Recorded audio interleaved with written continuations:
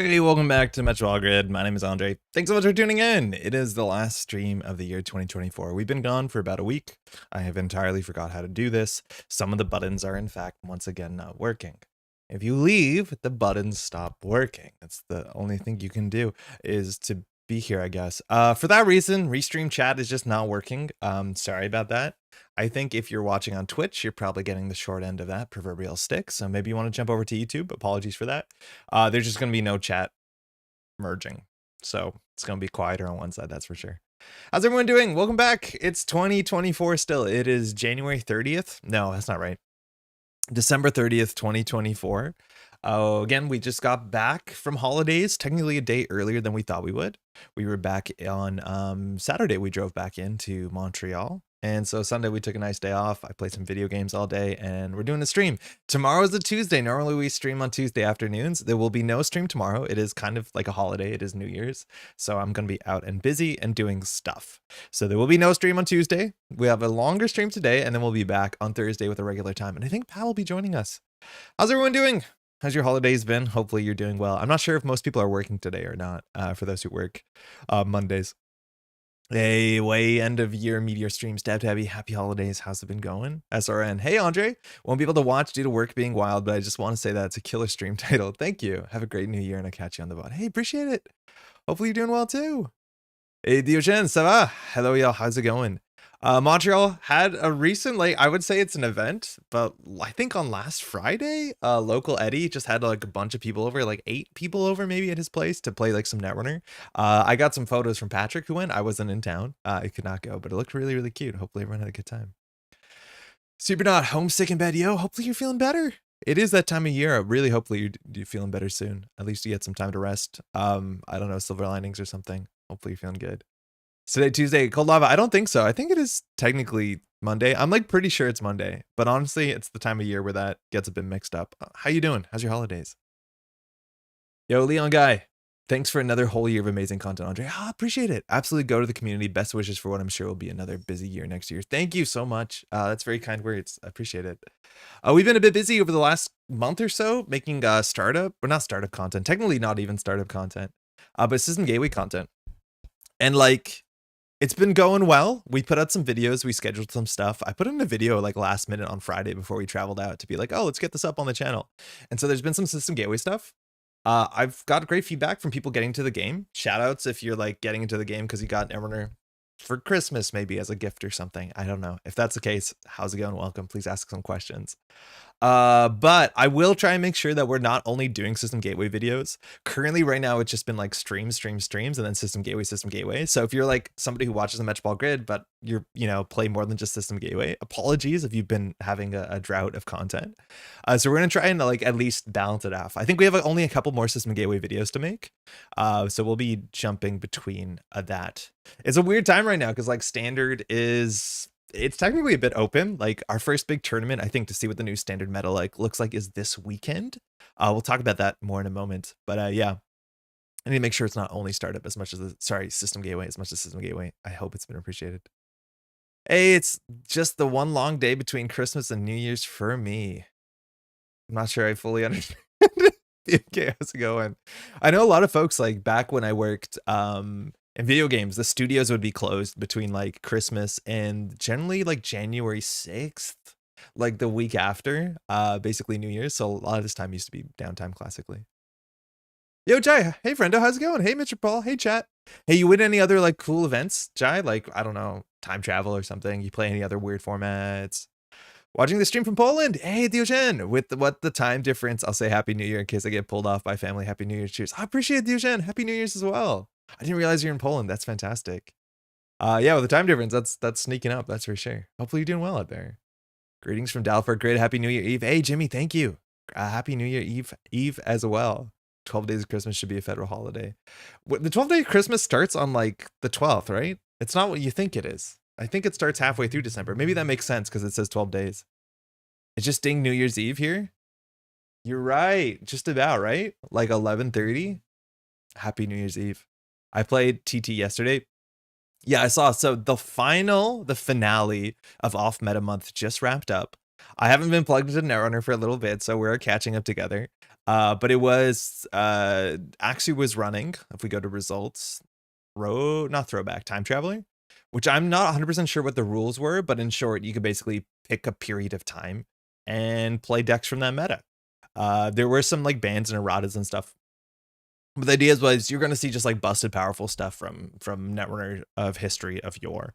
And Jai won this. I think this is the second or third off meta thing that Jai played. Jai's just continued just playing Andromeda. Just any excuse to play Andromeda. Like in none of these formats does Andromeda seem like the best option, like clearly the broken option, and yet it has just been so consistent and so reliable. And like, yeah, I get it. It's Andromeda. For those who don't know, this was like the good criminal for a really long time, and you just get a starting hand of 9 cards, and that's it. And it turns out your opening turn happens in every single game in Netrunner, so it's important you get that one down right. You might not have turn 7, but turn 1, it's good you do it right. Like, this is just a very, very, very good card. And then this is mostly playing like broken resources, if you ask me, right? So it's on Inversificator. That's kind of surprising. I guess this might be a time period thing, like Mongoose too. This used to be like the best killer for, I want to say like a couple months, 6 months, maybe 7 months, maybe longer. Really fun Sentry Breaker, honestly, with like downsides. Really, really, really cool. And then we're just playing busted cards. Like Aaron Moran is one of the most busted resources of all time. It basically says you have free card draw, lol criminal card draw, and you just can't die to tags. It's just absurd. Blue Moose is just 2 credits a turn infinitely. The card legitimately doesn't have additional text on it. It just says gain 2 credits a turn. There's no recursion that really cares about this. It's pretty buck wild. And then you have Temujin Contract, which is also one of the most busted resources of all time. And so Andromeda can find those. I'm like kind of surprised on 3 Aaron Moran, but I guess the point is there was a lot of kill decks. I'm imagining there's a lot of kill decks. I think Jai was playing also like Potential Unleashed, which is, oh, disgusting. Just disgusting. Okay, wait, this chat window is way too small. How do I enhance? Enhance. Okay, got it. It's the days after Christmas, not the ones before. I think it's the ones for. I think it's 12 days into Christmas. My favorite song about someone receiving several hundred birds as a gift. You know how it's not nice to get someone a pet because they might not be prepared for it, and then instead you give them a lot of birds. 5/6 of the deck building off meta month events were won by Jinteki, by the way. That's more notable. Oh, for real. So PU winning in a thing, like that's the worst timeline. So I'm not gonna celebrate you for that, Jai. I'm just not gonna do it. And then like RP won, Replicating Perfection just showed up in one of the RAM drafts, so that won that. I haven't seen the results of the startup centric stuff, so Lucille's a restart. So this, I don't know what we're talking about in startup. It looks like Reality Plus did win it. There's, I don't think any top cut here. Is this what we're looking at? Restart? Yeah, this is it. Okay. So still Reality Plus doing well, mind you. Probably still strong in startup, banned in standard. And then what are the other ones? Like Council's format? I guess it was, yeah, IG. Yeah, that makes sense. I emptied 3 Temujin versus off 15/15 on Canal. That was absurd. How? Just like off archives or making actual reasonable runs? Not that that was a bad thing to do. Which means we need to keep Jinteki down. For me, the last week of the year always just ends up feeling like one long fugue state of events and parties. So I always end up joking it's one long day. Yeah, for some it is. I did like, you know, take some time off and go to see family. So we just came back. Those days kind of blend together where it's just like, you know, wake up, hang out in the nicest way, just play board games with friends and family, go for a walk. It's really pleasant. I'd do it again. Greetings, our latest cycle was set in Brazil. Perfect time to get back into it. Droids, are you in Brazil right now? How's it going? Greetings. Hey, Napoleon. Man, I used to play Android like 10 years ago. I didn't know that game was still live. Greetings from Brazil. Oh, that's a comment. Hey, how's it going? Napoleon, if you don't know, the latest cycle that just came out in Netrunner is all takes place in Brazil. So there's a lot of cards with Brazilian names and characters and themes and ideas. So I don't think it's going to be the best article to show it because you don't see any cards. Hold on, let's just go to Netrunner DB. But yeah, just so you know, the whole last cycle takes place in Brazil. It's just like 130 cards. So it's been pretty cool. The lesson is that R plus is the only ID toxic enough to compete with Jinteki IDs. Oh boy.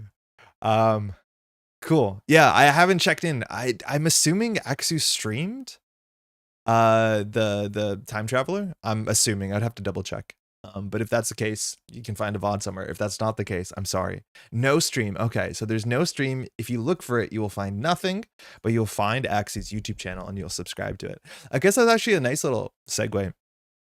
So there's a big event, Lost Content Classic. There's a big tournament coming up in just a week. This is the New Year's Showdown. Man of the Moon has been running a bunch of these showdowns. I think generally like 2, maybe 3 a year. And they're massive online events, so anybody can participate.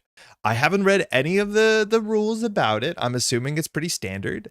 There's some really good prize support. I believe for prize support, you have to pay entry.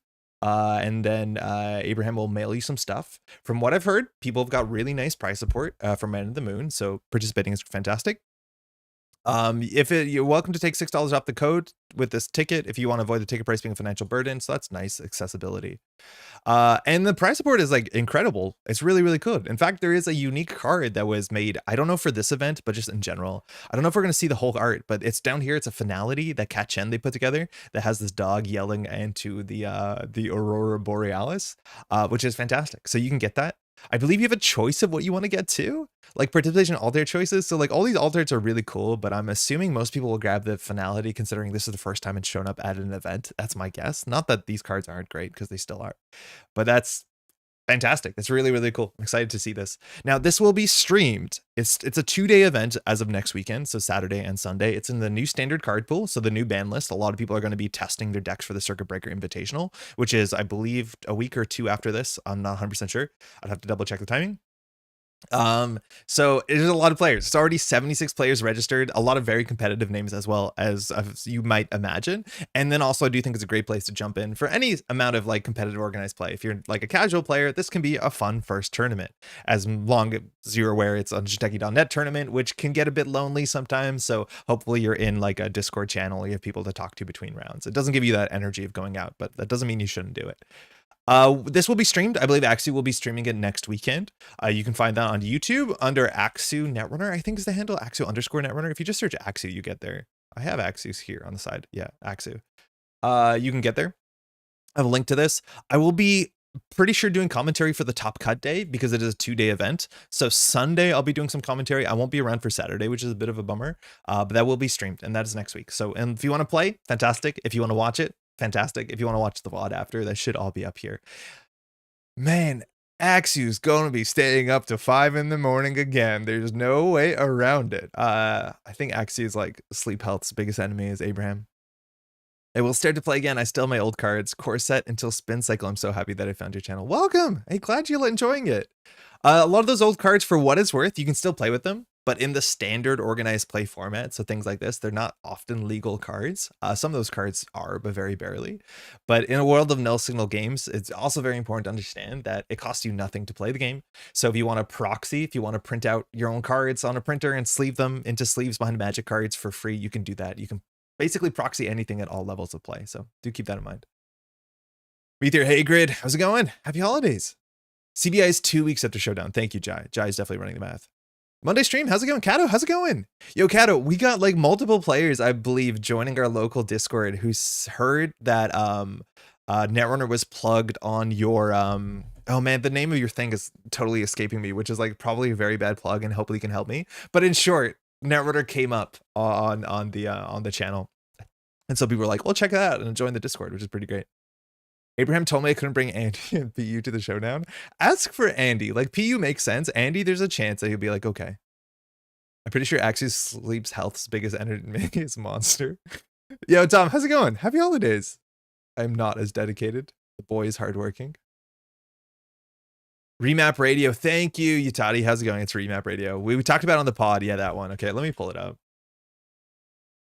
I need to dive into Remap Radio. I haven't had the time, but Remap Radio is a bunch of the folks. Ooh, hello. That came from the. This is right? Are we in the right spot? Is this it? This is probably it. Yeah, this is definitely it. That came from the. Man, I'm not gonna be good on names today, but the former Vice-owned video game. It was a motherboard. Was that Germa? Yeah, that might be Germa. That's wild. Is that Germa? I can't tell. Maybe not. I don't know. Anyways, Netrunner came up in one of the last podcasts, so people were getting into Netrunner and realizing, oh, that's still a thing. That's great. So you can check that out. Fascinating image to join the stream too. Yeah, it's staying warm in these winter months, that's for sure. Waypoint. Thank you, Kato. Waypoint. Oh man, I'm embarrassed. We existed under Motherboard. Okay, cool. So Waypoint, unfortunately, was closed. I don't know if it was a year and a half ago, but it's been a bit. And a lot of those folks came over and made Remap, which has been pretty great. I've heard a lot of great stuff about it. And Kato does work there. Does great live streaming stuff as well. So check it out. Link will be in the description. But I know Netrunner came up on it. Speaking of pod, shout out to Neon Static's video interview. Yeah, so Neon Static put out, I just listened to it yesterday. I didn't watch it. I listened to it because it's on Spotify. You can put videos on Spotify. I didn't know that. YouTube Neon Static. They put out an interview, I think last Monday, so just a week ago, in which they sat down with two folks from No Signal Games. I think it's Safer and Lily. Yeah. Ad. Okay. They get money. Don't purchase whatever you want. Just like buy products. It doesn't have to be this product. Just buy products. Oh, c'est en français. C'est cool. They're specifically talking about, oh man, another one. Specifically talking about the process when it comes to making new cards and how No Single Games works. And then there's a bunch of questions specifically targeted at Dawn. For those who don't know, Dawn is a product that is coming up in the near future. We're pretty sure around March this year, which is going to be the thing that has the big rotation where cards come out of standard. We lose all the Fantasy Flight Games cards. We lose System Update, and it's going to be a big shakeup in basically every single format that gets played. So startup or standard, giant, different card pool. And so these two folks show up and they talk about how the process works. Null Signal Games does something that they talk about a lot, and I find it slightly confusing. It's been explained to me enough times that I know how it works now, and it's explained in this video as well. But the short and the long is that there's two teams that work on card designs. One's called design and one's called dev. The problem is those words are too similar to each other that anytime somebody explains this to me, I like totally forget what the difference is. But in short, there's two teams. One team comes up with, like, from my understanding, the macro ideas of what they want the cards to be, the ideas, the mechanics, the themes, what they want, like on a philosophical level. This is what this should be. This is what this faction should be. This card slot should be. The set should be, you know? And then dev is the ones that iterate on those ideas on like numerical levels. They work with playtesters. They come back with feedback and ultimately try and make those great ideas that were given by, I want to say design, I'm pretty sure design, and iron them out to a workable space or return the feedback. This doesn't work for these many reasons. And then design comes up with that. They talk a lot about that. There's a bunch of like pointed questions that's specifically about Dawn. I do think there's a bunch of things that you can learn from this. I would recommend you to watch or listen to it. It's also on Spotify if you just want to listen to the voices. I took some notes, and by notes, I wrote something in Notepad.exe and then took a photo of it on the phone. So I know Safer was asking me, he's like, oh, you got to watch this interview and there's some things in it. I'm interested to see what you can sleuth in. So in terms of the points that I think are important, if you're looking about information specifically about Dawn, and again, you can listen to the interview. I'd recommend you to do it. Pretty solid podcast. Did enjoy it. Axu, how's it going? Just about Happy New Year, huh? Also, its official name not being Dawn is too much for me to handle. That comes up in the video, and I think that's something we've been saying on this channel too, is like we're all so used to the name Dawn, and we all like the name Dawn, it seems, that they're kind of in a weird spot where changing the name is going to be a problem, and people might still refer to it as Dawn. I don't know. For what it's worth, we've heard other code names for other sets, but no code name for a previous set has been used as much as Dawn has been used. Like nobody is saying Bell Tower or whatever, Piggy Bank, right? Like people just don't use that internally. You use it, but we say Dawn because that's what we've been told to say. And they're aware. They're like, that's a really good name. And also we internally have that problem that it is a good name, but the set, from my understanding, isn't called Dawn. It might be called something like Dawn, but they're very aware that Dawn was a good name, and that's a problem. I'm pretty sure the design dev distinction is pretty consistently defined that way in board game industry. Oh, cool. I had no idea. Yeah. Board game editing is very interesting. They should reveal it as down, pronounced dawn. Sunrise?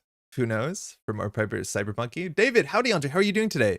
Soon to be New Year. Happy soon to be New Year. I'm doing well. Thank you. It's good to be back. Haven't been in front of the camera for a while. Restream is broken. On that note, Restream bot. Hey, Kyle. How's it going? Good morning, friendos. Hey, Falsero. I'm usually on YouTube. This is Andre. I recognize the handle. How you doing? Happy New Year's. Hopefully you're, well, just about Happy New Year's. Hopefully your holiday's been good.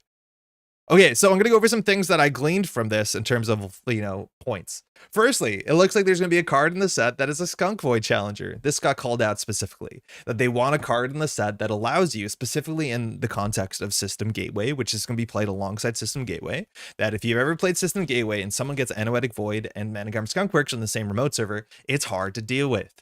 It's not that different in standard, but in the standard card pool, you at least have like 1.5 other cards that can challenge that board state. Firstly, maybe you can just win on centrals faster, but more importantly, you have things like pinhole threading, light the fire. There's a whole bunch of them.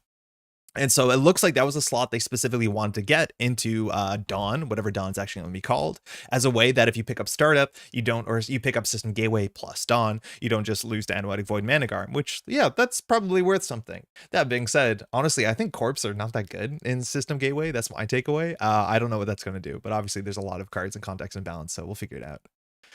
New Dawn set design is wild. Metropole Grid reacts. Hey guys, how's it going? My big takeaway for me is how they're handling Rashida. Yeah, that's a really interesting one. We'll get to that one. That one actually didn't come up too much in the interview. And after Saber's like, I thought we were talking about Rashida. And then there's a lot to be said about Rashida, which I think is really fun. But Rashida is like one of the biggest things, not about Dawn so much, about rotation. And I'm imagining it's going to be a bit of a painful transition and then it'll be fixed over time. That's my guess. It's really hard to fix Rashida in a single cycle. They said it'll be a similar size to System Update 21. So like 80 cards is what we're guessing. Again, the System Update is, I think, 82, 84 cards. So something along that lines. They were not very clear how many identities we would get in the set. And for what it's worth, System Update 19 and System Update 2021 had a different amount of identities. I believe it's like 9 identities in System Update 21, 2 for every runner faction and 1 for every corp. I'm not sure if it's just going to be 7, like here's 1 for each. That would not be super surprising. I'd be kind of more surprised if there was actually more identities for a certain faction, and then obviously it would have to be multiple factions get multiple identities. So I'm betting there's only 7 identities because identities are hard to design, I think. Oh, there's Saber in chat. Oh yes. Hey Saber, do you own any like nice credit chips? Eric was really bothered about the credits. He spent time fixing it, and then a comment comes up and be like, I can hear credits clacking in it, and he's like, damn it, come on. You simply print Rashida 2 this game. This time she has 2 guns. I think Rashida has 2 guns. Wait, does Rashida only have 1 gun? I don't think I don't focus on the fact that Rashida is armed. She might have 2 guns. She definitely has that 1 gun, but I assume that she has a hip gun too, but maybe she doesn't. I do, although I feel bad for my lad fiddling. No, it's fine. It's fine. It happens. It totally happens. System Update 21 had 11, 2 per runner, 1 per corp, which was weird. Yes. And if I'm not mistaken, System Update 19 had 2 for runner, 2 for corp. And it just seemed like the corp identities worth saving weren't. So that's great. Obviously the design was very clear that R+ would have been banned. So it looks like the R+ ban that happened in standard was tested for system for Dawn, which is not a surprise. I hope. I don't think that's something you can ban in December and then suddenly like it opens up, you know, design and devs problem space, or like closes their problem space. It makes it easier to design. So not surprising to hear that testing with R+ being banned was something that was going to happen regardless when Dawn released. It sounds like that. And I'm cool with that. We've seen that before where sets are designed around like, oh, we have this card, but we know this card's going to be banned. And so they just know that. How will they crunch multiple sets to 80 cards? What do you mean, Kevs? Rashida 2 has Rashida with a gun, giving a power armor thumbs up, which she holds up the entire corp gameplay. Which holds up the entire corp gameplay. Okay. I think Safer or Lily both, one of them said specifically that corp is rotating. I like that term a lot. I do think rotation is much less kind to corporation than runner overall. I think a lot of runner decks are like super highly contained within Null Signal Games cards. You can build a lot of good runner decks that only play NSG cards and or have NSG equivalents, as much as that might not be the best option. But when it comes to corporation, like the big problem in the room is things like Rashida. It's an issue. Like a lot of corporations are entirely held up by Rashida, and if Rashida doesn't fire on turn 1, turn 2, you're cooked. This is a problem. Like this is also a feature, but this is a problem. I don't think this is maybe good for the game overall. I think overall I really like Rashida because she gives you 3 cards and 3 credits, and that means you're not spending clicks to draw, and that's great. But I do think, yeah, there's a lot of decks that are inherently just like, you really need the Rashida to fire on turn 1 or you're going to have big problems. And every corp loses a significant amount of power with rotation, let alone obviously there are good corp cards rotating. But this is going to be a big problem because this hurts everybody across the board all the time. And getting a nice balance between the new standard, which once Dawn comes out, like runners are probably going to be as good as they are now, corporations are going to fall behind. And that's a really hard problem to fix. And I don't know how they're going to fix it. 14 cost Rashida to nerf op. Just print a good 13 coster. It sounds like the new NBN identity is tag based. That's what I heard. It comes off like that, which like Yippee! At least I know there's going to be a lot of learnings about like why R plus doesn't work. Like clearly there is. It seems like it's been banned in testing and been banned now in standard.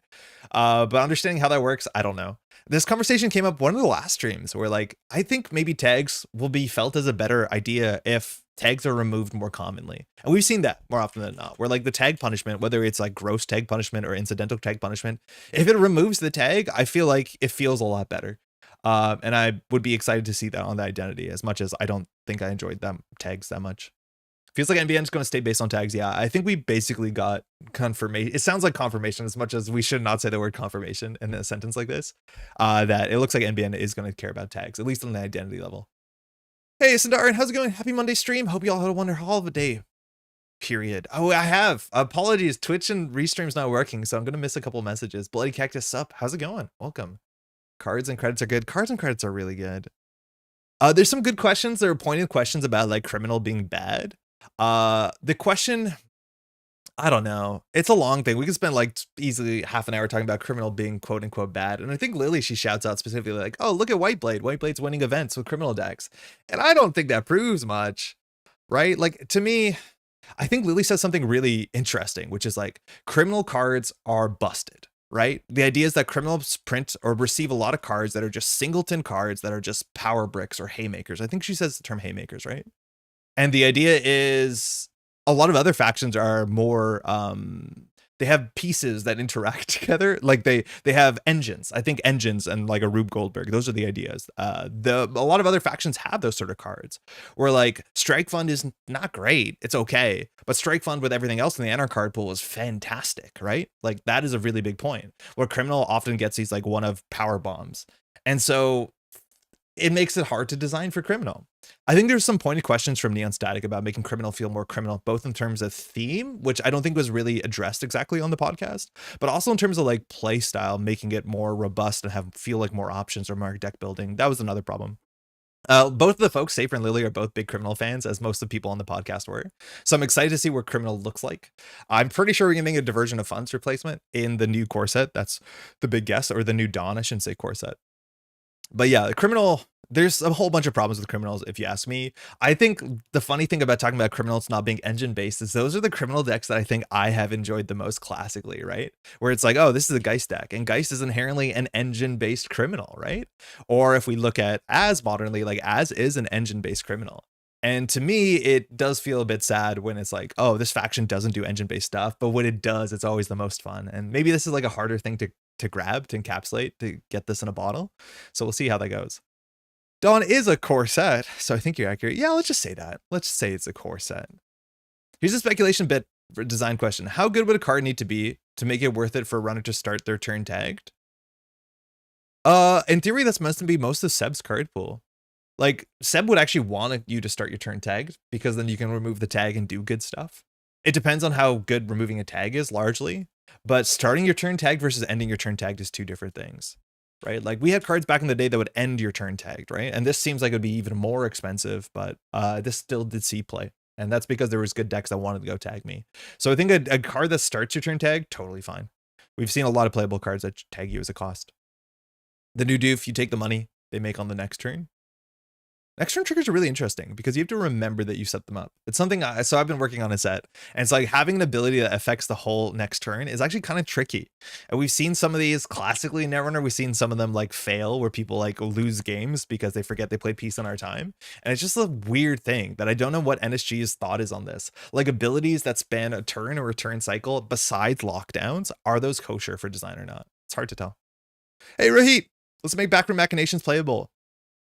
I think Backroom Machinations being playable is like going to happen eventually if NBN wants to be scoring out more, if we don't have shipment for the Disburst, which that's never going to happen, if we don't have psychographics, that will happen, and if the tag punishment gets a lot worse, right? Like this only matters if you win the game with it. Scoring this out, removing a tag and giving yourself the 3rd point doesn't really matter, unfortunately. Giving yourself the 7th point matters a lot. So even in decks though, like maybe in a world now that we don't have it's not called Hive Mind. What's the one I'm thinking of? Echo Chamber, right? Like maybe that'll make a bit more sense, but Echo Chamber rotated, didn't it? No, it's still around. Maybe then. Do for threat, steal 2 base, steal 5 at threat 4. I do not think we're going to see threat. My biggest guess is we're not going to see threat in this set. I'd be surprised if we did. They were very clear that they want this set. They want Dawn to be a very, very good set for newer players, where it's like you pick up Gateway and then you pick up Dawn. For a lot of people, that could be it. That could be all they buy if they want to use Netrunner as like a board game, and that's totally fine. And for that reason, I'm pretty sure we're not going to see mechanics like Dawn or Charge or Mark or Sabotage. They're going to be very, very, very clear. They want to design very straightforward cards. And while I don't think Threat is particularly complex, I do not know if it would show up unless we see a lot of Threat cards. I'd be surprised. Would Exchange of Info be too good if printed nowadays? Yeah, Exchange of Info is busted. Yeah, Exchange of Information is just a busted card. I don't think there's a meta where Exchange of Information wouldn't be busted, unless they just didn't have 3-pointers. I think Threat is simple and fundamental enough for it to be used. I agree. In terms of like the mechanics, it is one of the more simpler ones, but I'd be surprised. I don't know. I would be surprised. Threat X is going straight into the Dawn bingo. There's no way. Saver is responding, we wanted to minimize the amount of memory usage of players in general. If there was a card that had a lingering effect, it would need to be a big, flashy, punchy card to be justifying it. Yeah, that makes sense too, right? Like you don't want to have a minor effect where it's like the next turn, all ice gets +1 strength, and then someone forgets about it. It's really easy. So it has to be super, super, super important. I know I've wanted to print a card kind of like IPO, but basically like a hedge fund or an econ option, which you pay money now, a lot of money. It's like a charity donation, and then you get money at the start of your next turn. So for a corporation, you have to take a turn off where you don't have money, and the payback is you get a 5 credit click next turn, right? The problem is that is outside of making that an asset, that is very, very hard to do on operation level, because you have to have the card, you have to put it on the table, you have to remember it's there, right? So unless you format it like a lockdown, which in theory you can play a lockdown to trash a lockdown. How do lockdowns work actually? Can you not do that? Can you only play a lockdown if there isn't? Yeah, okay, so maybe you can't, but it just doesn't make sense that lockdown's used on a like a charity donation. Trace, no way. Doubles, possibly. Doubles, possibly. Trace, definitely no. Do you think we're not getting any keywords? No, I'd be surprised. I don't think you need to introduce keywords in a set like this. I think keywords are like very well positioned to be explored in sets where you can actually have the time. But like there's going to be less cards for every faction in this, right? It's only 80 cards as opposed to a cycle, which is 130 cards. So every faction will have fewer cards, which means, and this mostly comes up when you talk about faction-based keywords, it's very less likely that you're going to get to explore like, oh, here's like 7 different sabotage cards when you only have like 7 Anarch cards. I'd probably make that an asset and say that it can't be trashed or something while rezzed. Yeah, I think that's a better way to do it safer. I just don't want to, I want to print less assets in some ways. But yeah, I think having it an asset that can't be trashed is probably the most interesting way to do it. Very cute stream title. Thank you, Radish. I've got that feedback already. I'm happy how it turned out. How you doing? Happy New Year's. I think just printing this event is not trash until your next turn begins is good enough without having to make it a lockdown. Yes, but then someone's going to forget about it. That's going to cost them a game. I don't know. I also don't know the rules about events being trashed or not. Because I don't know if events resolve. They are trashed after they get discarded. Yeah, maybe that's true. It's just probably not worth it, right? Like it's probably that idea is not worth the overhead, unless maybe you can find out a clever way. I don't know. All right. Just to finish the notes on this, I think Saver confirmed there are going to be 4 neutral cards on the corp side. And then I think 4 on the runner side. Ooh, I forget what it was. Maybe it was just 4. I'd have to re-listen to it.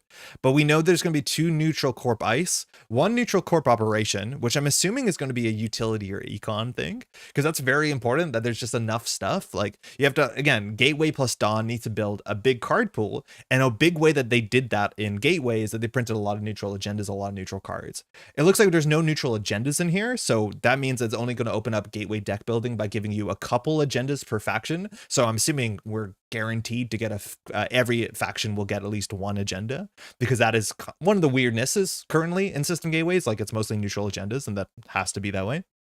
But there's no neutral, seems like there's no neutral agendas. So there's 2 ice, that's fine. We haven't seen neutral ice in a really long time, since Gateway, I don't think. 1 operation and then 1 upgrade. Neutral upgrades, really cool. It took FFG like many, many moons to get their first neutral upgrade in, and neutral upgrades are actually, I think, are kind of fascinating as long as they're playable. I like neutral upgrades a lot. Reprinting Rashida isn't it. And I think it's actually a really big conversation about neutrals not being as powerful as they are or as they were. So, for instance, again, the Rashida problem in the room. Rashida is one of the most powerful corp cards of all time. And it is neutral, so everyone can play it. Now, if Rashida was 1 influence, I honestly think the problem would be worse because basically every faction, if you deem that you still have to play Rashida for 1 influence, would be at a 3 influence advantage. The same way NBN largely is now with Spin Doctor, if you decide you need to play Spin Doctor. And that probably wouldn't be good. And so the idea is that they don't want neutral cards to be the most powerful cards.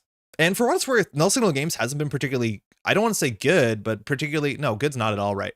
They haven't printed a lot of neutral cards. Fantasy Flight Games printed way more neutral cards. And for what it's worth, I like neutral cards when they are specifically cards that are not busted, but are interesting in a majority of decks. Tithe is the closest thing to it, if you ask me. But like Cobra was nice that would show up in different archetypes, because that's kind of cool. It's not busted powerful, but it is like, that's fine. It's a nice neutral card, and a lot of decks could consider it, because sometimes you just need a Sentry in NBN, right? Breaker Breaker Memories, yeah. Price Egg, my beloved. Price Egg should have been a Wayland card, though. That one was weird to me. Enigma, yeah, sure, Enigma, fine. Well, Yogg, but Enigma, fine, right? I like that. But the problem is neutral cards are too good when it comes to things like Rashida. And so the neutral cards are not meant to be the auto includes. Maybe Hedge Fund will still be, and Sure Gamble will still be, I imagine so. And I'm interested with that. This is a bit of a tangent, but when it comes to games like Marvel Champions, they have a basic problem where, what's an example? I don't know. A lot of the neutral cards are some of the strongest cards in the whole game. Right? Oh, let's just open, what's his name? What's the name of the guy with the eye patch? Auto-include neutral is better than auto-include 1 influence card. I agree, 100% agree. The best neutral that NSG printed was Powers. No. What's the name of the guy with the eye patch that's played by Samuel L. Jackson? We have a set of neutral Ice and System Gateway. That's the last time. Nick Fury, thank you. So Nick Fury's a busted card. It's just busted. And this is one of the best cards you can play. Now, the difference when it comes to Marvel Champions is unique cards are unique, not only on the table, but also in your deck. So you can only have 1 Nick Fury in your deck. Card draw is a bit different in Marvel Champions. You will draw your whole deck in a game consistently more than once. But the idea is the game has very, very powerful basic cards that are more powerful than some of the class cards. And it's a feature of the game. It means deck building is a lot easier, where you can just play, like, I can always play the same basic neutral cards if you choose to do that. And then it's just weird. It's just a weird spot where whatever faction you're playing in, say that you're playing a protection deck, well, that's a bit of an outlier. But say you're playing an aggression deck, the aggression cards in your deck might not be the best cards in your deck. A lot of times your hero cards or your basic cards are a bit better. And that's, I think, a worse issue to be in. So you have to find somewhere in the middle. And when it comes to Rashida being the best card in the deck, there's some decks where that is the case. He's Gandalf. He is a good Gandalf Ollie. Nick Fury? Yeah, Nick Fury is wild. You think Powers is the best neutral? I don't think Powers is the best neutral that NSG has put out. No, we have like DreamNet and stuff. Do you mean Corpside? I was wondering who is the Netrunner guy with an eye patch, the only one who came up with the Dinosaurus, and a guy on Hot Pursuit. There has to be more. Dinosaurus has an eye patch eventually. What do you think about Audacity? Seems busted to me. I think Audacity's really cool. It's very strong. There's a cost associated with it. The fact that like Wayland had a classic get to 5 points problem and lose, that was an issue. Hey, can you give me 1 second? Sorry, I need to answer a phone call.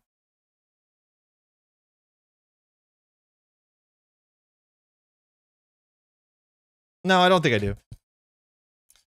1 influence neutral is better than 1 influence in a faction for an auto-clude. Yes, I agree. If Rashida was 1 influence neutral, that would actually make it a lot easier to swallow, I think. Bingus, how's it going? No minutes, only stream.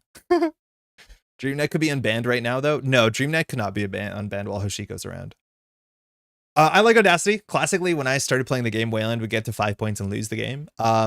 There's not a lot of ways to interact with this. I think Clot leaving the card pool is also a problem because Fast Advance now has very few natural enemies. I'm assuming something will be in Dawn to address Fast Advance. You need at least 1 or 2 pressure valves in any meta for that to be not a problem. Maybe you can just hope that Fast Advance is bad and only print 3 2s that don't have active text. I don't know.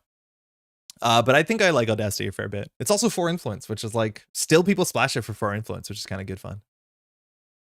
Isn't this rotating? Yeah, Audacity is rotating. It's another big rotation on the corp side, right? Like I do think overall the corp rotation is much more impactful than the runner rotation. The source? Sort of, but not really. But okay. I like the source. Clot as a resource? You can't really interact with that. So the Clot is only good if you can produce it at instant speed. I think the sort of cards where you install it, like pre-installing a Clot, like kind of just feels bad for the corporation and they have to take a turn off, and it is what it is. So I like the fact that you can have abilities to produce this at instant speed, and then it makes the game a bit more nuanced, and then there's bluffing and that sort of thing. That's what makes Clot good.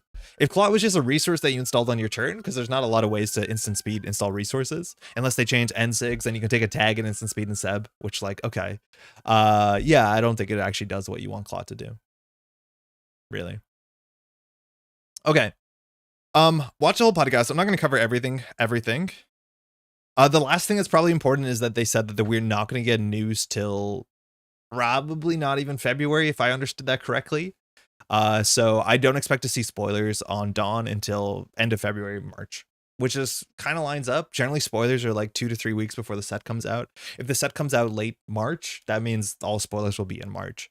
So if you're really, champing at the bit to get spoilers for Dawn, hold on a bit. It's going to be a bit. It's going to be a couple months.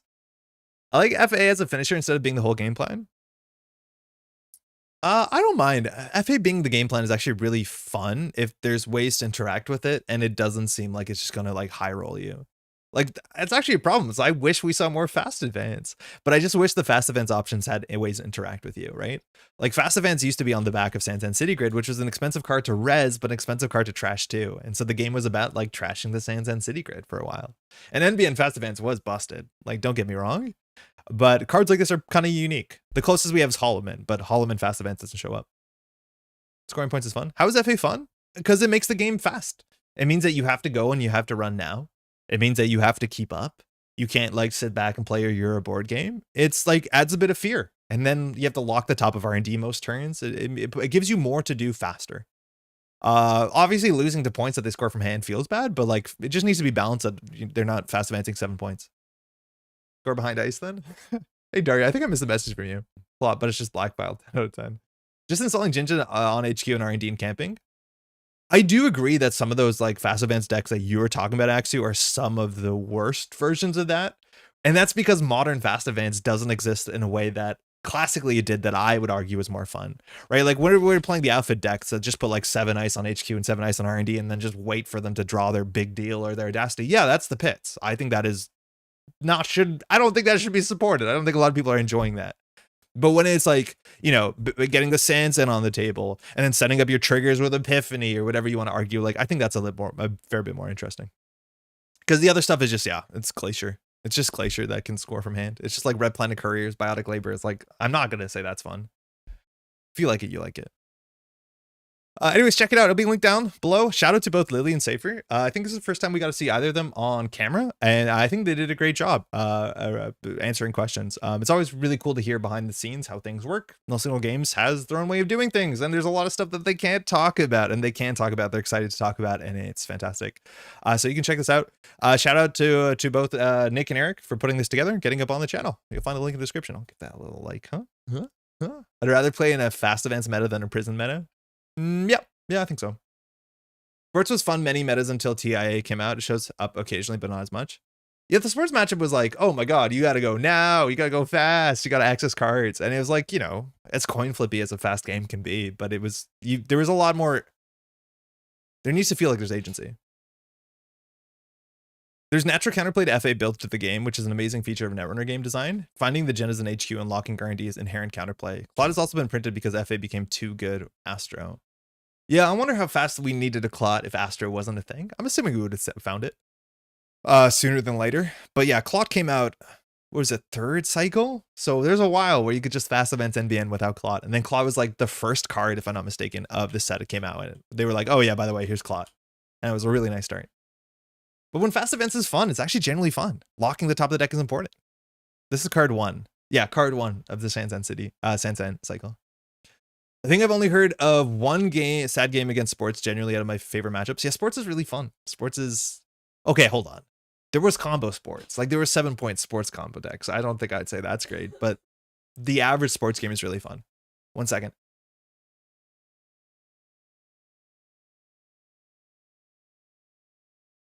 All right.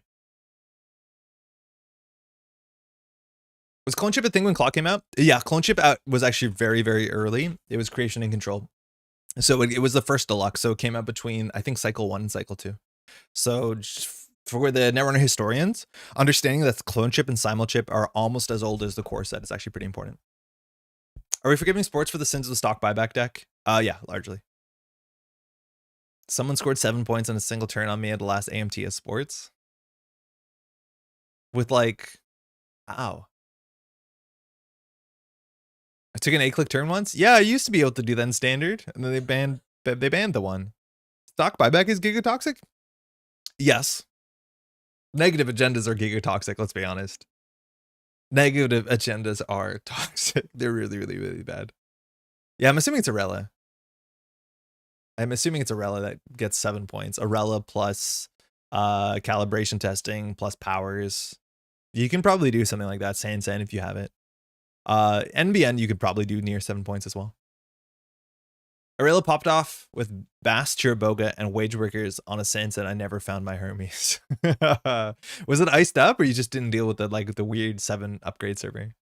Give me FCOM again. Yeah, FCOM's cool. I got a comment recently be like, hey, okay, Luminal's banned. What about if you print Luminal on a 4-2? Or what about if you print Luminal, I think the comment said specifically on a 5-2. And like, there's a bunch of cards that did like what Luminal did largely, but in different packages, and none of those cards saw like consistent play. Efficiency Committee was probably a lot of people's favorite cards because it was a backbone piece in a lot of combo decks.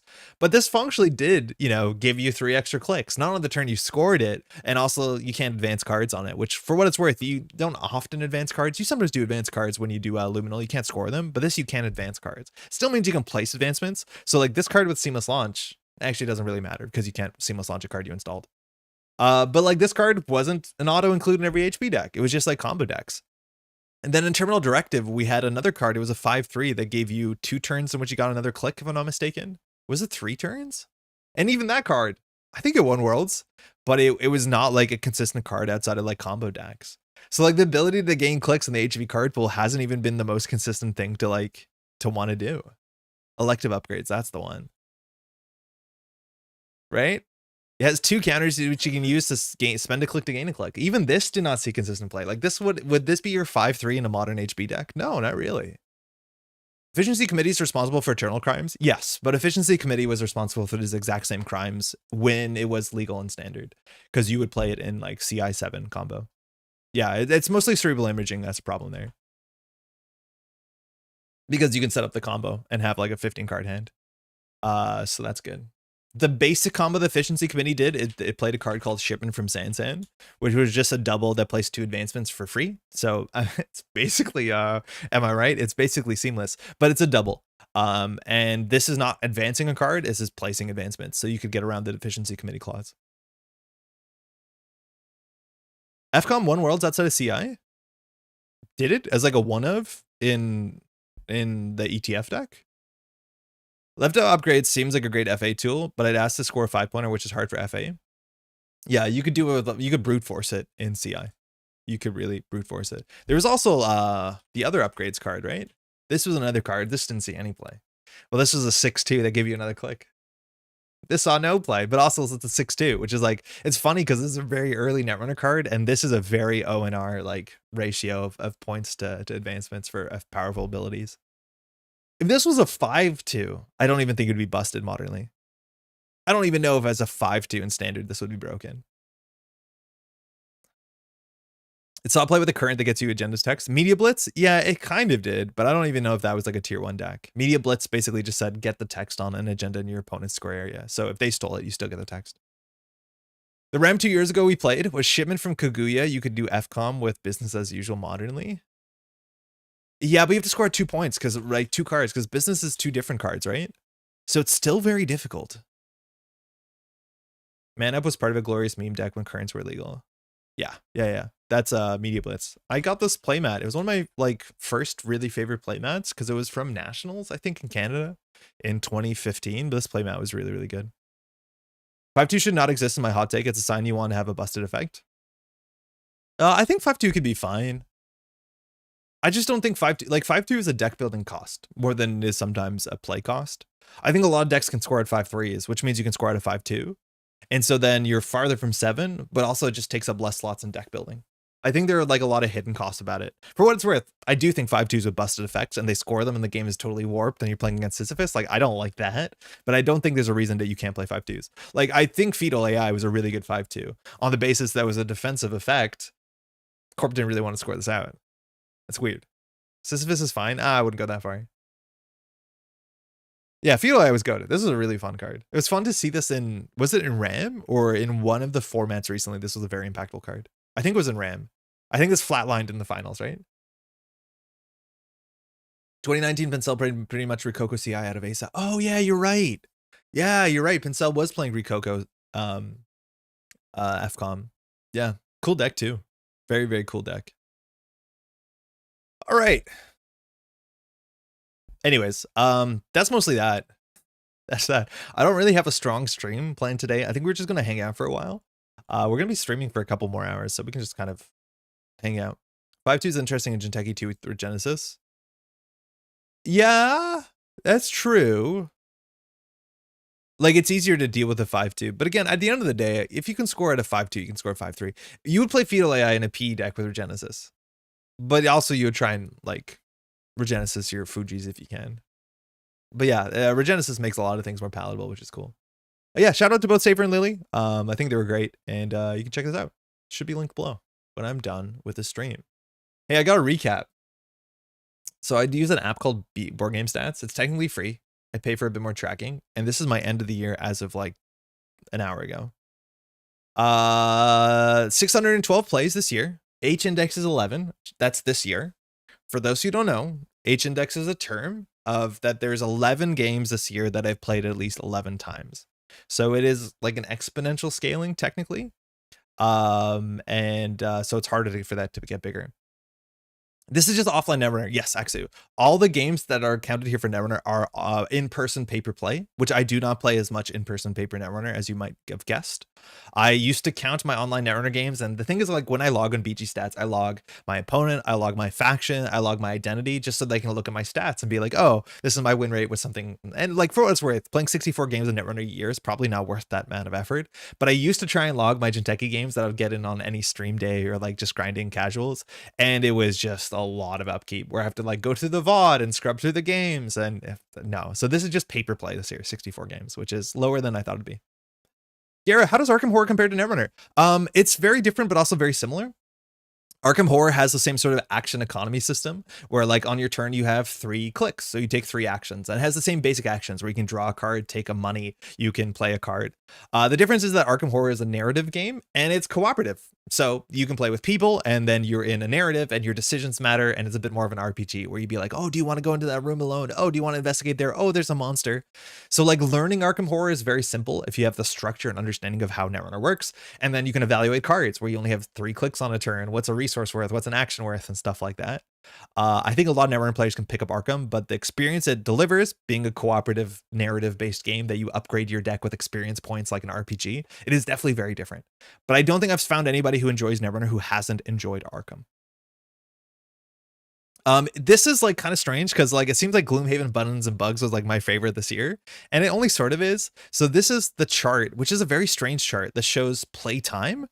I think this chart is still ranked on how many plays. So for instance, I have 160 plays of Marvel Champions this year, which is about 80 hours of gameplay. However, Gloomhaven, I only played 7 hours, and yet it shows up here. Like I've played a lot of games more than Gloomhaven, but this is ranked not on time alone, but this is the play time on top of the plays. So Gloomhaven means I played 22 missions, but some missions are like not very long, which is a bit of a bummer. So that doesn't work out that well. This is in terms of time spent, which is a bit more interesting, I think. 4% Rob Davio. What legacy game did you play? Oh, shit if I know. What did I play that Rob Davio worked on? Something this year came out that Rob Davio worked on. I remember telling like Maddie, like, oh, this is a Rob Davio game. I don't remember. Maybe someone else would have a guess. Hey, Spark. Hopping in to say Happy New Year. The same goes to you, chat. Thank you. Happy New Year to you as well.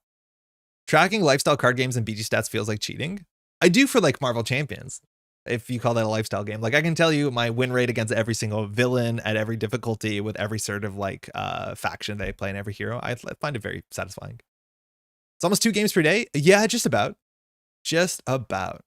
Hey, Fixby, have you found a way to get the most played games by time instead of the number it plays with the function? No, this is the best I came up with, which is just showing you the time based off of the function of sessions played, which like is not what anybody wants.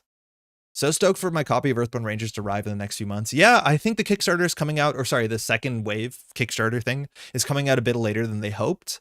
I think for Canada, we get in May, but I'm pretty sure America gets in January, February, if you're in that part of the world.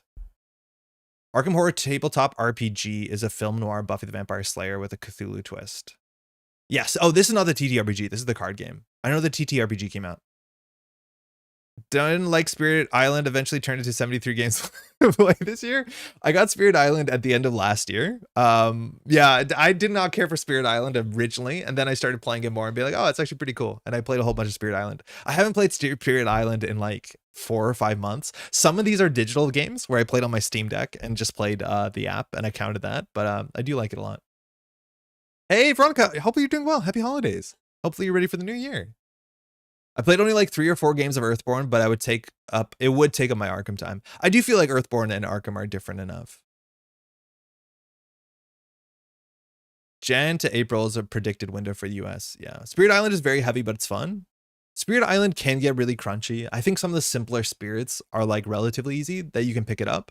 As soon as you play with multiple players, you have to start planning things in a way. But there are these like kind of cool jumping points where your knowledge and understanding of what's going to happen in Spirit Island changes a fair bit, and the game just becomes easier. This is obviously experience, but once you start playing around what they're going to do as opposed to what they've just did, the game gets a lot easier and becomes a lot simpler in some ways. Have you tried Dune Imperium? I have. I've played 1 or 2 games of Dune Imperium. I recently picked up on sale the Doom Imperium app, and I played like a game and a half on the Steam Deck on holidays. I've played a whole bunch of games of Dune Imperium Uprising, either with my brother-in-law or like the Snare Bears love Dune Imperium, and they play Uprising exclusively. It pains me to say I don't think the game's for me. I don't think I enjoy it. I'm like ass at it. I'm really bad at it, but I'm struggling to make it fun.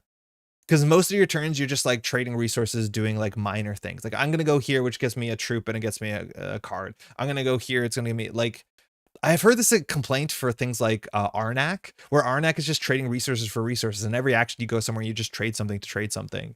But yet somehow that one feels more satisfying to me. I don't know. I've just been in so many situations where I draw a bad hand. I can't go anywhere that matters. People are doing cool stuff. I'm just like really bad at it. And it's just, I don't know how to extract joy from it. I really don't. I don't know what's wrong with me. I can't figure out Dune.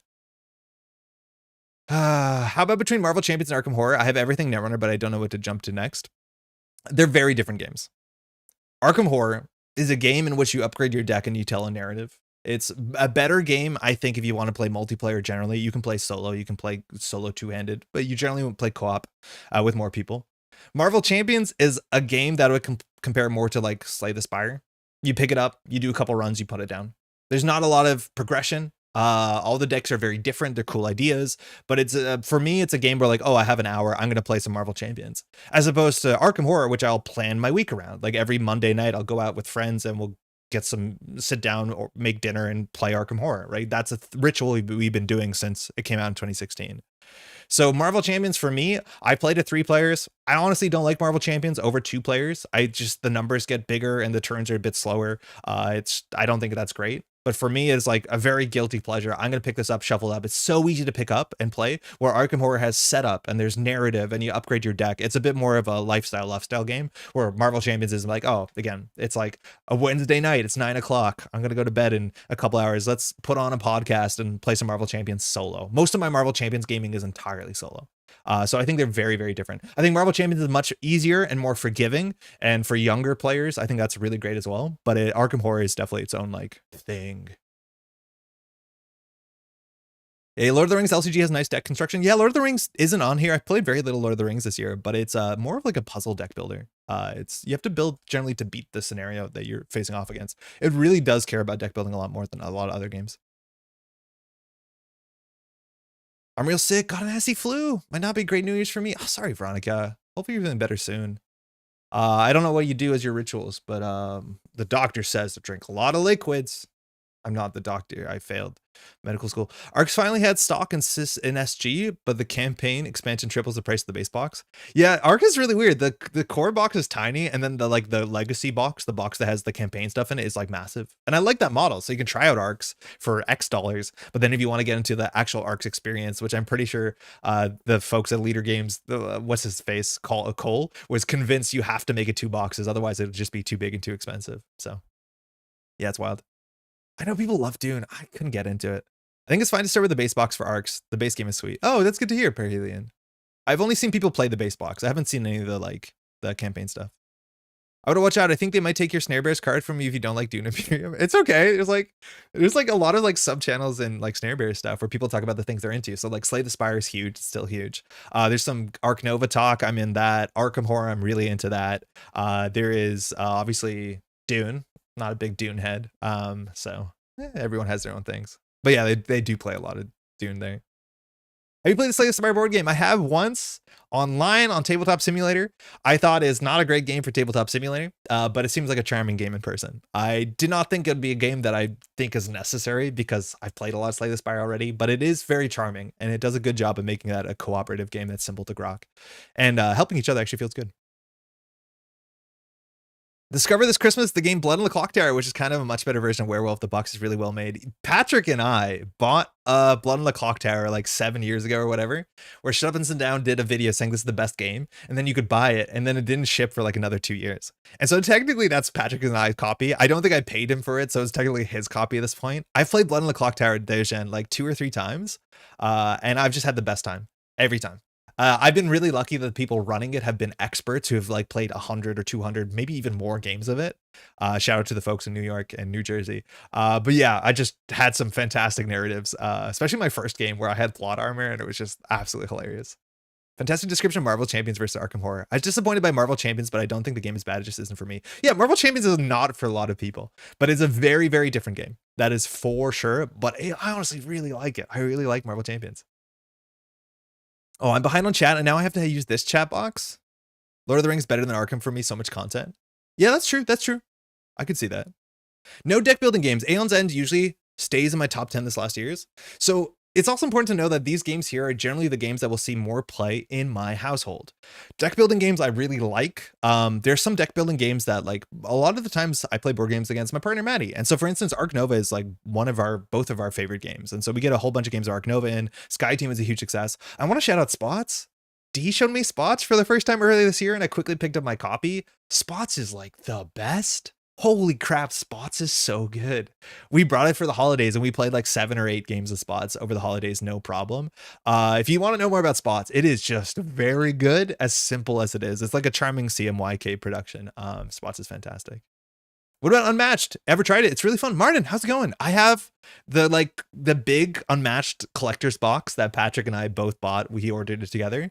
And I have a whole bunch of Unmatched sets. Unmatched was on our 10x10 this year, so we were meant to play 10 games of it. I think we only got through like 7 or 8 this year, and that's mostly because there's a lot of other games on the 10x10 we were, feel pressured to do. But I do play a lot of I have a lot of Unmatched. I don't play as much Unmatched as I should have, considering how much of it I have. But I think Unmatched is actually pretty fun. I did not enjoy the cooperative Unmatched. I didn't think it was as fun. Marvel Champs is a better core set only experience. Compared to Arkham Horror, I would say it does. The Marvel Champions core set is really good. The Arkham Horror core set is like learn to play. I'm drinking a lot of water and watching wholesome YouTube live streams with positive presenter talking about his board game stats. Dude, okay. Right, I'm glad I can help. I'll bring this back to the medical board. Arcs is amazing. Oh no, scrolling this is so bad. Arcs is amazing. Base game and campaign are both great. Base game is better for a more competitive experience, and the campaign is better for some wild gameplay and emergent narrative. After having played it 3 times in person, it's really not worth the overhead, to be honest. Slay the Spire. I'm sorry to hear that. I've heard a lot of great stuff, especially from like Slay the Spire heads, who are like have already thousands of hours in the game. They were like, yeah, I'll play the board game. And also they use it as a way to bring their like less crunchy board game friends into STS. Because I think most people can enjoy Slay the Spire. I think that's actually a really big thing about Balatro this year is I've heard from folks who don't get into these sort of games. They're like, oh, I picked up Balatro because everyone said it was great. And it's like, I know how poker works. I can play it. And now they're getting into like, Slay the Spire and Balatro and stuff like that, which is fantastic. We tried the Arcs campaign yesterday with 4 players, but it took us a day to get through the first act. Oh no. I love both, but I haven't been able. I don't know what you're referring to. Sorry, Meteor. Sometimes chat gets like that. For a moment, I thought you were bad mouthing Blood in the Clock Tower to rile up Kyle. No, yo, Kyle was one of the teachers. Kyle ran the second session I played, and then Kyle like basically saved the first session. I think I have great memories of Kyle playing Blood in the Clock Tower. I barely played any Marvel Champs this year, but needed to play more next year. Quite hyped for the Shield box and hoping we get Fantasy F4 next year, given the film's coming. I'm pretty sure we will, Ollie. That's all I'll say. In deck building games like Netrunner, I often spend more time deck building than playing. Oh, so when people talk about deck building, they're referring to like games like Dominion where you build a deck. I'm assuming when it comes to games where you actually have to build decks to go play, like I got into Legend of the Five Rings this year, obviously Netrunner, Arkham Horror. I think that's actually kind of different. Earthborn Rangers as well, a bit of a deck builder. I've been playing some Marvel Champions with Blue Mercury Patrick with our weekly Arkham game fill through. That's been pretty fun. I think I've seen some of them on the channel, no? I enjoy Unmatched, but my friends play quarterly a tournament for a Chipwich. God's ice cream. I want to play the campaign unless someone at the table, at least one player, played the base game. I don't agree with most rulebooks say that's for an advanced game. What do you think of Lord of the Rings LCG got flatlined? Why do you think? It wasn't selling. There was a lot of it. It wasn't selling very well compared to the other stuff. I think the Lord of the Rings LCG is also like kind of due for a reboot to some extent. This is probably going to upset some people, but like it is an old game engine compared to a lot of like FFG's games right now that are a bit more streamlined. Like Marvel Champions, there's 2 phases in every round, and then you play Lord of the Rings LCG and there's like 7 and 8. And the timing windows are arcane and the game is really difficult, which like for a lot of people, that's the reason why they enjoy it. And for myself too, to a big extent. But Lord of the Rings just wasn't selling. The licensing probably cost something. So at this point, they had enough back catalog. They just decided to reprint it and, you know, put it out in deluxe boxes so people can pick it up easier. Because that was another hard thing. It was like the stuff is really old. And for a cycle to be playable, you need to pick up 6 individual products plus a deluxe box. For a lot of people, it made it impossible. Same thing happened with Arkham. However, I reckon Arkham sells a lot more than Lord of the Rings does. So there's a lot of different reasons why Lord of the Rings had to be went the way they went. CMYK made the best stuff. They got so many great games lined up for next year. Trenzer, how's it going? I do think one of my biggest disappointments this year in board games was a CMYK game, and I don't understand why nobody's complaining about this game because I honestly think it's the worst game I played this year, and it's Daybreak. I don't know if we want to do a Daybreak rant. I haven't played Daybreak in like 4 months because of this, but I just don't understand. It's showing up on so many people's best of list, and I kind of get it. It's gorgeous. What it's talking about and its tone is fantastic. The production is really good, but the core game in Daybreak is just not interesting. Oh man.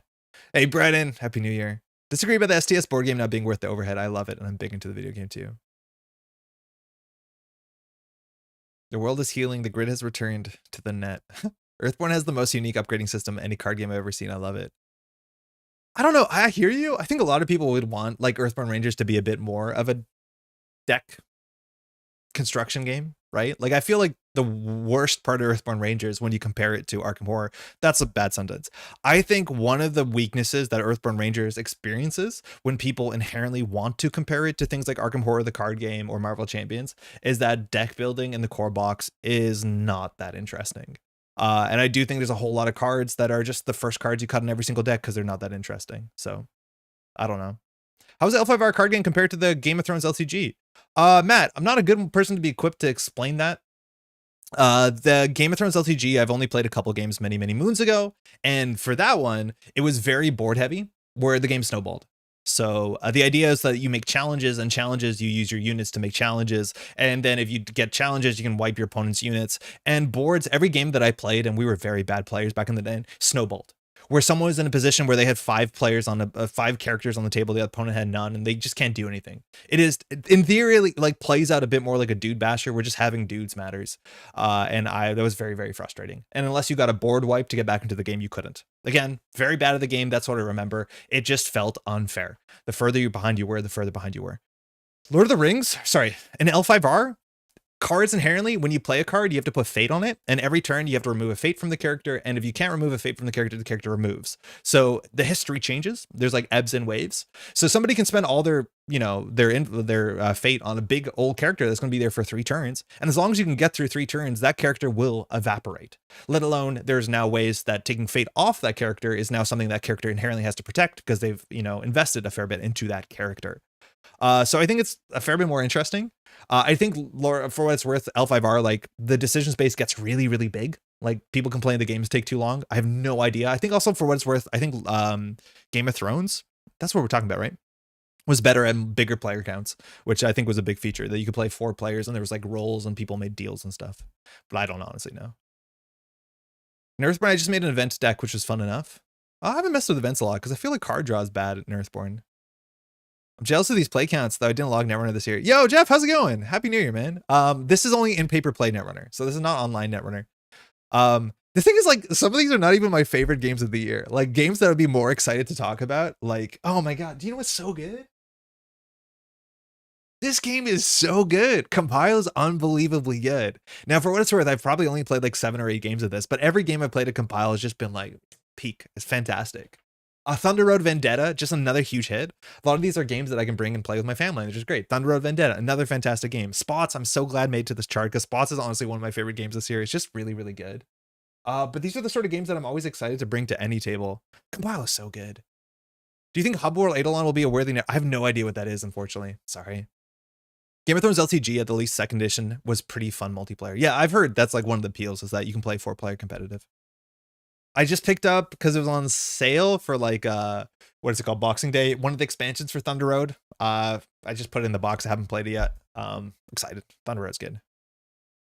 Every competitive Game of Thrones deck would run a reset plot, though. The plot deck is a cool mechanic. Plot deck is a cool mechanic. So at the beginning of every turn, you have a deck of plots, and then you secretly pick a plot, and your opponent picks a plot. And then the numbers on the plot matter. It's, I think, how much income you get. I'm pretty sure. How your priority, who goes first. I'm pretty sure it's been a while. But then also they have text. And so you can say like it's going to be a winter right now, and so that will hurt everyone equally. Or you can have heads on spikes where everyone has to sacrifice a character. But the thing is, your plot deck only resets once you play every card in your plot deck. So you end up in interesting situations where you're pretty sure your opponent has a board wipe in their plot deck, but they don't want to play it because they're ahead on board state. So as long as you survive long enough to force them to like wipe their own board, it gets interesting. I think the plot deck is one of the coolest parts of Game of Thrones for sure. I only play Netrunner in person with my kids. When I can't get them to play, I fill the gap by watching you. Hey, Bobby, welcome. Happy New Year, then. This is not Netrunner, unfortunately, but Daybreak is the least CMY game, to be fair. They're not interested in putting out anything that's heavy again now. The thing is, like, I don't think Daybreak is heavy. Oh, man, I got to play a game of Daybreak before I'm confident enough to do the Daybreak rant. The short of the long is, Daybreak does not reward you planning for the future.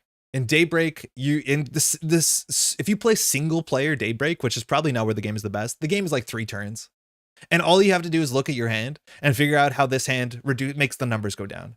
It's not an engine building game. You're actively punished for putting pieces down that are going to build into engines in 2 and 3 turns. Because why do you have 2 or 3 turns when you can win the game in 2 or 3 turns?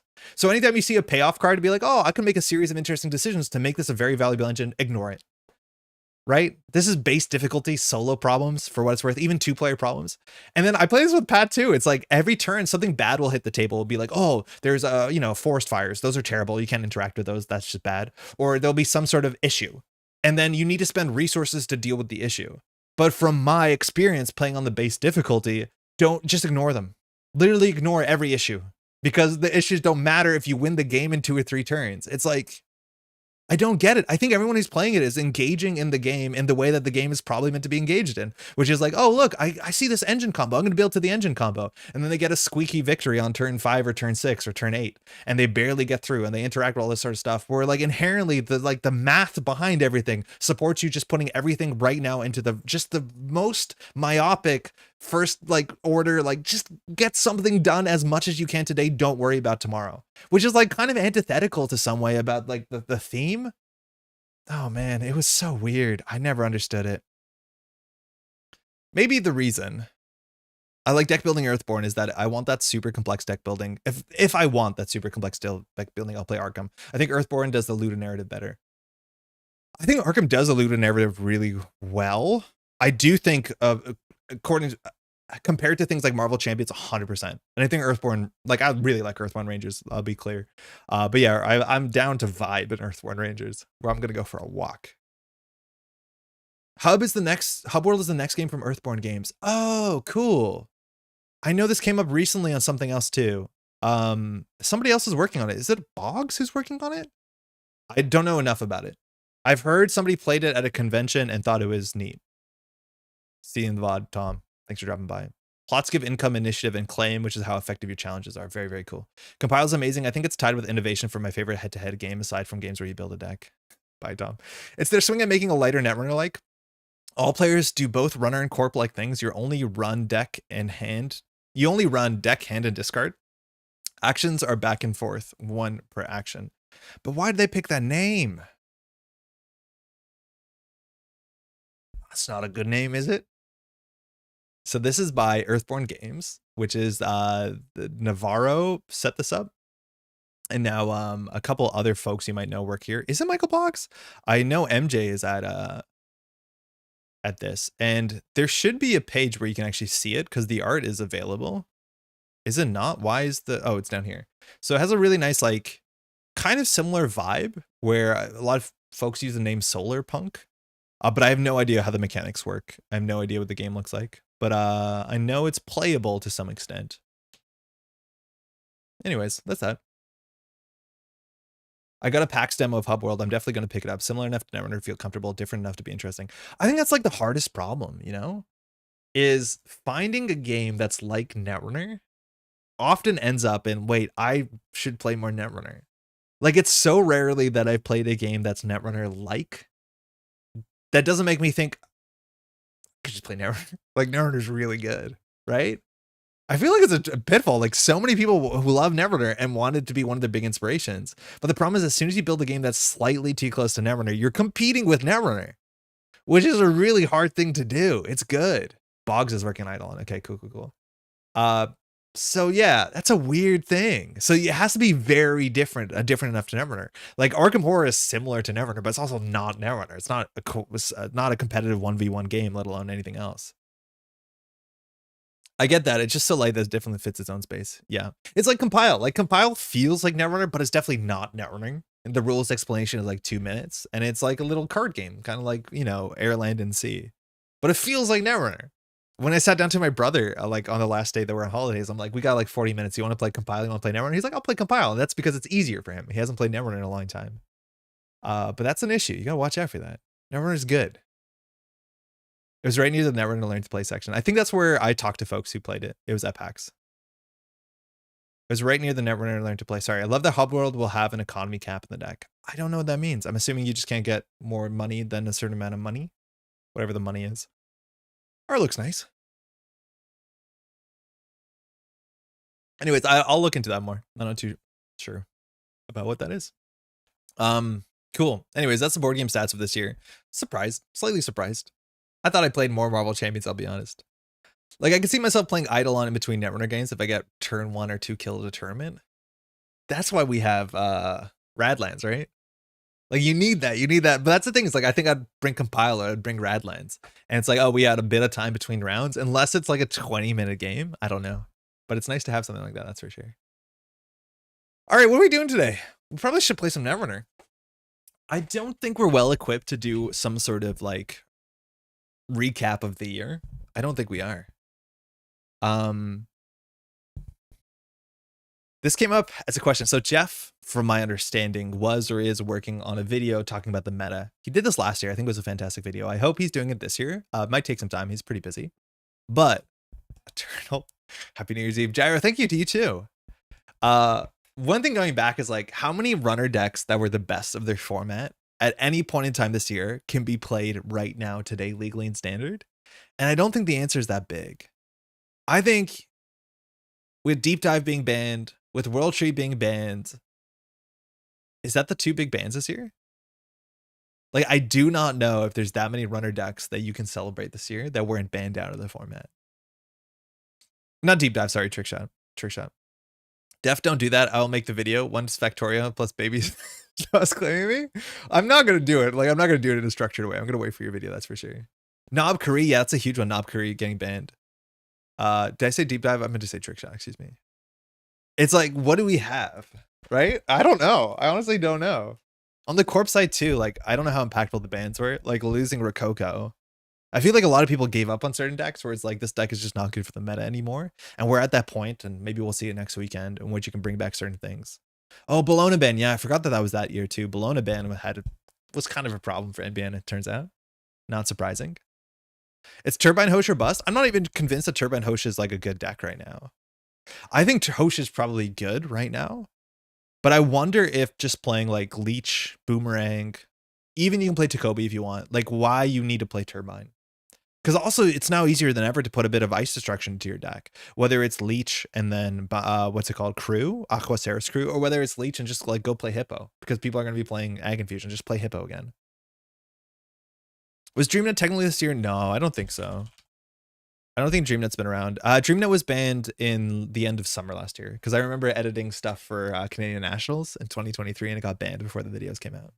Tributary was banned this year, but it wasn't around long enough to be like a thing. Yeah, maybe it counts. The big bans were Knob Curry, World Tree, Trick Shot, and Bologna. Yeah. Yeah, it was before Worlds last year. Yeah, DreamNet. Just probably 4 Worlds. Still in that wagon that Tributary was overrated? Okay, all right. Eric, by the way, we talked about your interview video. I did a bit of a recap, but I hope people watch it. I'll link it in the description. So, like, I don't know. On the corp side, I don't know. I think we're just going to do whatever we want today. I think we're just going to play some run-based criminal. Was Tributary legal for any big tournaments? It probably was legal for like showdowns or something like that. But I don't think Tributary was legal during like Continental season or CBI or anything along those lines. I think it got banned maybe just before. Let's check. It's easy to check, actually. I think it got banned before Continentals. That's my guess, but I'm very bad at time. So this is recently. This is RAM. This is NAMPC Vancouver, which was in March. So a fair bit before Continentals. Continentals start in, I want to say unscientifically June, July. So Summer Showdown. This is probably it, I'm assuming. Yeah.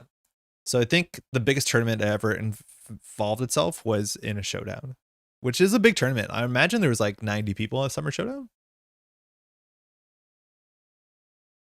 2 Tributary got banned out. Deck is unplayable. No, it's not. It's the same deck. But that's probably mostly it. The first deck list on the page is cool. R plus and Luminal are banned as well. Aren't they? Seems big to me. R plus at least. R plus I think just bans R plus. Like obviously straightforward, it bans R plus, so you're gonna see less R plus. Does that have an impact on what playable NBN it is? Yes, for sure. But I'm just talking about like, oh yeah, I guess you're right. That does matter. I think Luminal both matters and doesn't matter. There's gonna be obviously some games where you're not gonna notice a Luminal difference. I think it's gonna feel bad. But even the games where you don't draw Luminal, you can win. I don't know. I feel like HB going up and down is going to be more dependent on what people are playing across the table than Luminal, but I don't know. This combo is guilting me into putting down Factoria and starting to work on the visuals. How's Factoria going, Jeff? Yo, I finished Indiana Jones yesterday and the Great Circle. That was a good game. Damn, that was way better than I thought it would be. I had very low expectations besides my brother's copy of Indiana Jones and the Great Circle, and it was thoroughly fantastic. I can recommend it. Very happy with R plus ban. I am as well. Okay, what are we doing today? I kind of wanted to play run-based criminal. I was thinking like, okay, run-based criminal is like, we're showing that off as working gateway. And largely that can work in a bigger card pool. I think run-based criminal is also just very fun. The thing when I think about run-based criminal is like, this is the card, is Leech. And Leech is really good because anytime you run archives, you get a Leech counter. That's fantastic. And then you can use like, you know, Cleaver and Buzzsaw and just have like a really smooth rig. But that doesn't matter because anytime that you run archives, instead of getting a Leech counter, you get an Amakua counter. And I think that's probably why we're not playing Leech anymore in Criminal, which is a bummer. Ken or Steve? Probably neither. Is run-based Criminal just as again? That's what's going to happen next year. I think we're just going to probably build an as deck again. Andre System Gateway build. I got to play more System Gateway over the holiday. I have my brother-in-law who's played like 1 or 2 games. We played System Gateway. He played the Corporation. System Gateway is good. It's just good. Just play both. Yeah, playing both works. The issue is that once you get purged, and I think a lot of people are playing Virus right now because it looks like the Virus Anarchs are back out in full force, is that you lose everything. It's really, really bad because you lose absolutely everything and you get purged back a huge distance. Alarm clock worry. Hey, friends. Hey, River. How's it going? Happy New Year coming up. Anti-sucker style decks don't really exist anymore. That's what I want to try. It's like, can we just get a run-based deck? And like, hear me out. I will try and play red team. I will try and play red team probably. Just the base system gateway decks, or did you play the decks from your video?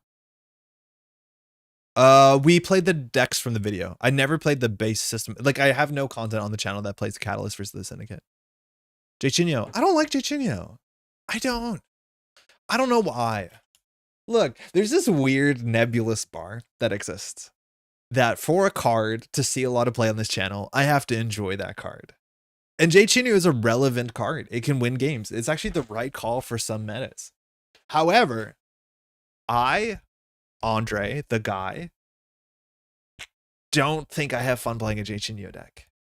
I don't think I have fun playing against a Jachinho deck. And so you probably are not going to see this on the channel. To me, it doesn't feel, I don't know. It doesn't do it for me. Red team plus Julie plus Sable plus Swift equals 7-click turn.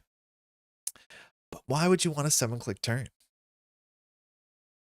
Run base is working well with Ken Express. I will try and play red team moments. Moments for a disaster. I think this year highlight for me is Iswak coming on top. Oh, Iswak, it burned so bright for like 1 week. And then even the Iswak player was like, I don't know about this. It was really good when people exactly didn't know what the deck was doing. And obviously the pilot was good. But like, I don't think Iswak is that much better. It's technically better now than it was when the year started, just because somebody did something with it. But it's like still probably the 3rd or 4th best Jinteki ID, if you ask me. The only banned card in my house is Faust. Oh, Faust is fun though. How about you install 3 leech, 1 turtle, and then play Estebrada to reset it?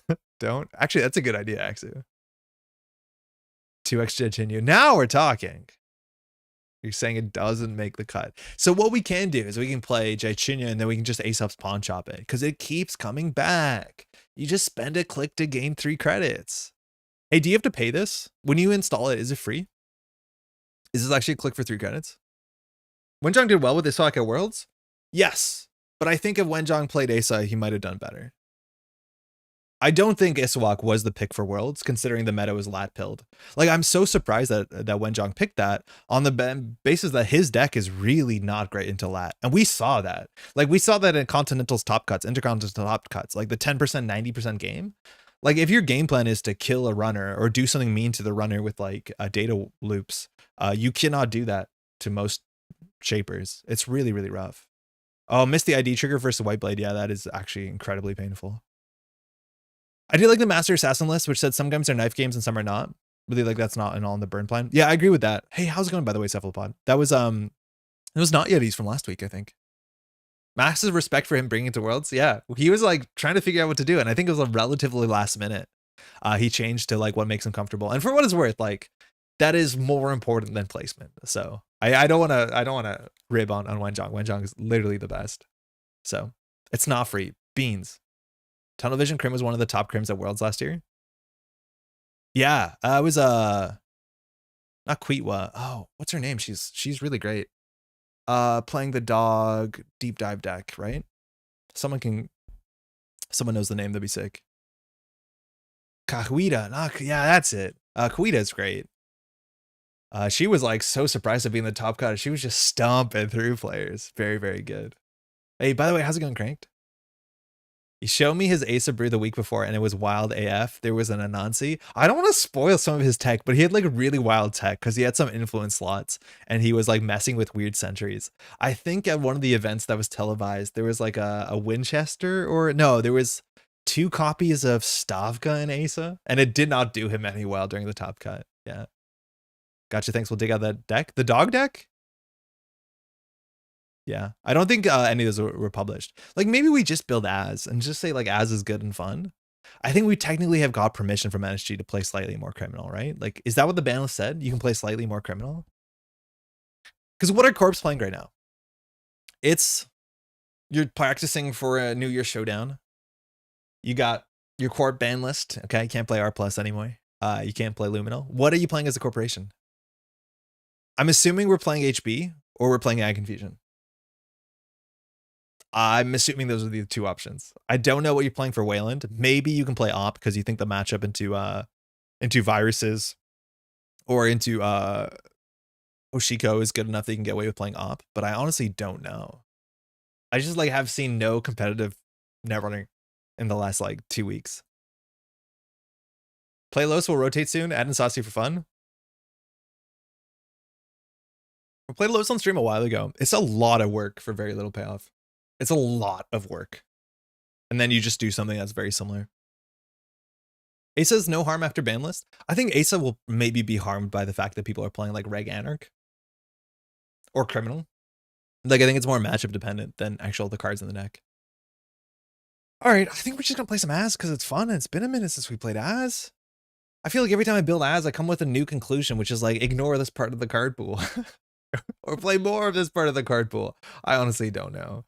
I think we're just gonna vibe for a bit today on this Monday. We're gonna be streaming for a couple more hours, so there's like no. It's free if you're Az. Ooh, not gonna make a video about this ban list, but I think the Luminal ban is overkill at hitting HB. I agree. Jeff, what I'll say is I'm pretty sure we're gonna get Luminal back at some point. Let's just say that, right? That's my guess, is that Luminal will be unbanned. Is Crim and Reg Anarch see more play and knocks HP down on its own? Yeah, that's my guess. It's like if more people feel like they have permission to play this sort of stuff, like I don't think you're excited to play Reg HB. But we'll find out. Okay. Az. Uninitiated, got a link sick. The first job resource connection or a piece of hardware you install each turn costs 1 credit less to install. So things come in cheaper, which means we can play connections, which are great. We can play jobs, those exist technically, and we can play hardware. Now we have a big question to be. Firstly, what is our console? Masterwork is probably it because it's a cantrip, cost 1, and it means that we can install hardware all the time while running, and we want to run because running is good and it's fun. Play connection heavy Az hardware to minimum. That's it. So I think the big, like, I think you could consider Az as a connection based deck. Whether you're playing like Proco, I'm imagining that's too slow, or you just play mostly connections and then you probably end up becoming a sub deck at some point, and then you don't play a lot of hardware. I think that's an option. I think I was thinking about a deck like this during the holidays, but I did not write down my notes about just playing good connections. Like I think red team just feels so good in system gateway that it's like clouding my thought process. But I think that deck is also really tricky to build because DJing for Seb doesn't make any sense unless you play things like rogue trading and hot pursuit, which means it has to be not a part of your deck, but it has to be your deck, right? Like Seb doesn't make any sense unless you have ways to give tags, specifically in a world with less R+. So I don't think it makes a lot of sense. And if that's the case, you play Meeting the Minds and you build a really convoluted deck. So this is the big one, right? And the more I've seen people play Prognostic Q-Loop successfully, the more it's like obviously very, very cracked.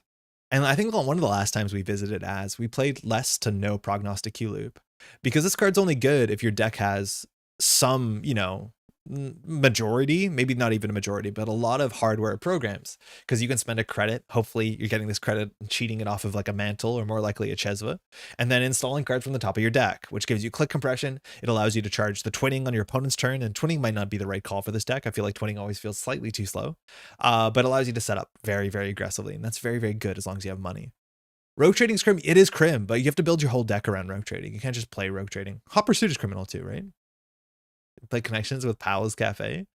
You know what? If Powell's Cafe wasn't like 14 influence, you'd maybe consider it. Because that is an ability that you can install hardware on here. The issue is like this click sucks. Like this click does genuinely suck. But having the ability to install and like put your boomerang down to instant speed, like maybe that's fine. Maybe that's fine. I think the other part of Az we can try is like playing Trojans. So Az with the what's the name of the vernissage got there. Like this is another Az build. This is technically a job, which is okay, I guess. But if Az wants to be running, Az can actually get pretty far with things like Cuban and even with the Shaper one that charges cards because you can be charging your Wake Implant, your twinning, stuff like that. If Paul's Cafe worked on the corpse turn, it would be worth playing. I don't honestly know. Like it's paying a 1 credit premium to do this on the corpse turn. Fine. It's pretty expensive. Like imagine installing a boomerang. It fires Az though, so you still only pay 2 credits for the boomerang. And then you draw a card. Like issues is just too much influence. It's just too much influence. But Trojans kind of make sense because we have Masterwork, or sorry, we have Prognostic Q-Loop, and then we can play a lot more of these cheaper cards and cycle forward. This is the problem though. It's like if you're playing so many programs because you're playing so many Trojans, how many hardware do you play? And then do you play Masterwork at all? My guess is yes. Boomerang's really good.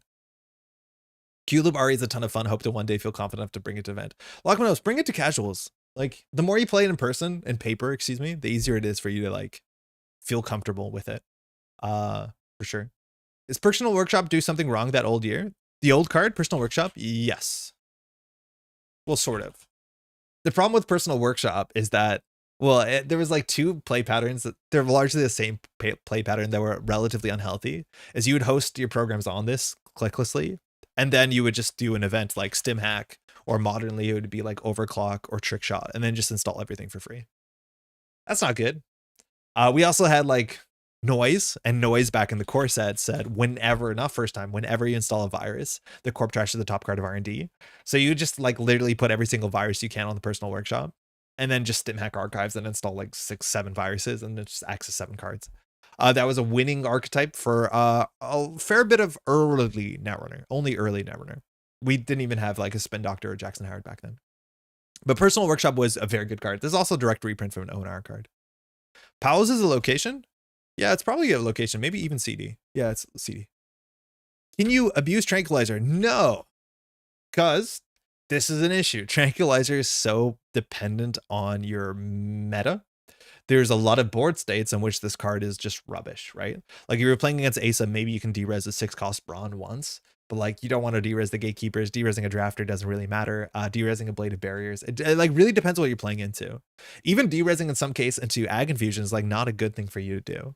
That being said, if you play Tranquilizers with instant speed tricks like Cookbook, I think that is definitely something because you can do it instant speed to start a turn as long as you play Simulchip. But having this ability in the same slot that you could potentially have something like what's it called? I haven't played Netrunner in a while, it turns out. Fazerment Angler, like it starts to get pretty silly, right? Like, why would you have to derez when you can bypass? I don't know. Maybe a Nazi would be a problem, maybe barriers would be a problem. But like, why Tranquilizer when you can emergency shutdown? I honestly don't know. I don't know. Do not know. Let's try and do some Trojans. What's the Trojan count we can play? Like this, so Trojan's an interesting idea because now we can build a bit of that low stack that we want to build. Because we can play 3 copies of Saucy, and then we can play what's a really good as card in theory is Window of Opportunity. Because Window of Opportunity install cards, hardware and program from hand, and we should have a lot of hardware program.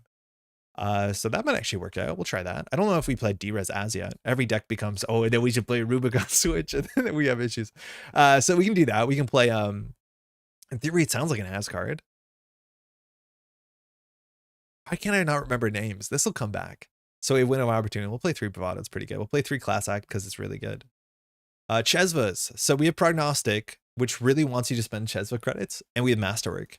The big question is why are we running and how much are we running? You could play multiple Chesvas. I'm not sure whether you want to play 2 or 3. The first Chesva you install sometimes has no utility, because for this to be good, you need to be running central servers and you need to have cards to install and ways to install them. That means you don't often need one in your early hand, but the games where you find the early Chesva and your setup are really, really, really, really good games. Slab Vandal, DJ Fenris, Poison Vial is a hot option for Az. Like for Quetzal? Fenris for Quetzal? Yeah, I'm assuming so. Upin Saucy or Gateway cards to Rubicon. Ren, you know how it goes. Happy New Year, by the way. How you doing? We could try that. I think we're going to run into an MU problem. We're definitely going to run into an MU problem. I'm pretty sure. So that is something we have to deal with. Because if we have to run Breakers, Chesva, Saucy, and then like we need other reasons to run. Another really good reason to be running constantly is Bankroll. Bankroll's really, really good. Because what Az wants to do is like run an Unprotected Archives. Because every Unprotected Archives run lets you fire Prognostic, allows you to fire Masterwork. And so you need a reason to run. Having a reason to run, like I don't think Red Team might be it. I'm a bit scared of Red Team being it. But Bankroll might be enough. The problem is we're going to have an MU issue and we have to worry about that. So maybe we can just play Red Team and pretend we're not playing any Bankroll. Bankroll's better, gets remote servers, of course. And it's just a very good economy card in general. Recurring credit synergy deck. Okay, let's see what else we can just play that's easy to play. We have very little card draw. We need to worry about that. We have no win condition yet. We need to worry about that. And we don't have any breakers. So we'll have to worry about a couple things. So let's just get some basics in. Sure Gamble, you probably want to play it just to set up. Infinite Money is a job Az can play. It is, but I think Az is a lot less good at running the mark.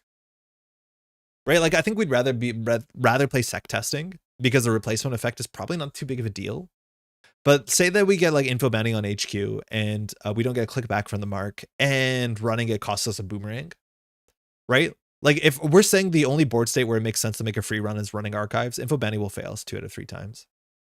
Hey Pat, how's it going? Happy holidays, man. How was your holidays? So I'm pretty sure we don't want to do that. It is a job though, which is cute. That's for sure. I like Doof. Doof Boomerang feels pretty good. It's pretty good against PD decks. It's not great into Ag Infusion. This is an issue. We should be okay into Ag Infusion. Not fantastic, but okay. Like Saucy D-Res is kind of fine. Was Window Opportunity says run a server when the run begins D-Res a piece of ice protecting that server. Okay. So it's a bit interesting. You can't like protect yourself from being booped into the Anansi. So we'll see how it goes. But we have to be worried about that. That's for sure. Want a reprise for the memes? Maybe we could. Hijacked Router. I've played Hijacked Router in Az decks before. It's only like 2 influence too. I just don't think we'll commit Hijacked Router until we understand what the meta looks like. Poison Vial. We don't need Poison Vial yet. If we go into some sort of like Slap Vandal thing, which I don't think we're incentivized to do, we could definitely play Poison Vial. And Poison Vial, like I played Az with Poison Vial against an HB meta and it felt great. It felt really, really, really good.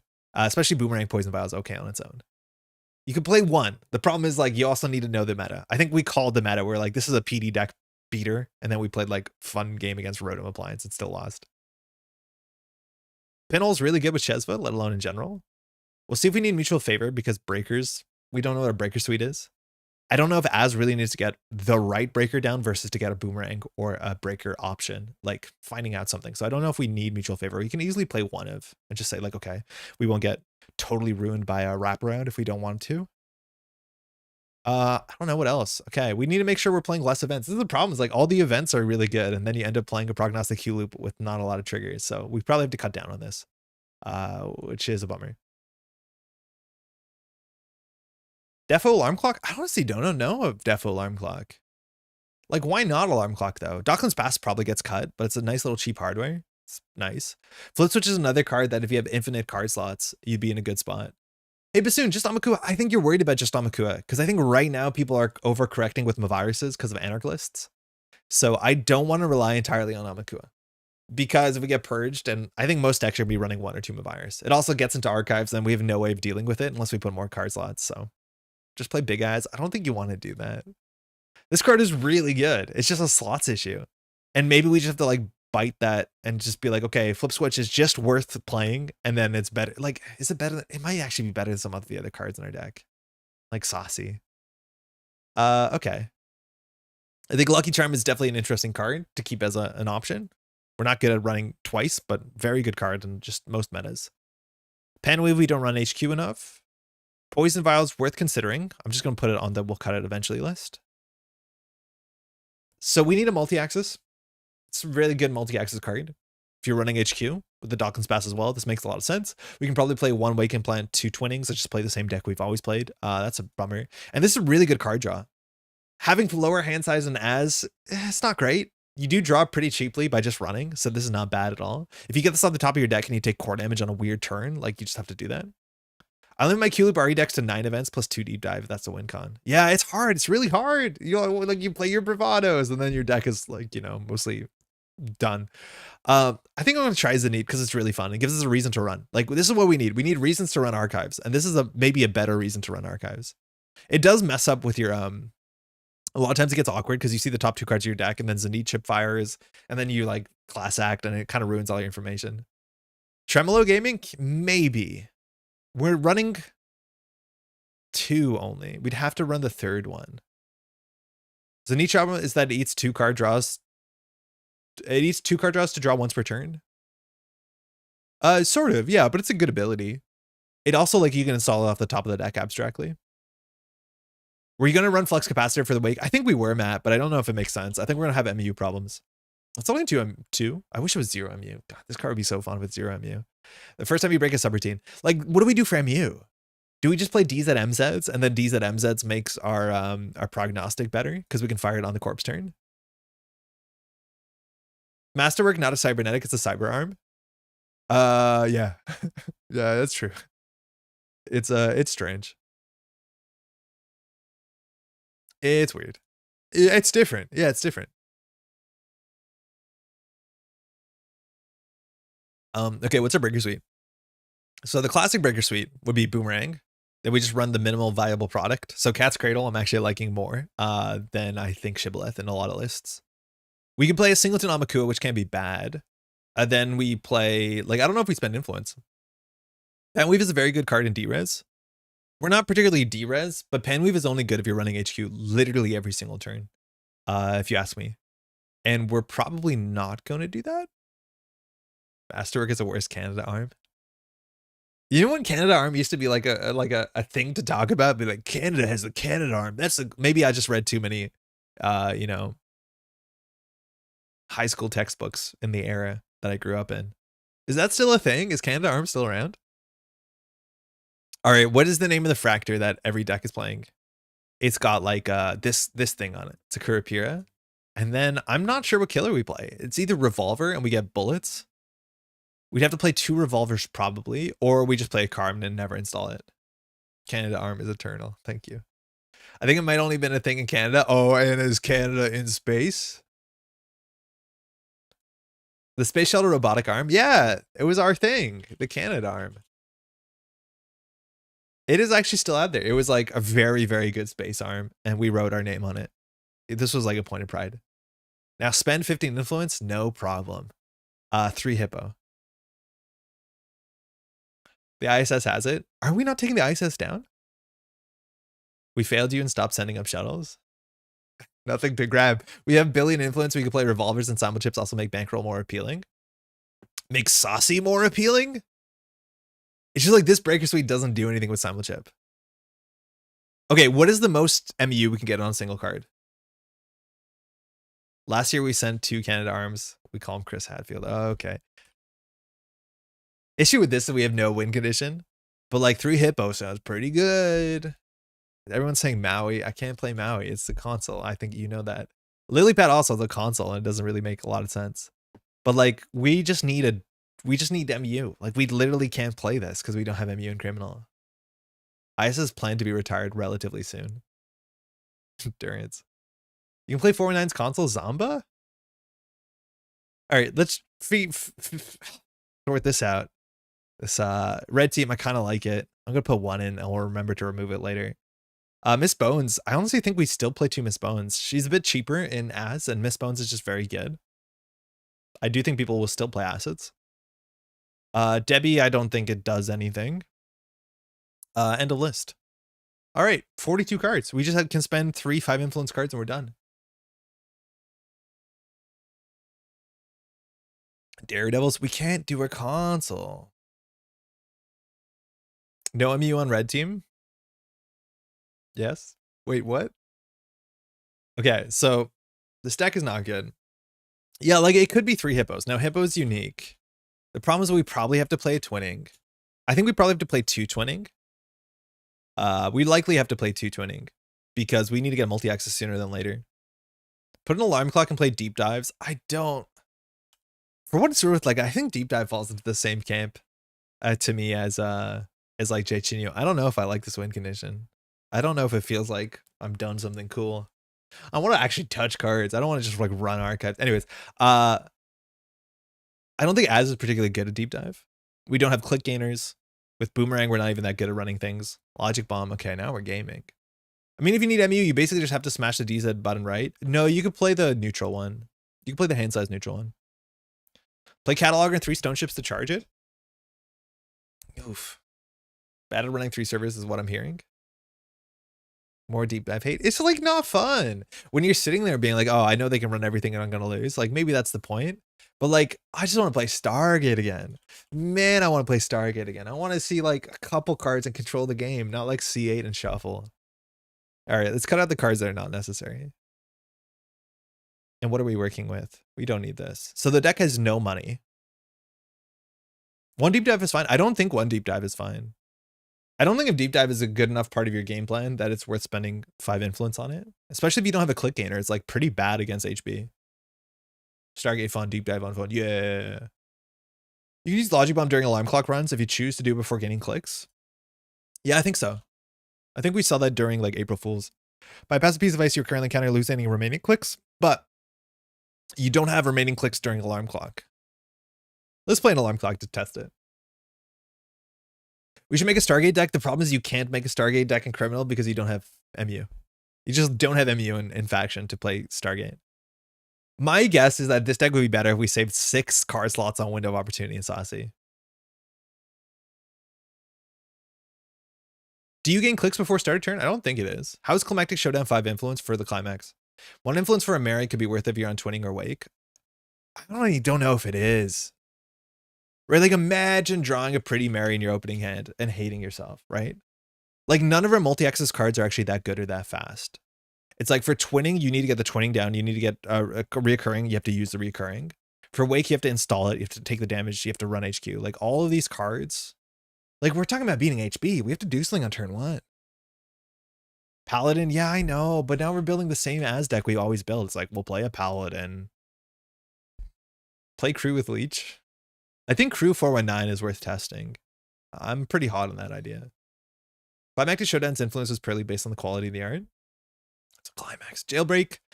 We want to play fewer events, I think. Do you need 20 via Wake and Docklands? Yes, because you need to win on R&D.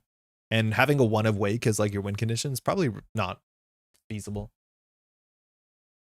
Like, we can play, this is what we often do, is like we'll play 2 Diesels. We'll play, I don't know. Crew as sounds very fun. If you play Crew as, you're probably playing like DJ Fenris into Clear Tag, into Seb. I still think we have a huge MU issue. Well, I don't think, I know we have an MU issue. All right, let's hit every button. And then we'll do S, no console. Oh, fuck, it's bad. It's bad. Wait, why? Where's the DZMZ? Huh? Why did we lose the DZMZ? Nuka's better than Diesel? Not necessarily. In this deck, yeah, actually, maybe though. It's bugged. Yeah, it looks like it. That's not good. Wait, the search filter doesn't work?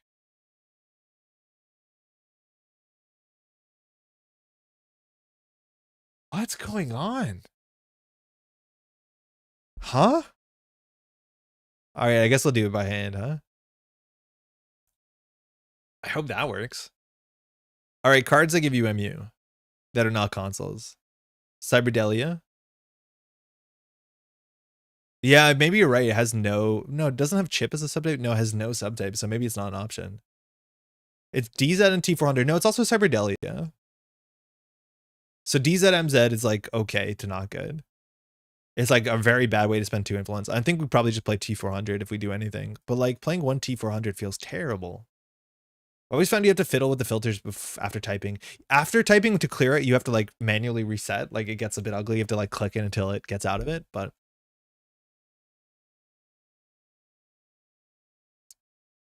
okay, we want to play. Oh, okay, so this is our opening hand, right? How much money does this hand have?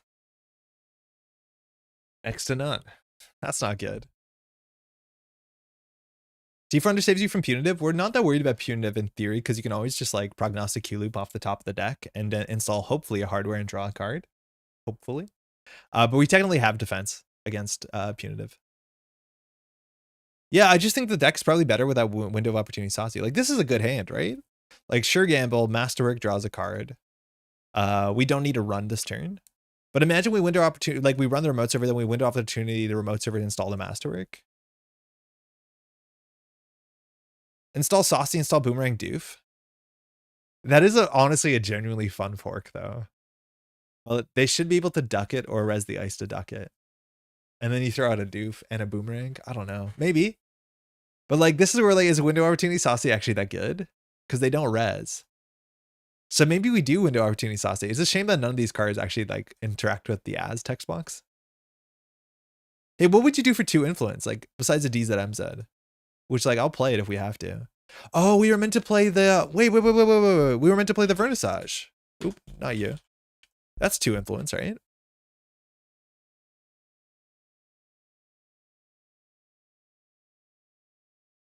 So this means that the saucies we can install, and if we install the saucies, we actually do want a DZ. Actually, we don't need a DZ, we have a Paladin. Wait, this might be gaming. Yeah, it's technically a job. Milanomi, how's it going? I remember building a Rubicon UAV low stack. It was fun. Yeah, it's fun. It's fun. This is a good hand. So we do Gamble, Masterwork. Then we can Bravado the remote server. We can Boomerang it if we really want to. I was wondering what the hell UAV was. I assume you had to decide against it. Yeah, no, I forgot about it. You can't. I do forget about things a lot. Like, this seems fine. This hand? Yeah, let's go. This is actually good. Okay, say that we have a prognostic Q loop when we fired it. What's the chance it hits? Misses. Pretty okay. How do we cut 2 cards? It's actually very important we cut 2 cards on the basis that the deck is a combo deck. And you need to find your masterwork as soon as possible. So my cut suggestion is the T400 memory diamond, and we just have less MU. Kind of okay. 5 MU might be enough, and this just seems like a bad card. We could cut the Dawkins Pass and assume that Wake and that's probably fine. We can cut the Dawkins Pass. It cuts. Maybe we cut 1 doof. Play 2 doof. Yeah, I think I'm okay with cutting a doof. Cut a Bones and Pinhole. I think I like Pinhole a lot. It fires Chesva. It runs central servers. Like, it does everything the deck wants to do. Well, it can run central servers. I'm a bit against it. I think cutting Miss Bones will be a meta call. That you can easily cut a Miss Bones if you figure out the meta is like okay with that idea. So then it's probably the T400.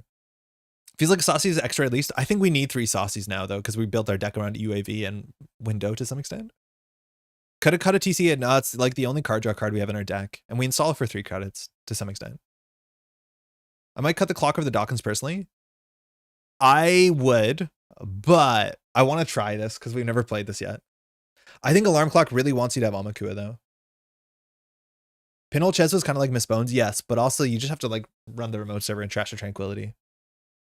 Play Exploit instead? I don't think Derezzing 3 Ice does enough. Ooh, I really don't want to cut a Hardware. I don't want to cut a Hardware. I'll cut the Memory Diamond and see how scuffed our MU is. I think that'll do it. Okay. C'est comme ça? Okay.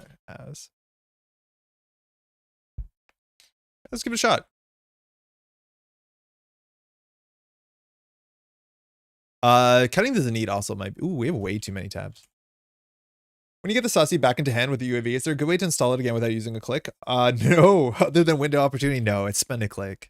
But ideally, with the Paladin, she gets it in for free, and then it is a click for at least 2 credits. Which I'll be honest, but also fine. Like I think that's like the clumsiness is unless you're Arsana, having Trojans in hand just feels bad. That's just kind of how it is.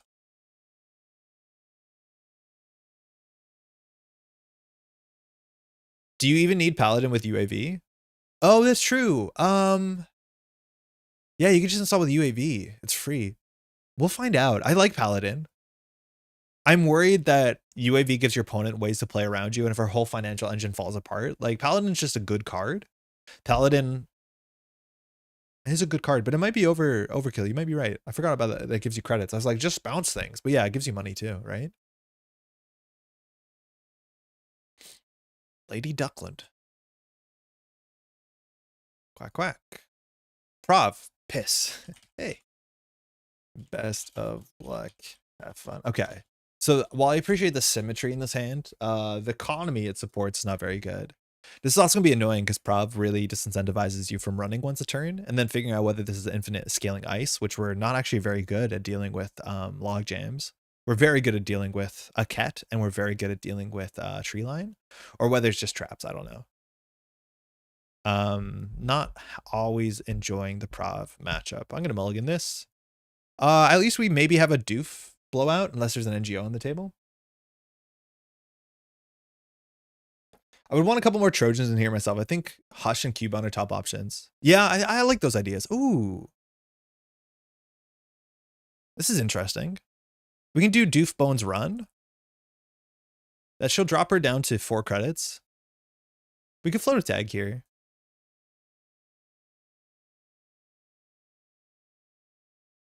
So she can't res Mesney. This Miss Bones was not super necessary. It just uses our as trigger, which is not incredibly relevant here. We also could have done run window run. Let's see if this is a tag. It's an NGO friend. Okay. That makes sense. It's hard to tell whether your opponent is respecting Doof or not. I think that is the only play that respects Doof on this board state.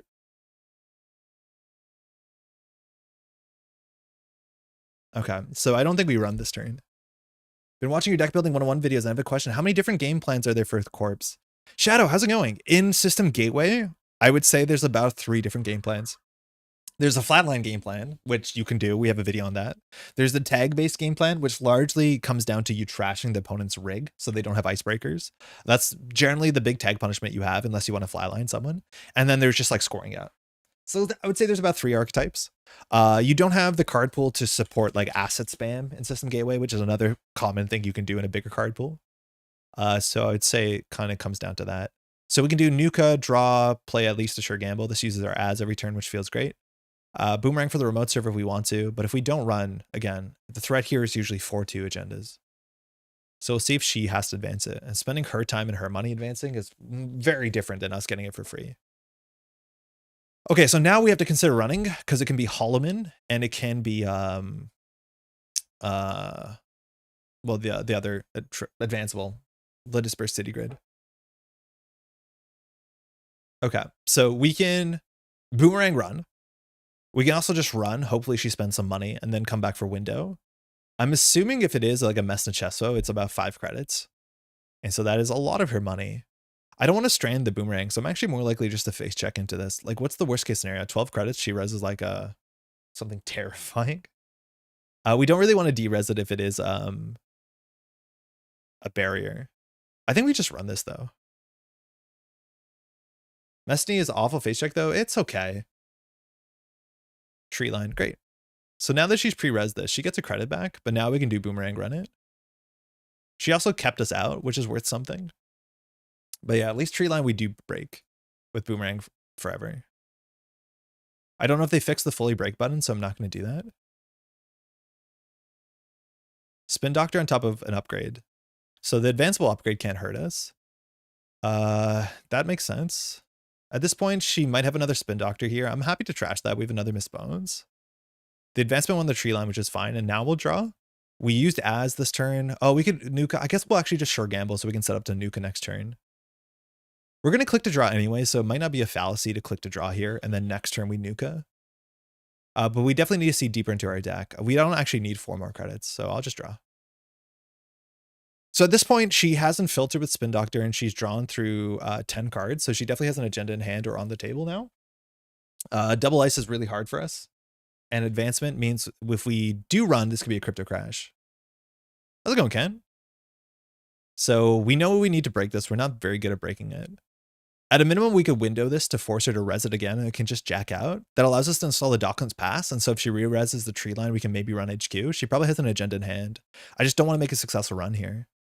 So we probably do sure gamble, window into Docklands, challenge remote server. Like this is how we're meant to play the deck, is that we use this as a pressure tool. Let's try it. Face check to see which costs more. No, because then she doesn't have to res, right? And then we just lose a click, right? We have no reason to face check. Click Nuka for Saucy. Oh yeah, that's fine. That's fun. Yeah, I like that. I forgot we had that in there. We also can like window for boomerang, which is a really fun play. Like there's something to this deck. Oh, do I? No, I've done this. So we can do sure gamble. We can do window into boomerang on this. And then it forces her to res this. We want her to be incentivized to res the tree line. So we should boomerang the outermost. I don't know if this is a great play, but it's a fun play. We're going to strand the boomerang. So we do server 1. We install the boomerang for 1 credit. Masterwork, slightly too late, unfortunately. We can still use the Masterwork. So install the piece of ice. So we want her to re-res this, so we'll boomerang the outermost, I think. Window Masterwork boomerang, is that too much? It's fun. It's fun. That's what I'm down here for. So she has no further. So she can res this, which will definitely end the run. It cost her 3 credits because she gets a credit. So not actually great. And then we can If we masterworked first, we could also install the prognostic, which would be great. That crypto crash is going to hurt. We're okay. We don't want to make a successful run. Like, it's going to hurt her too. So I think if anything, we install the prognostic for 1. So if she crypto crashes, no, that's actually not good. I think we can prognostic here for fun, or we can just click for credit. I'll click for credit, assuming we're going to get cryptoed here. Oh shit, it's a big, okay. This is why you play pinhole, if anything. Okay, that's good. So she actually protected that, which I'm surprised because Miss Bones. So now running HQ has a huge amount of value. The problem is we stranged our boomerang, which like you don't want to do, but she definitely has agendas in hand. Okay, masterwork. She's on 7 credits. We could run HQ. We can't break ice. Oh man, this prognostic engine's stinky. Draw. Okay. Hand is stinky if can't run. Like I just want to run HQ. Maybe committing the boomerang was wrong here because I don't think she would resed. I think we don't do anything. This is where you Rubicon. I don't know if we're happy Rubiconing a tree line. Her hand has to be 2 agendas here. We just want to get in. So we want to draw into a boomerang. You can just run HQ though. I think we can. I think I want to draw into something we can install with Masterwork. Maybe that was the right reason to keep the prog. There we go.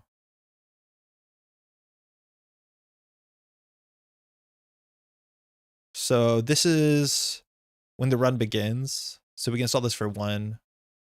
So we're going to run this and then we're going to pinhole. This is where like you wish you had her Chesva. Oh, excuse my face. So we're going to do the Masterwork first. Expensive, but whatever. Top 2 cards of stack is Boomerang into Amakua. Very good to know. We're going to shuffle though. Monday stream. Yeah, Lucille. Ooh, whoa. Are they trying to hurt us? So the cards we put on the top of the deck will be shuffled away. Very interesting. Do you ever do a bluff run on the central just to see Q-Loop cards without committing to giving a prop counter? I'd consider it. We need to have something better. Like we also would need Masterwork. So 2 cards to go on top of the deck. So on this board state, we don't really need the Waken plan because we have the twinning. It's going to be hard to run the data loop. I'm assuming she might be on punitive. We want to keep the pinhole to trash the ubiquitous Vig, which I'm assuming she'll advance. I don't think we care about the Carmen. The second Miss Bones is suspect, but she's on Vigs, so I kind of like it.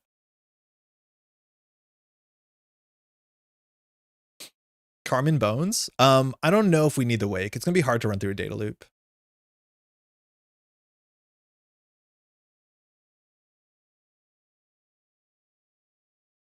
How you doing, Lisa? How's the holidays been? So we'll see 2 cards here. There should be agendas in hand. Uh-oh. Sorry, that's 2 shipment from Vlad's? So this is like an Oppo deck? I'm assuming she also might be trying to hurt us if she's playing data loop. So this sucks because we missed the card. We wanted ideally to steal an agenda there, but now she can push an agenda to server 1. The problem is she doesn't have money. So I don't know what she's up to. It's really hard to read this prop deck. Like it has, you know, damage-based tempo ice. Data loop's not a bad card. It's really annoying also for like Kurapira because we have to break all of it. So here we can't run because she's on 5 credits, so she can't score out of 4-2. And we need to make sure that we have money and Appa, which is not going to be easy. Kind of orbital setup. Maybe. Okay, this is good, but we need hardware in hand. That's really good. I do think Prov probably doesn't play him a virus. So we don't want to run this turn. But if we have Amakua and then like, I wish we had a hardware to install. We don't have a hardware to install with a Masterwork. I think we'll just take a credit here. Tranquilizer would have been nice in this matchup. I think just like having a window for data loop is going to be relevant. Okay, that's an NGO front. I'm still not going to run this. I don't think she's scoring a 4-2 on the table. It has to be an NGO front. Clearinghouse and Check a Scion mix up. Yes, I think that's the most likely. I think it's Check a Scion. Yeah, that's a really good call. That is what it is. We can't really make great decisions with that. So here she has 5 credits. Making a run on this if it's an NGO front is a click for 2 credits. It's not really worth us disturbing. Now the thing is, if she pops the NGO, she doesn't get the advancement on server 1. Could have Bravado to Scry? Yes, but then we have to not to Scry, to look. Like we do Chesva, Bravado, R&D, and hope. I don't know. I just don't want to make a successful run. We technically don't have to. I just wish we had a hardware in hand. So if we run this and she pops an NGO front, we don't make a successful run. If it's a check us, it's 2 tags. I don't think we care. She's on 10 credits. Like, I just don't think we do much here. This feels bad. I just don't like these sort of decks where you're disincentivized from running. It's a VIG. Okay, that's fine. So I do think there's an agenda in server 1. As soon as we advance, she gets an advancement on it.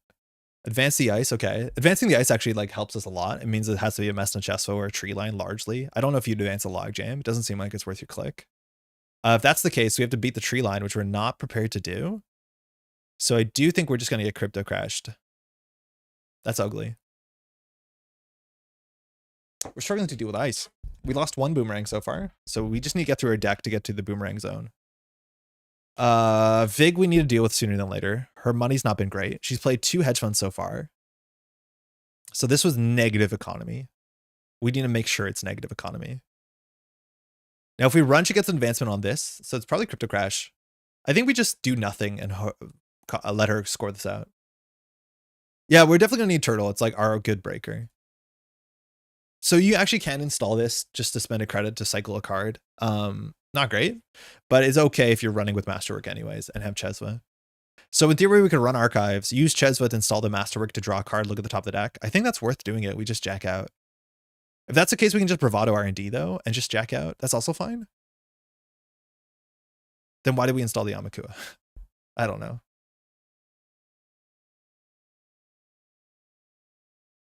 Sell turtle and 20 to drop credits in anticipation for crypto. I think we'll just have more money than crypto. Oh, sorry, this is us. So we'll do Masterwork first to install the Masterwork. That's good. Top 2 cards of stack. We have Masterwork into Class X, so we can do that for sure. If she reses here, she won't have a lot of money. We're not going to make a successful run, but if she doesn't res, we get a credit. Oh, piss. Is it worthwhile to dump credits? I don't know. This seems to be the first agenda she's drawn, so we have to clear the tag. The credit we lose declines to use. That's very cool. So we have to let that fire. And so if we get run through here, she gets an advancement, which is either with a credit. I'm just going to jack out. So we can remove the tag. We're at 11. So if we get cryptoed, we go down to 4. So I think it's actually better for us to click for a credit. Like we can't spend 11 credits. I think we just click. Like if she's going to be on 6, if she scores a crypto, she goes down to 3. Like she's cryptoing herself. Don't be a BCP. Oh, remastered. Sick. Okay, very, very cool. So this is much more interesting because now traps really matter. So on this board state, we can run because she doesn't have a lot of things that she can dump the value into. If that's the case, we should, in theory, like run HQ C2 seems good, but data loop is annoying. But I do think we will do that. So we want her to put the advancement on Vig. So we'll run HQ first. She's gone through, again, 17 cards. We've only seen 1 agenda. We have to remember at instant speed, she can even advance ice, which is like a fun interaction. We have hardware from hand, so we're just going to run HQ, Docklands through this. Probably should get the Amakua down first, yeah.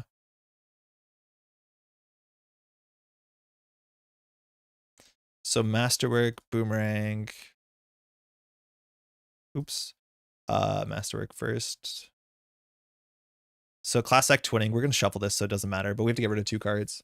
Can we charge twinning here? Yeah, we could.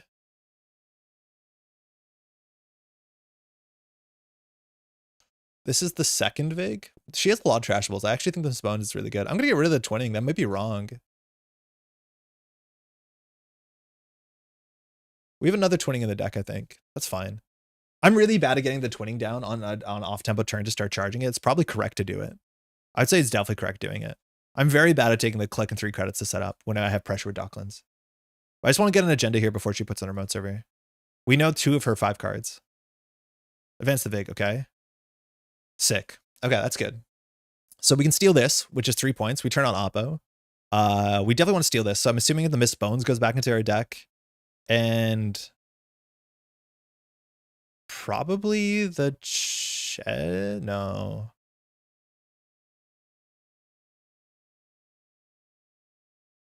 Bones going back is sick. It might be the Docklands, but I don't think we can run HQ unless we see 2 cards. Taking the Vig down is going to hurt. I think it's going to be the Chesva. We have 2 and 27. We'll shuffle so we don't know anything. We could die to no, we're good. Felt like the twinning where we don't have wakes, so this is I stand correct. Andre's clear. Sorry.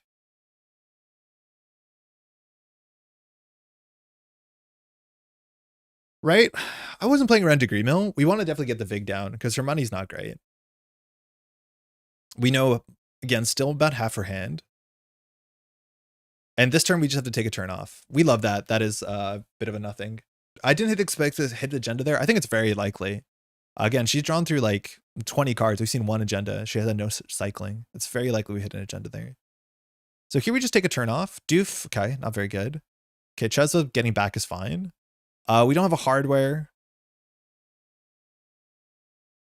We don't really have the money to be able to like prognostic for fun.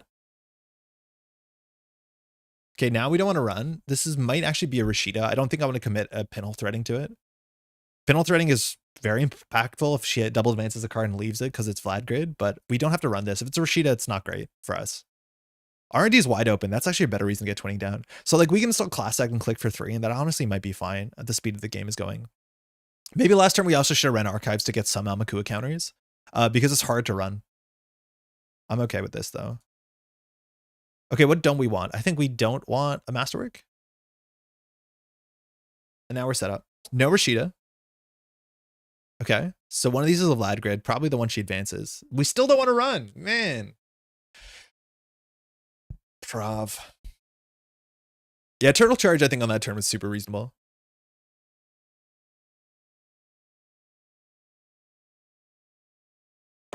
So she can score 3-2. She can fast advance 3-2. She can also chain a 4-2. So even if we don't run, she can score out a remastered edition by doing triple advance remastered token, which is like kind of scary. And if that's the case, we could consider touching here and then see what she advances. And then like, can we contest the remote server? On 6 credits, we actually might be able to contest the remote server. If we think this outermost is either a tree line, which she can barely res, like we can't just do boomerang bravado this remote server. But if that's the case, if she reses the Messna Chesva, we're cooked. If we do a Cat's Cradle, Messna Chesva is even more expensive. It's 6 to res.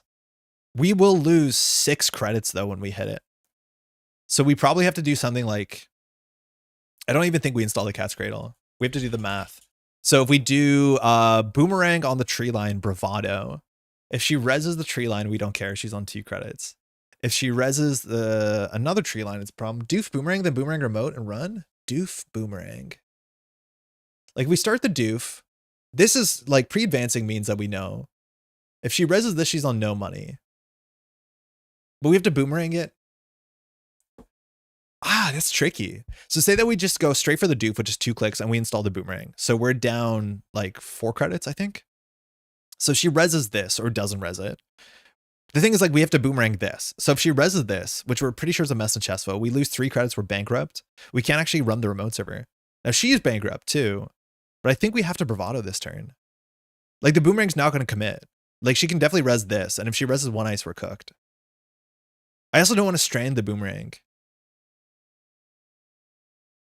Like I want to basically force her to res the Messna Chesva or incentivize her to res the Messna Chesva while still getting money from the bravado. Because if we do this, this is 4 credits. We're down to 3. Boom, tree line, bravado remote. Yeah, I like the challenge remote. We still miss bones value. The issue is we're going to lose another boomerang to tree line. I'm going to say whatever. Imagine drawing to a saucy here, though. Even drawing for window once might be correct. So we'll do masterwork, install the boomerang. But we just want her to res a 5-cost dice. So on top is urban into prognostic. Okay. We'll put the prog to the bot. Why are we drawing? Oh, yeah, right. So top is bravado into Chesva. Okay. Cat's Cradle first is credit perfect. It is. Oh, we would duck it. Yeah, that might be okay. I thought the difference between her resing or not resing doesn't matter, but we're on 2 credits. Yeah, we could have spent it. I think I did the math slightly wrong. Yeah, it's a Messna Chesva. We probably should have installed the Cat's Cradle. It would have saved money. But then she doesn't use the Messna Chesva token. Don't you need to boomerang the tree? Oh shit, yeah, we messed up. Yeah, we boomeranged the wrong ice, but she still res. So we made a mistake and then she made a mistake. I will. Well, actually, we don't boomerang here. We just let this fire. Okay. Yeah, we made a mistake there. We meant to boomerang the wrong guys. This actually worked out better for us, but it's because she unfortunately also made this same mistake. Okay, so this boomerang's setting up here, so we have to just, I think we just run archives a couple times. Oh no, if we give her advancement, she's on a credit and advancement. She can do credit, advance, remastered. That seems fine. We've installed the hardware. I think we just need to get Amakua up to 6 strength to beat the tree line. Strong Q loop bluff. Yeah. Let's say we're all playing Grand Q loop. That'd be easiest. Yeah, Cat's Cradle was much better there. Oh, much better. Because then she's on 0. Let's see what she advances. Install a hardware. No. Be Vig 3? If it's Vig 3, we're happy. But yeah, it'd be very funny. She's on 1 credit and gets Vig 3. Oh no, she advanced the Mesney. Okay. Hey, I'm figuring out that the Urban Art Vernissage is the worst part of the deck, it seems. But I'm still playing this like we're not on Urban Art. No. Okay, what are we throwing out? I think it's the Miss Bones. I honestly don't think the Doof is that good because it's in front of a Mesney probably. Her money's not great though. It's like probably the worst card in her hand is Urban, let's be honest. Oh, that feels bad. That feels bad to throw that out. Okay, so not a Vig, it's a Spin Doctor. Okay, so Spin Doctor on top of an upgrade. That upgrade's probably a Vlad grid, which we have to deal with sooner than later. But we want to wait for her to advance it and then we'll pinhole it. Spin Doctor and NGO goes back. So still no agenda shuffling. We've gone through 20 cards. Only 2 agendas. UAV is only for saucies. Yeah, Joe, it's pretty rough.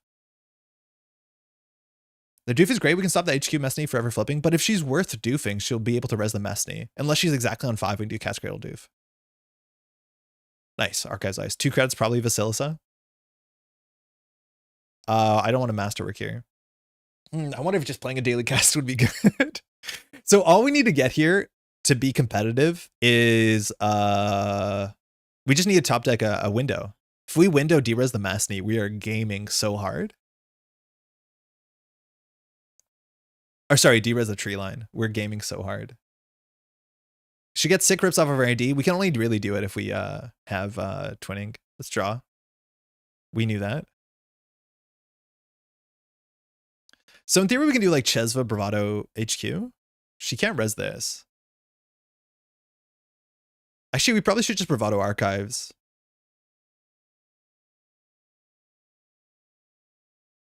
Yeah, we probably can just Bravado Archives and not make a successful run. It sucks because we are not hitting any of our triggers. We're not installing a thing this turn that cares about as, and we're not making a run. Why not Bravado R&D? Well, she could advance a card. The thing is, like, we're not going to get an access. I don't want to give her an advancement. And with Vasilisa, she probably doesn't pay for the advancement. So yeah, we could do Chesva, Bravado R&D. That might be fine. I think her getting advancement on this board state is probably not ruinous. Yeah, maybe that's fine. This is bad if we like maybe touch a tomorrow's headline. We're going to do Prog first. Sure, gamble twinning. Okay, so we're not going to install hardware. Amaku is better because if she reses a Vasilisa on archives, she's not in a good spot. I want to give her the ability to do that. This will give us just enough credits to be cryptoed. We know the bottom one is the upgrade. Arella. Oh, sick. Okay, well, no way we're trashing that. Treeline got to 7 advancements because we're running. Okay, Rashida, that's good. She's back in it. That's the first Rashida we've seen so far. Her hand has like 3 agendas at this point. We haven't ran server 3. I imagine this might be something. But I think on 4 credits, like all we need to do here is top deck a window. We need 20. Yeah, we need twinning on centrals. Because every turn now we can see 2 cards on R&D. And unless she's flooded, ooh, second ice. Like we can get through this remote server. Oh, wait, no, she can re-res tree line. That's fine. So that could be anything. She's on 4 credits. If we do first, she can res Arella. I think we start with a draw. Yeah, right. We knew that. I think we don't run this turn. Or we don't make a successful run. So we don't know the top of the deck. So we could do twinning, sure gamble, other order. Doesn't matter. And then run R&D last click and don't make a successful run.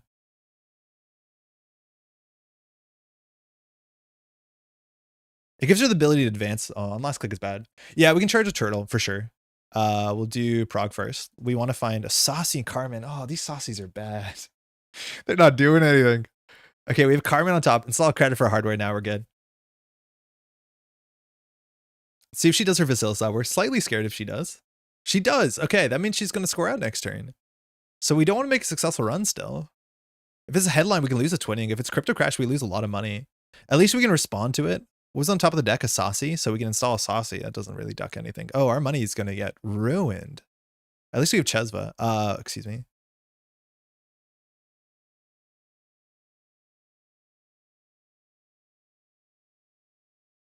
She can always score out a Crypto Crash, though, with the Remastered, but we want her to spend it. If she scores a second Remastered, we're in some weird Fast Events combo thing, and I think she actually is going to do an FA combo. On the basis that she's going to, like, Arella into Remastered into something. This deck might not be in crypto. It might be on the 2-1. Okay, looks like an NGO front. We didn't run server 3. We didn't run server 4. She might actually push agendas on the table, which I think is a pretty reasonable read for how we've been playing. If that's the case, we can. Now we're allowed to run server 4. If she pops an NGO front, we can diversion. I think that's reasonable. BO Remastered Degree Mail is likely to sweep. Yeah, I'm assuming she also might be on, like she has to give us a tags. Maybe it's to check us. I don't know. I'm going to check server 4 and then we'll diversion HQ. Saucy Carmen. Okay. We can put that on the way in. If it's an NGO front, she cracks it. She doesn't get a successful run. It's a clearinghouse. Oh, shit. Okay. Very cool. So now it makes sense that she's trying to hurt us. Okay. All right. That changes. That's why she's on data loop. So clearinghouse can do 2 damage here. With the remastered, it can do 3 meat damage. So we have to play around that. As long as we keep the Saucy on the top of the deck. Well, not the Saucy. It actually needs to be a hardware. What's behind the Saucy? A Carmen. I might have pinholed. This probably forces the pop of multiple things on the board. We can still pinhole. The thing is, like, we know this is an upgrade. I don't know what upgrade we want to deal with here. She's only on 3 credits, though. So if we run this, we have to break the tree line. So I think if we diversion now, the diversion is pretty bad. I want to get in here. We can do that by just eating their second boomerang, which feels bad. We break this for 3, 4, 5. We're down to 4 credits. So we probably run R&D C3, install the boomerang, run the remote server. Run back with pinhole. We have no reason to pinhole this. It doesn't do anything. Like, we think this is an agenda. So I think we run R&D break. We actually can run archives. Install the boomerang for free on this, trashing this boomerang. Then we don't see cards, though. Let's try and win this turn.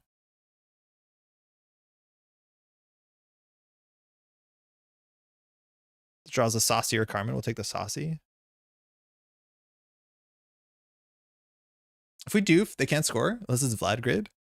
They can definitely score with the Remastered Edition, but I don't think we're worried about scoring. Like, if she spends to get an advancement, it's fine. We're not weak to Snare here. I'll see some cards. Okay. I don't want to run the remote server anymore. Okay. Data loop. Okay. So we run the remote server. She can add a remastered counter, which is 1, 2, 3, 4, 5, 6 damage. So we don't die clearinghouse. So I think we don't do anything here. I think we just don't do anything. There's no threat in the remote server that wins her the game. So we probably don't interact. We just twinning every turn. We know she's on Urtica from Project Steel. So this is probably an Urtica and she can always move remastered over. The most damage we could take is 4 damage. Yeah, this is Beal or no Beal, which we just want to play conservatively against it. Running archives makes sense. Running HQ makes sense. The problem with the data loop is we die into clearinghouse, so we shouldn't do anything hastily. Oh, Window Saucy, that's nice. If we click to 7, we lose all our money to Crypto Crash. If that's the case, we can at least hit the prognostic button. That's okay. Not much we can do about it. Lacosta cohort clearing Galaxy Brain? Honestly, yeah, but we know she's on Vlad, so it's very unlikely she's on Lacosta. But this is where, like, business as usual. You put 2 advances and you just keep pushing that button. You can run it with Whoop, yeah, but if it's Nerdica, we lose. And I don't think we want to lose when she's on 2 credits and 2 points. Purge, nice, okay. That's totally fine with us. So now anytime that we run, this can be a problem. So if we have enough cards in hand, which would have to be 3 plus 2 plus 2. So we have 7 cards in hand, we can go and touch this with Pinhole. I don't think we do. The problem is like running central servers is annoying. Windows Saucy? We could Windows Saucy HQ. I'd probably do Windows Saucy HQ, yeah. Again, we have 1, 2, 3, maybe 4 agendas, and we've gone through 30 cards. So there's probably agendas on HQ. I think we Windows Saucy HQ. She has to re-res, so we get 3,000 credits. Let's draw once for hardware. Because we have no way to use the twinning.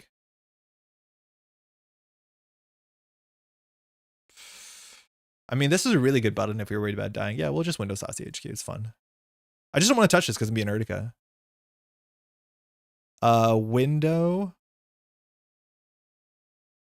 Top 2. Alarm clock could appear. Oh, that's really good. So now we can install alarm clock.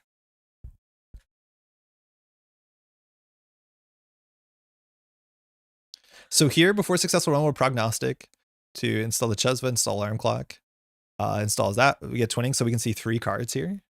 What do we know about the hand? We know 2 cards in the hand. She might have thrown one out by now, though. We should run archive sooner than later. Shipment, that's what we knew. Data loop, we knew. Stoke, nice. Oh, Stoke makes sense. Good game.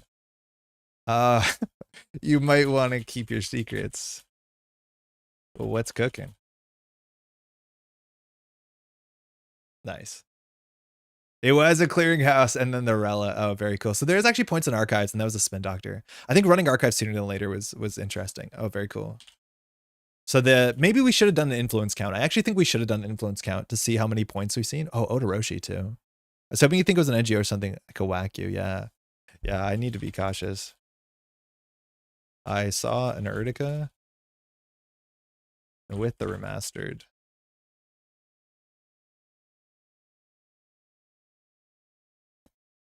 Yeah. Yeah, for sure, tricky. So the idea is like at any instant speed paid ability window, you can move the remastered edition counter, which means after the runner commits to access, you can add a remastered edition counter and add to Pravdivos counter. So every Urtica just does 2 more damage, which is a lot of damage potentially. Hey, thanks, you too. Someone's been watching a certain Metropole Grid Gateway deck build, eh? I don't know if we did this in Gateway. Oh, like just in system. Oh, sorry, in Gateway, yeah. And so then you build the fork. I don't know if we don't run, we die. And I'm assuming also there has to be checkists in here because she's like clearly playing with, and she actually kept both of them. Like her hand has 2 copies of Shipment from Flidisaburst. So she's really incentivized killing us. Yeah. Do you see it buys you a whole turn to ignore the clearinghouse? I think we had to unlock. Yeah. Yeah. Once she gets us to 5, we have to class act that turn. But at that point, it's like, it's up to her to be able to afford to keep advancing this. But it's still, once it gets to 6 counters, it's like really, really hard for us to pinhole it. So we have to either win that turn or do a 50-50. So we probably just want to continue to see cards.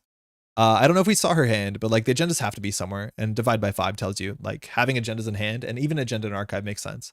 I think we should have ran archive sooner than later. And on this turn, we probably would have after this run just to charge the Amakua, seeing where the advancement went.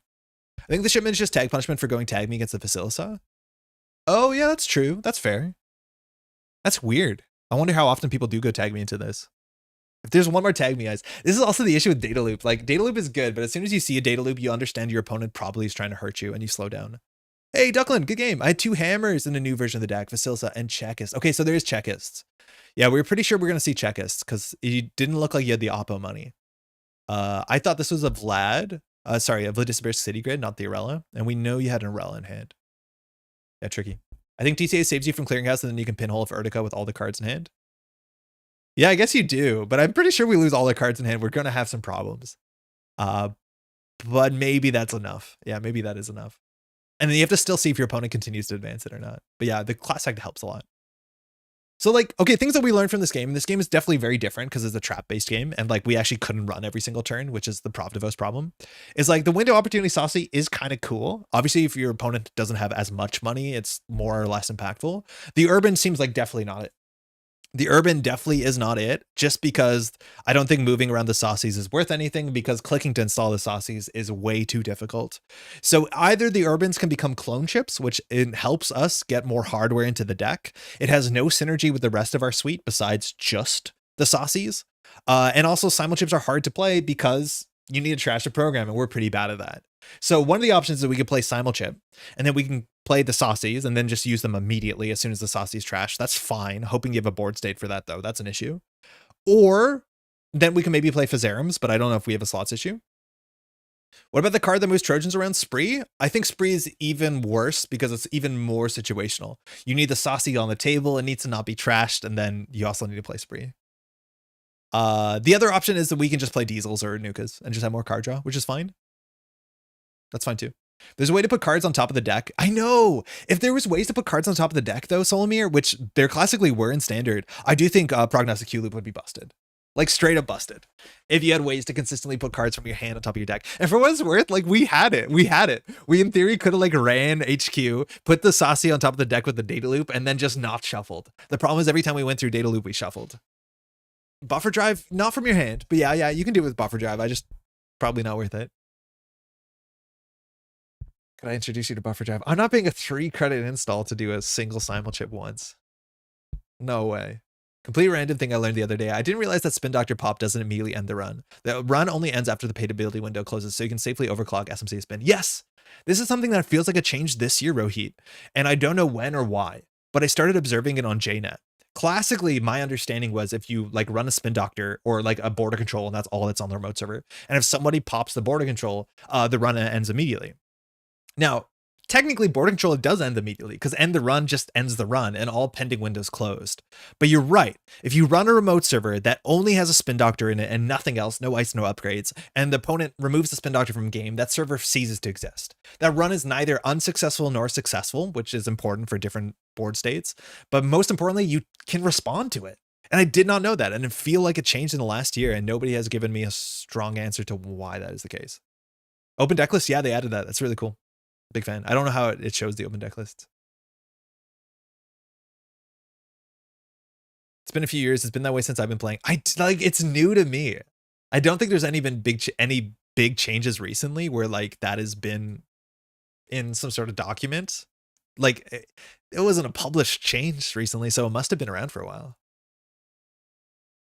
But it's important to know that like you still get punished by border control because it technically ends the run, and that's incredibly important. But if the run fizzles or the server fizzles, you can at least finish the window. Okay. Prov again. Great. Hey.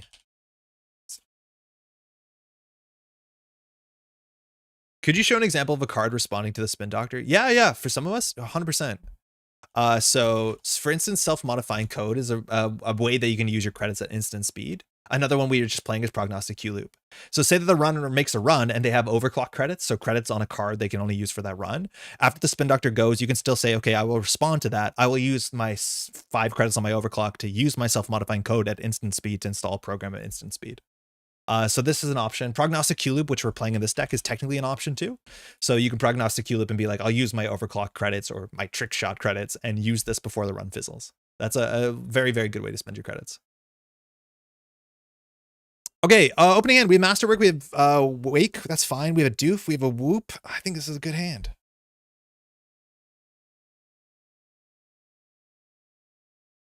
Yeah, so often do you end up, when you're running the remote server, if they have a border control, they would ask you, do you want to do anything on priority? Because when you approach the outermost ice, the runner has priority because they're running on their turn, which means they can do all their paid ability window stuff at their speed. If that's the case, the corporation has to be very clear, because as soon as you pass priority to the runner can res, pop. Sorry, the corporation can res the border control and just trash the border control, and that actually ends the run. All right, they got 3 credits. We have a Doof. We can just like Doof them. It's hard for them to duck 8 credits. What's the most they could duck? Theory, the Res of Sand. But this looks like it's just going to be full goblin traps, which like, okay, it's not my favorite. We don't make a lot of good ideas, and we'll probably die to Nerdica at some point. Wake is good here, but I don't want to take cards out of hand. So we probably, what's the order here? I think we just do Masterwork for options Doof. Not having money is pretty bad for a trap deck, but none of the traps really take credits to fire anymore. Doof with Wake. I don't know if I want to Wake, because I want to touch one of these cards, and if it's an Urtica, that's 3 damage. We're not in a rush to get multi-axis, we're in a rush to control the game. Because now if we run server 1 is 3 damage, right?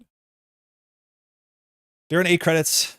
I don't know. It's JNet casual. We're just gonna touch a card and hope for the best. This either could be like 2 tags, and we could just flatline because we don't have enough cards in hand. No, we do have enough cards in hand.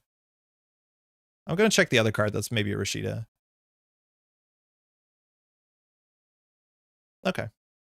Probably NGO? Yeah, maybe. Spin Doctor. I don't want to trash this. They're not getting good value from it. This allows them to fix their hand, though, and it looks like they're opening. Did they mull? They mulled, so maybe we trash it. Okay, we have Sure Gamble to bounce back up. If they score a Crypto Crash, we're in a bad spot, but they're also financially Crypto Crashed. Oh, sick, BAU. Oh, cool. Oh, that's fine. That was flashy. It didn't do that much, but it was definitely flashy, which was really cool. So now we're just going to get counters and run HQ. That's really cool. That's the sort of combo we were trying to build in the last deck. So we have to deal with Vlad Grid sooner than later, but they're only on 1 credit. They got 2 points out of 9 cards so far, so we're just going to do Sure Gamble Wake, hopefully hit the window. In theory, we're going to do the Wake damage first. Nice. Oh, we got Missbones. That's great. And so now we can run HQ, just get charges. They got some problems. We don't have to deal with the Vlad Grid until they have slightly more credits. I don't want to install a Boomerang. Trashing that means they don't have it in hand. We'll just run back. This is going to be a really awkward steal of a Degree Mill.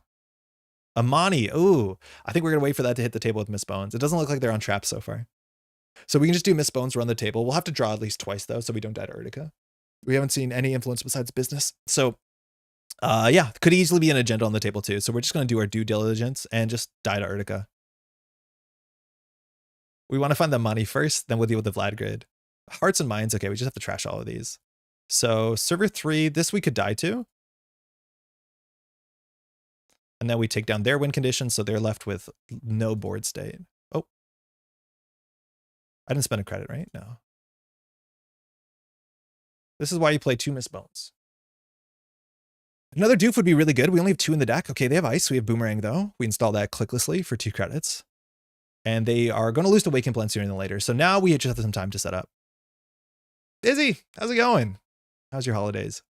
Twinning? Okay, a bit overkill. We don't really need it. We want to find our next Missbones. Chesva's fine too, because we can Chesva HQ. They've gone through 10 cards, so maybe an agenda in there. We could run here. The advancement, not super important. This might be a fine turn to take off. We can see 3 on R&D. I kind of want to have cards installed, though, to deal with Degree Mill, because this is an awkward Degree Mill. We maybe do Masterwork Missbones. We definitely would do Missbones. I'll keep a credit on Missbones for Degree Mill. We'll try and keep that in mind. It was very good last game. We played like 3 Missbones, I think, or had Axis. Unless maybe Checkus. It could be Checkus, but at least we're taking tags when they only have 1 credit. What else did we see in hand? Another Vlad? Okay, so now it's probably tags or damage. I honestly don't care about this hand that much. Why would they do that? NGO front, maybe? I think we're just going to check both of them. So the most we can take is 4 damage. We can take a bunch of tags, though. That we good. Build your own mitosis, yes. And it's even better in Prov. I'm kind of looking forward to the FFG cards rotating, but Missbones feels like an important card to replacement. It's not only Missbones, for what it's worth, every single advancement trick in the game goes. Every single card that allows you to help you trash assets rotates. So we're definitely going to see some other stuff. So I'm assuming that this is an NGO front. Fig. Okay, well, you can't have that. Is it worth keeping a Missbones around to deal with the Degree Mill? I think it might be. I mean, okay, we'll click for credits here.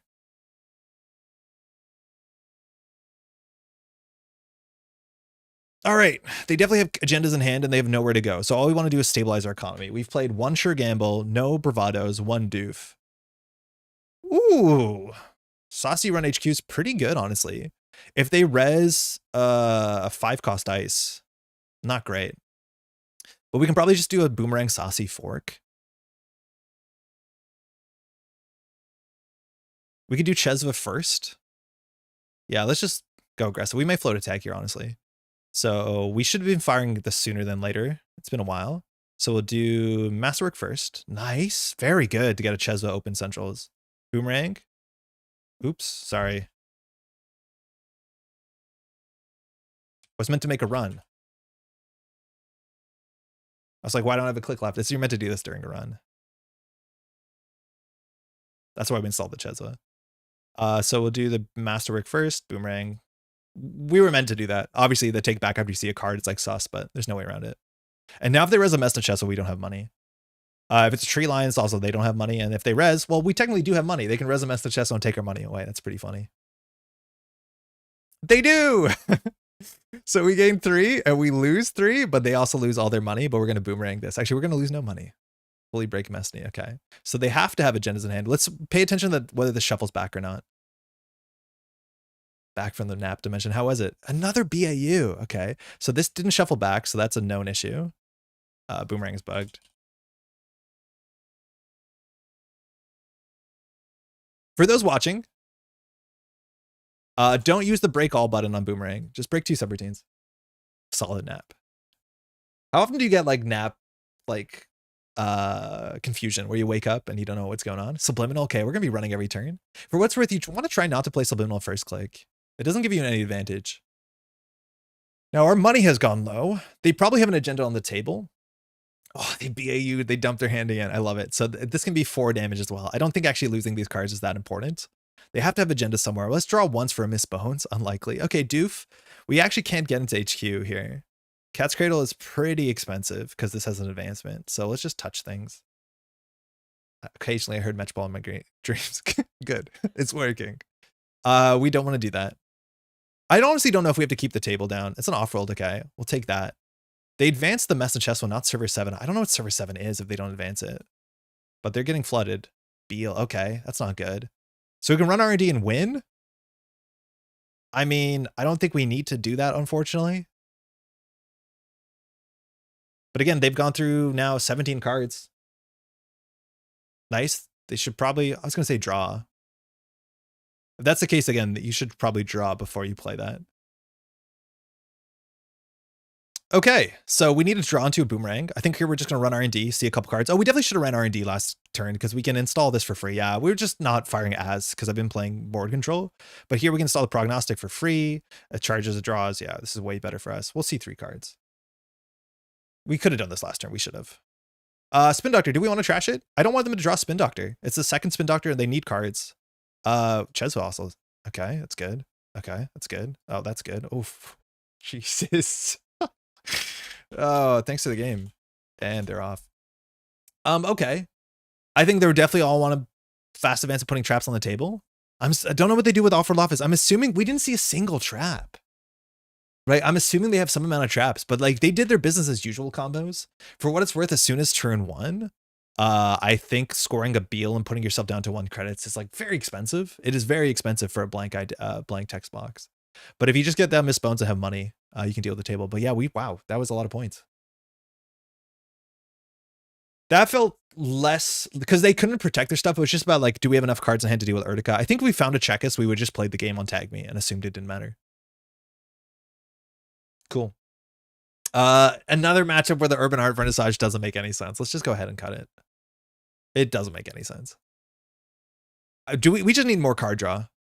Like, let's just try and do another Nuka, and then do we play a Diesel, or do we actually play like a Baya Bands? The Miss Bones play makes me think twice about playing acid decks. This is why I play 2 Miss Bones, to like disincentivize people in a public forum for playing acid decks. Now that R+ is gone, looks like everyone's trying to figure out Prov for the next meta, looks like. Well, I think Prov is like, and I mean this like tone neutral, is like a very JNet casual deck where like it puts advancements on your secret cards and people really, really like that. Whether we see that in competitive tables, I'm not sure if what you see on JNet casual is going to like really reflect that. But I do think like people like Prov and getting an excuse to play Prov is good. People like that.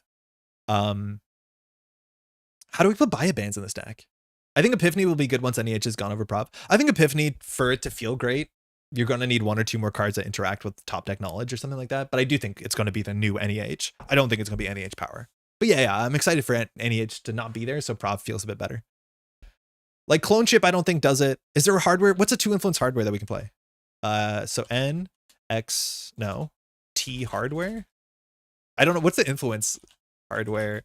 Z standard. What's the influence button? I'm gonna say it's 2, but it's I. It's not I. I don't think we need DZ. We've installed like no programs.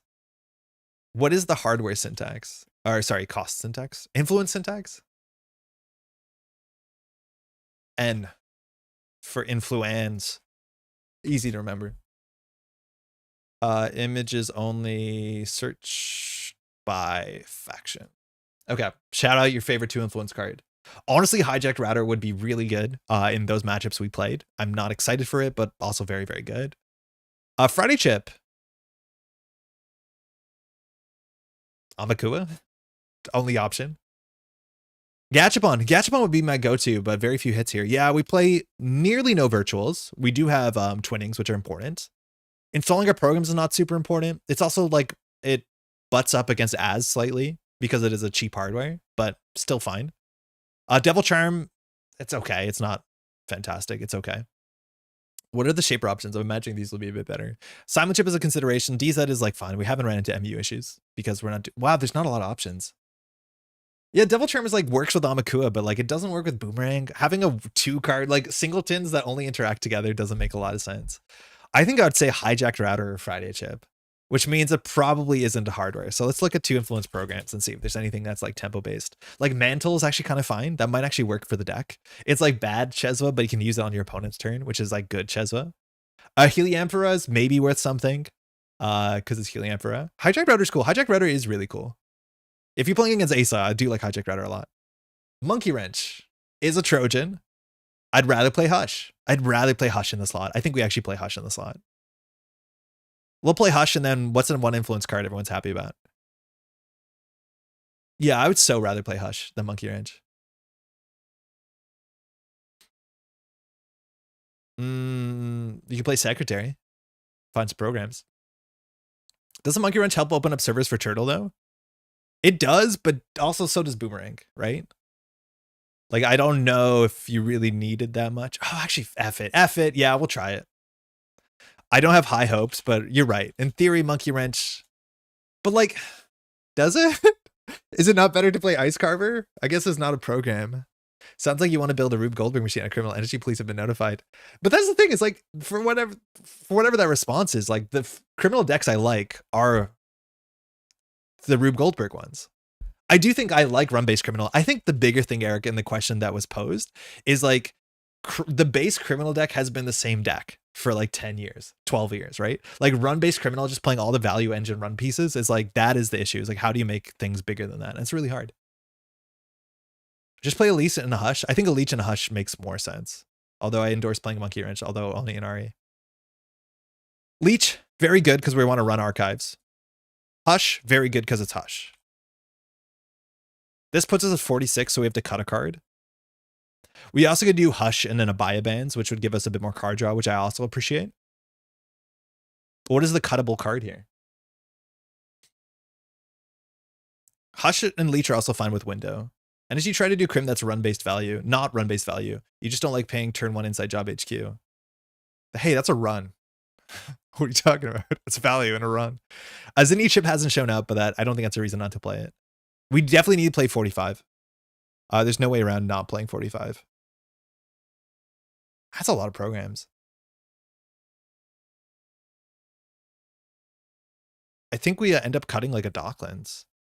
It's been good, though. I want to play more Alarm Clock. Just to test it, but like it's very cuttable in the deck. It's not super great. To some extent, it's every faction is about building Rube Goldberg machines. They might start to feel similar to each other. Well, it depends if the machines are different. Right? Like in theory, a corporation is a Rube Goldberg machine to some extent. Like you have to build a specific board state for you to win the game. Now, obviously, just installing cards is a board state, but like I think people want their cards to have synergies that make them feel like they made clever decisions, both in deck building and in playing. I would cut Alarm Clock. I would too, but I want to play it. I want to actually install it in a game and see what it's like, because I've played Alarm Clock in like maybe 3 games ever. You know, it's a hard cut when I squeeze a lot, and all I can think about is 1 Doof, 1 Carmen. I could see us cutting Carmen for Revolver. cut a gamble? No, it's been really good. Our deck has not enough money. Like, I hear you, but our deck has so little money that having the gamble actually makes sense. There's a chance that having Nuka will actually set up some of our like saucy combos a bit more, so we'll have more money out of less econ cards, but if anything, it might be the Zenith. Yeah. Okay, every time that we draw the monkey, what's it called? The alarm clock, we'll have this like game that we remember. Would we be happier if this is a Zenith or a monkey wrench? And wow, Zenith or an alarm clock? And which one would we actually install? I personally demoed for last night. Describes the corporation as playing a game of tower defense, and they weren't wrong.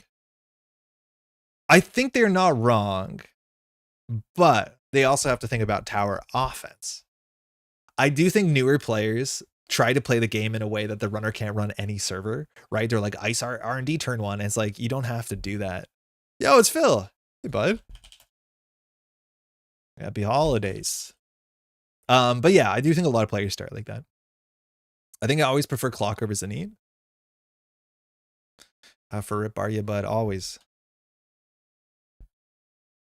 Let me take Lumina. Nice HB matchup. I like that. If you don't know, this is Phil from the ShadowNet. A nice Canadian player out from Alberta. I haven't been in Alberta in many decades, but I was born out in Edmonton, and I do have some Wild Rose blood. So we'll see how that takes us. Sports, nice. All right, going fast. Opening with twinning, pretty good. Opening up with 2 twinning, I don't know about that. No luminal is going to slow them down a whole turn. Good old Limes signed card. I don't like this hand. It has no early pressure. It's hard to do for sports. Phil capped. That's a bummer. We gotta hit that button. That's fine. Ask him about Bake Off 2023. He knows. We made fun of him at Worlds. Okay. Cards on the table.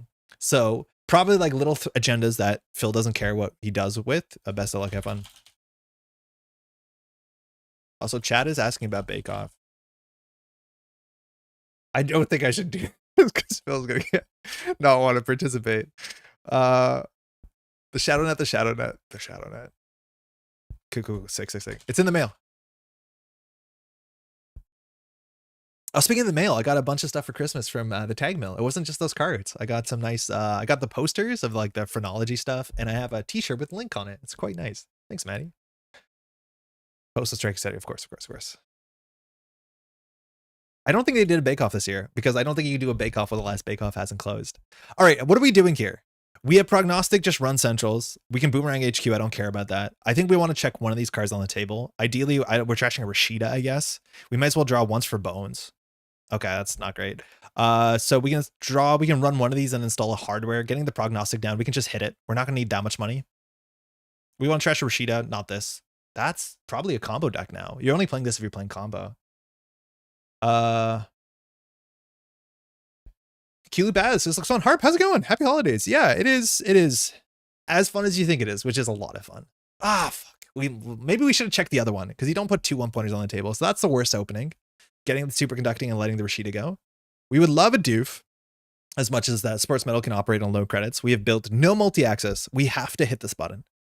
If this best case scenario, this hits our console, we have a 1 in 13 shot of hitting our console. Not great odds, but we'll just take it. Greasing, can't flow tag. I think we might be struggling for agendas with a luminal ban. They could play superconducting. Okay, icing up wage workers is really cool. I was going to consider boomeranging that. With this, we just have to keep the table down. I'm good. It's a paladin on top of the deck. Bummer. All right, we'll draw the paladin. So we can do paladin, run server 4. Gives us a credit sooner if it's an agenda. I doubt you'd put an agenda on the table with wage workers like that. What can Phil do with wage workers next turn? Like biotic quad advance from hand? Oh, we drew all our breakers. Literally every breaker. We don't want to install breakers in this matchup. We definitely shouldn't have got paladin down. I don't think this click. Top 2, saucy and prognostic. That's good. Spin doctor. Okay. So this is technically the window where Phil can remove spin doctor from the game, but our run won't end. So we can still use prognostic. This matters. Action.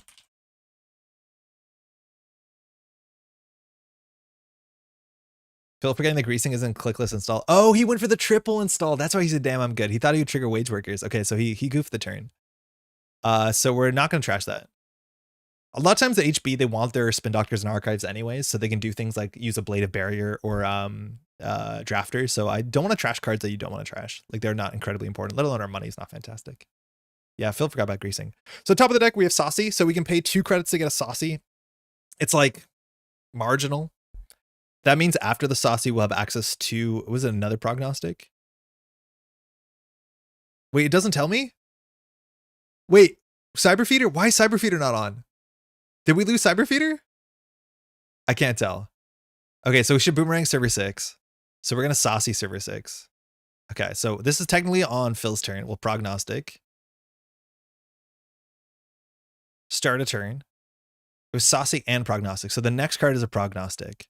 Okay, our money is butt.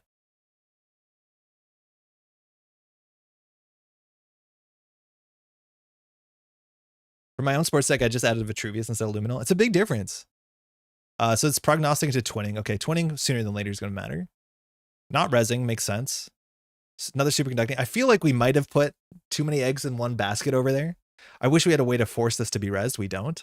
I want to check server 5 in case it's a Rashida. Running HQ at some point sooner than later matters. We need a draw. The prog on top of their deck is pretty bad. The boomerang's pretty good. This was the worst ordering. Okay. So game changer is going to be a problem. We're stealing a lot of agendas. Last click, that's why you want to not draw. You want to run first, because if Phil draws, there's a risk we can run HQ. But when we do it last click, Phil can just draw and know we're never going to touch those cards this turn. Paladin's eating well. Biotic, okay, she's going to go for the quad advance. So let's see how bad it is. Stall, advance, advance, wage workers, advance, advance. Like, if this is an off-world, do we care? Isn't Game Changer banned? Oh, you're right. I mean Fast Break. The one that isn't banned. Midnight 3? Okay, we have to run HQ this turn. Does anybody remember what's on top of the deck? Because I'm useless without Cyberfeeder. I've offloaded all the mental load to Cyberfeeder, and we don't have it. I'm going to assume we can install it. It's a twinning. Wait, I knew that. That's fine. It's a twinning. Okay, so now he has all the cards in the world in hand. We need to run the hand. The problem is, well, it's a lot of problems. He just wants to yodel? Hey, man, never mind. I knew that I should have spent the credit there. Okay, so we can run HQ. We can install Saucy, run HQ.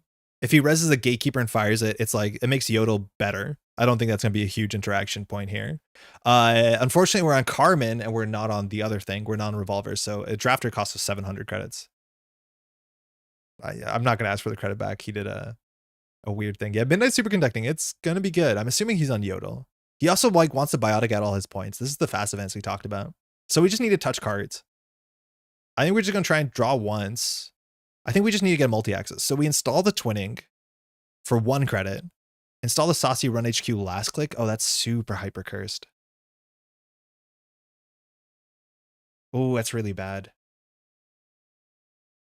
So we should run HQ here. We need to get the twinning down sooner than later. And then I think we'll just see the top 2 of R&D. We have to get this down. We can't use the Paladin credits or we won't charge it. So we'll run R&D and we have to hope at the top of the deck. Because we can install Saucy there, but if this is a drafter or a ablative, firing it last click is the worst thing we could do to our board state. So we need this. Oh, that's so good. Masterwork on top of the deck means we can fire the prognostic. It installs this for free, which gets a twinning counter, which draws a card. We have a Chesva in hand. We have no money, but Paladin Poemo might eat a card here. We can still install the Chesva. So I think we'll see 2 cards here. Greasing, Ella Vigao. Okay, we're on game point. We couldn't steal Ikawa there. Drawing more cards. Twinning for 0. I don't think so, Harp, just because it eats our twinning charge. We need to get twinning charges, but almost. And so now we can install Chesva to Paladin, and now maybe this is all we need. We drew all our programs, and as you notice in most games, we don't want to install our programs unless they're Amakua. So Greasing and Biotic went back, so he drew a different card. He's only on 8 credits, and he hasn't yodeled yet. As long as we access with a click and 2, he might be on 5/3s. There's a chance that he isn't, and we just want to get as much multi-access. So unfortunately, we can't afford to prognostic this turn. Red level, red level. Okay, he's going to play 3 events. Oh, he can combo. He's going for a combo now. So he played red level, clicklessly. He probably has a, what's it called in there as well? The neutral subliminal. And so he can get like a 7 to 8 click turn to fast events here. The issue is he doesn't have money unless he yodels. There he yodels, so he's on 17, and now he still has 3 clicks, and wage workers can fire again on triple install. He could biotic triple advance. Sudden commandment, okay. So he can win this turn, I think. Yeah, this gets 2 clicks back too. Yeah, I think we lose.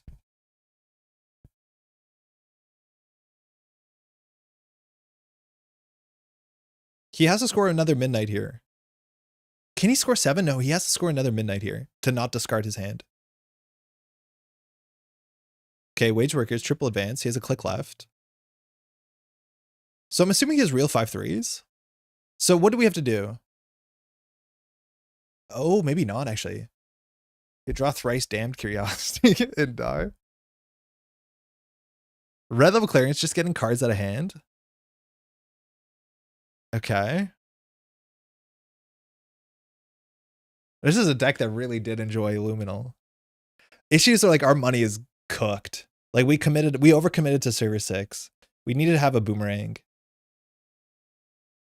Greasing. All right, we're getting another. Is Wage Workers going to fire 3 times this turn? Vitruvius with no counters? Wait, what? So one of these is a spin doctor. Huh? Okay. Swear he played 5 RLCs. It did look like that. I think he played all 3. Yeah, he played all 3. It's a sudden commandment, a yodel, and a greasing. Thanks. Issues are money's bad. So we think one of these is a spin doctor. As long as we install a card, which we can do clicklessly, we can get points. Wage Worker only fires the first time for each action? I think so. Yeah, taking that action. So you can't do it twice. But it's easy to fire it in like triple install, triple advance, triple event, which is I think what happened. Maybe not the triple install. It looks like it could have. Thinking, okay, so we need to at least see 2 cards. If we have the Cheswick credits, we can at least steal an Ikoa, which is good. I'm tempted to run archives first. I'm not sure if Phil would have discarded agendas, but like we probably lose next turn. He needs to spin doctor back in, I think his greasings and his RLCs to be able to fast advance out. But like the wage workers was the most important card. This is turn 5. Yikes. We don't know anything about the top. If the top is a boomerang, we can contest HQ. That's the best case scenario. So we have to just plan our 4 clicks. We need to get money. So we can always run, install the prognostic for free, get a twinning, get a card draw. I think it starts like that and run archives. R&D first, then push for a spin shuffle. Yeah, we could do R&D, archives, R&D. We see 3 cards maybe. I'm hoping that Phil forgets that we have Chesva credits to deal with. Oh, sorry. That we forgets that we can steal Iqua. So here we'll do Masterwork first. Oh wait, no, this is also not right. We have to actually spend a click on this, or we have to click for credit. No, we have Paladin. We're good. Rip to hitting 3 nightmares. So we'll run R&D. We'll Masterwork, install the prognostic with the Paladin so that we keep the Cheswa to steal Ikoas. Now we can see 2 cards. We have a window, which is not great. So we can see 2 here. All right. We went on a 2-pointer. We found all the hubs. Our hand size is 10,000. Wage workers on the top. Phil drew, very importantly. Phil drew. We still don't have a way to run HQ. Hey, did prognostic not fire? Oh, we did the order wrong. So prognostic, we didn't trigger the first prognostic, so we don't actually know the top card of our stack. But if we did the prognostic trigger first and then the masterwork, we would have known the next 2 cards on our stack, one of which we drew. So because this copy prognostic wasn't installed at the start of turn, it didn't trigger. So we actually made a mistake that cost us the ability to know what the top of the stack is, which is actually pretty important here. So we can always run archives and hope. That's not good. But that's all we got is run archives and hope.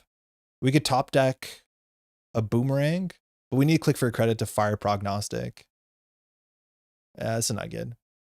He might not win next turn. Uh-oh. Magna Drafter. Seamless? Seamless. Cool. Are there agendas on the table? I don't think so. I don't think he needs to put agendas on the table, so why would he? Okay.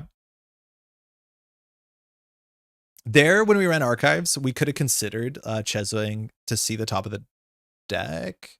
Saucy HQ, Poke HQ. If it's a Blade of a Barrier, we lose the game. If it's a Drafter, we lose the game.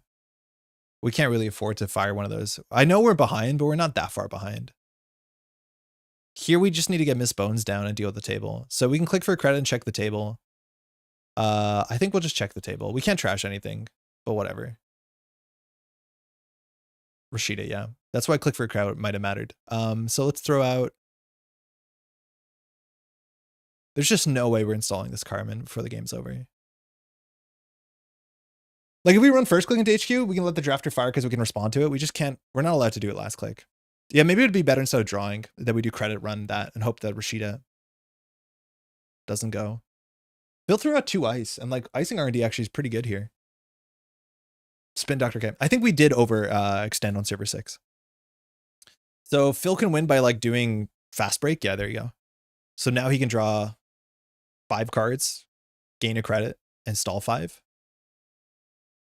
And then with that, it's pretty easy to close the game out with Audacity or Biotic. Especially because fast break into Biotic into any event is really good. Big Deal could be as well. I'll be surprised if he's on Big Deal. But yeah, Big Deal. Yeah, we could lose to Big Deal. I don't think we need to, though. I think we lose to Biotic Labor. Yeah. All right, just too slow. We just overextended with our boomerangs. I think we should have face checked into this without spending the boomerang, and then we could have forced him to res the ice, and then Saucy might have fired. It's not over? Oh, he's just going to score out an Elevagao. Cool. GG. All right, that was fast. We only had like 20 clicks. We didn't play it perfectly. Yeah, we had 20 clicks to win the game. We got close, but we did not play that perfectly. Thanks for the game. I haven't played against a deck like that in a long time. I wonder what the other slots are. Yeah, that was turn 6. Yeah, Phil, like, oh, I wish I'd closed the tab. Can you reopen the tab? But the amount of clicks Phil took versus the amount of clicks we took, Phil probably has about 1.5 to 2 clicks for every click we take. We were too slow turn 6. Yeah, I need to go back on the VOD and see if I was not covering it, how many clicks the corporation took, because I think it was a lot. I like to look at that sports deck. I don't know if it's on a virus or anything. Clot's going to be a problem, but if people are not playing Shaper, yeah, this might do something. I think this sort of deck, though, is like potentially really weak to Anarch with viruses. That's the thing you have to watch out for. Like, this is the sort of deck that if Lou can set up and Lou can play Clot, like, you're in a bad spot. It's in the stats tab. Can I just find it? Like, after I close the game? Who's counting? Hey, Phil, good game. 34 clicks? Wait. No, there's no way that did the corporation take 34 clicks? The corp took 34 clicks and we took, we did some click compression. Like, I don't want to get that twisted. Like, we didn't fire prognostic well. This threw us off. But the corp took 34 clicks in 6 turns. Rip Luminal. Nice. Biotic counts for 3 clicks. Yes. Red level clearance counts for like functionally 2 clicks. But like, okay. All right. Great. It's wild. That's super, super wild. I think we actually were competitive. Our opening hand wasn't good, and I don't think we played it perfectly, but it was not like a super, super blowout. So like, I'm scared, but I'm not scared. Good game, Phil. Like, if you look at that and be like, that is unbeatable. No, you can beat that. 34 corp clicks to 20 runner feels wrong. We had more than 20 because we did prognostic and we have click compression on masterwork, so it's not as bad as it looks. This is why Phil's always telling people to just touch agendas, because you can then play sports metal and benefit from it. Yellow or green? Oh no. Yellow? I'm assuming green's gonna be Hyper Glacier.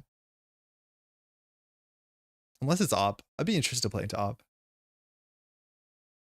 Prov again? Asmari, okay. This is the hard thing, is figuring out what kind of Asmari you're playing against. It's on 44 cards, so I'm assuming it's not combo kill. It's probably like economic warfare. I would laugh to Prov again. Thanks, you too. I would think it's Economic Warfare Oppo, maybe, or it's Hyperglacier. I'm assuming if the options are yellow or green, they're probably both Hyperglacier. So stoked when new toys Op might get in Dawn. I'm hoping that they get a border control back. I think if Op loses border control with no replacement, Op is like dead. If this is P, I laugh so loud. D, how's it going? Happy holidays. D, you know what's been a huge success in my household? Spots. I think I've played like maybe, what is the stats of games of spots I've played? And I only got spots in like maybe October. I have played 17 games of spots this year. Sophie and Isla spots is so good. It's so good. It's so good. All right, this hand, what do we have? We can play slow. Now, Asmari's going to be calling maybe hardware, but probably event. So if our turn is just like sure gamble class act, click for credits, it's like kind of sleepy. Now, Dawkins, I don't care about. Twinning early, I don't care about. Cat's Cradle. I'm going to mulligan this. It did not get better.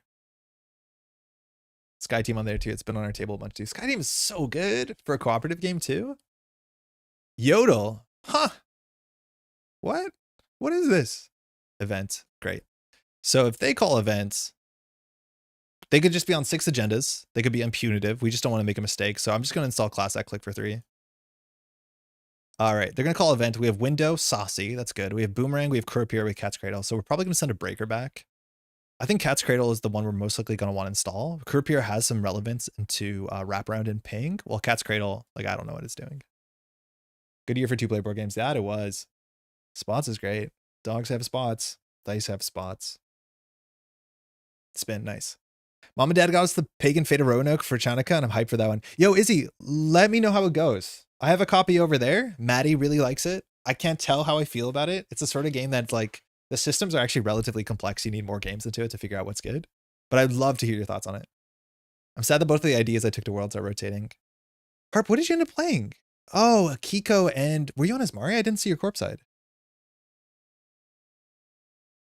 We picked up, just on the way out from holidays, the like little expansion for Sky Team. And it has penguin tokens in it with no explanation. Because I haven't read the rules insert. Okay, thinking. So we might just like slam a lot of events this turn because it's hard for us to generate economy. We can do Saucy Doof. Doof is pretty bad at Desmari because they only lose 3 credits functionally. It's still a 5 credit economy for you. So we could do Saucy Boomerang Doof, which again, talk about eggs in a basket. Penguins need no explanations. It's our whole turn, which if we get pinged, we get pinged. Bravado Whoop Doof seems good. Bravado Whoop Doof. I don't think you want to play Whoop unless a D-res is something, right? Why do you want to Whoop? Oh, Bravado Whoop Doof. Yeah, I'm okay with that. Yeah, that's actually good. Oh, we could have saucied first, though. They probably wouldn't have rezzed. Maybe we do saucy, but we want them to window. Yeah, face check Whoop Doof is more interesting. You can move for the first bit of text. Yeah, I know, but you don't want to. Spending a click and a credit just to... Yeah, okay. So this is the other version. So we just need to keep our money up. So we've already played an event this turn. So we're probably okay to do Boomerang into Doof. There's actually probably agendas in archives, and this deck runs at least 1 copy of Post-Truth Dividend. No, the 3-1 I don't know the name of. So we could do Boomer Doof. I think that's fine. They might deaden the Boomerang. Saucy when you whoop, yeah, for sure. So now we've already played an event. It's a Piranhas, so we got a bad publicity. That's really good for our deck. So now only a couple of these subroutines matter. So do 1 net damage. We like our hand. End the run. Don't want that to happen. We also get the Boomerang back, and this is a really good whoop target. So I feel like this is okay. So they can draw a card if he wants. This does set up a Your Digital Life, but not much we can do about it. All right. Spiteful Economic Warfare. Let's go. What other event are you playing this turn? Doof. Want to break the draw damage? It won't end the ETR then? Oh, was that a possibility? Oh, yeah, you're right. Yeah, we strictly did it wrong. If there are more cards, yeah, I forgot that they don't win on a tie. Yeah, we could have denied the card draw and then we wouldn't have a break in that. Yeah, that was strictly wrong. Strictly incorrect. All right, so we have Whoop Saucy. We didn't get our classic draw that turn. I do think there's events in archive, so I'd rather run Spin Doctor than to interact with agendas. They keep calling event.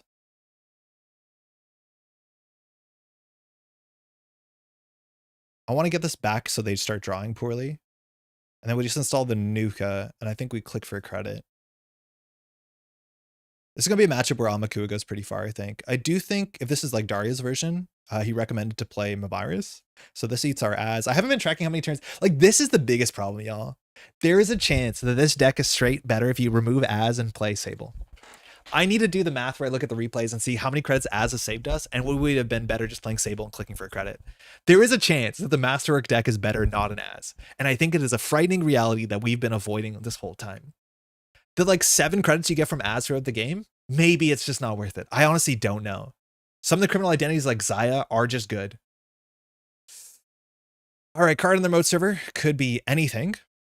I don't think we mind the face check into it. If anything, we could play the Kurapira and then run server 2. And if they res on 4 credits, they're likely to res a barrier. I think that's also reasonable. This does cost us money though, and they want to oppo us. They called event. Yeah, I think we can just run it. If this is like a rototurret, okay. As his ID is so weak, I wouldn't say it's so weak. The other ones are better. But like so far we saved 2 credits. We have bad publicity, so like I don't know how bad this can be for us if we're trashing it. Spin Doctor, okay, second one.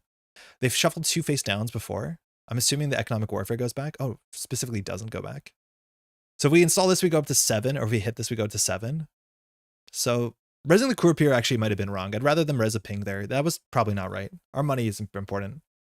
Az brings a je ne sais quoi that buoys him above the text on his card. It makes you confident that playing the Masterwork deck is something you can do.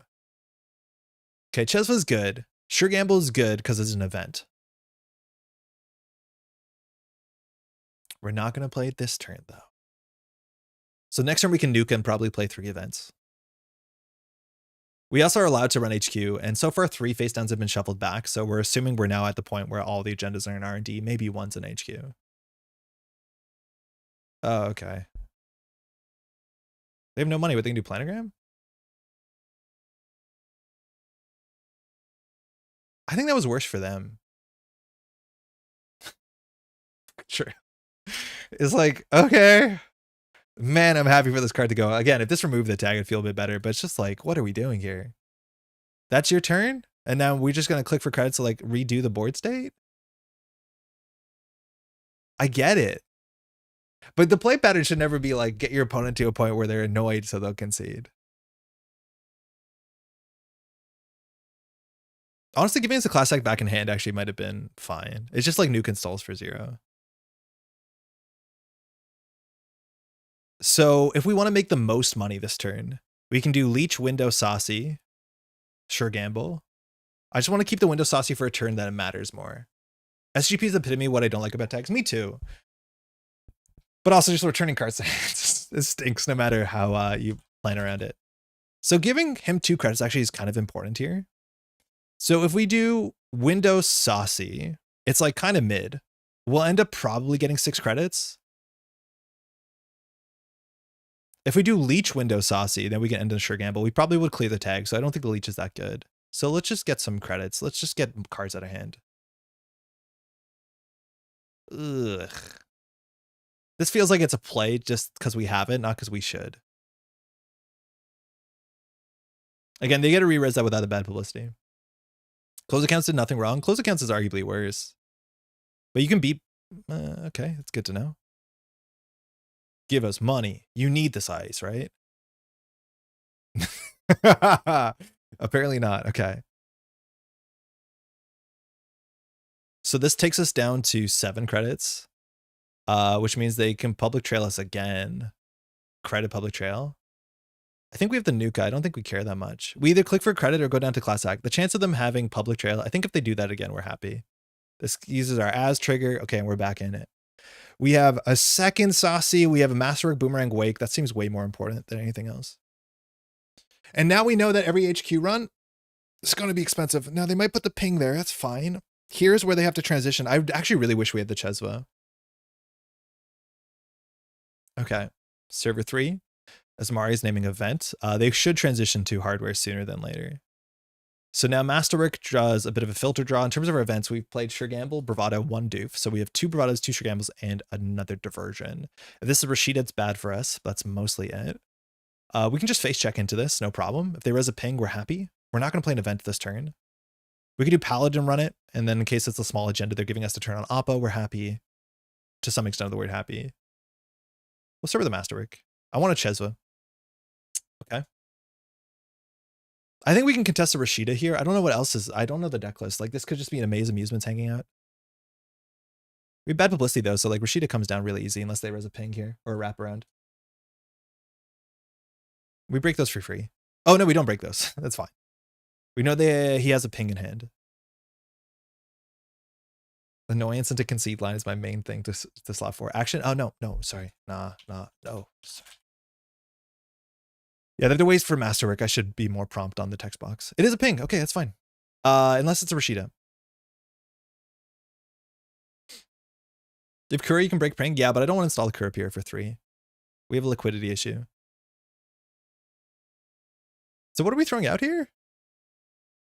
I think like Wake and Twinning are both pretty bad into the bounce plan, or even like Public Trail into whatever. Economic Warfare needs a successful run, right? Yeah. So not a Rashida. Seems okay. Again, we really want a Chesva. Just getting a Chesva would be good. Our economy is floundering. Now they're going for hardware. Sick. Okay, so now I think we Nuka. Okay. We have the Chesva, we want that. We don't really need the second Boomerang. If we run HQ and it's another ping, he's bankrupt, that's fine.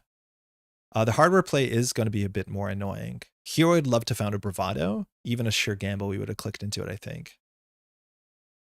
We don't really need the pinhole here because we're pretty sure that is an upgrade or an agenda. It's not a Rashida, most importantly. It could be a Holloman. Now we have too many cards in hand. Seems like Seamless Crypto. Oh yeah, it could be Seamless Crypto. I would guess that is what it is. But he doesn't have the credits for it.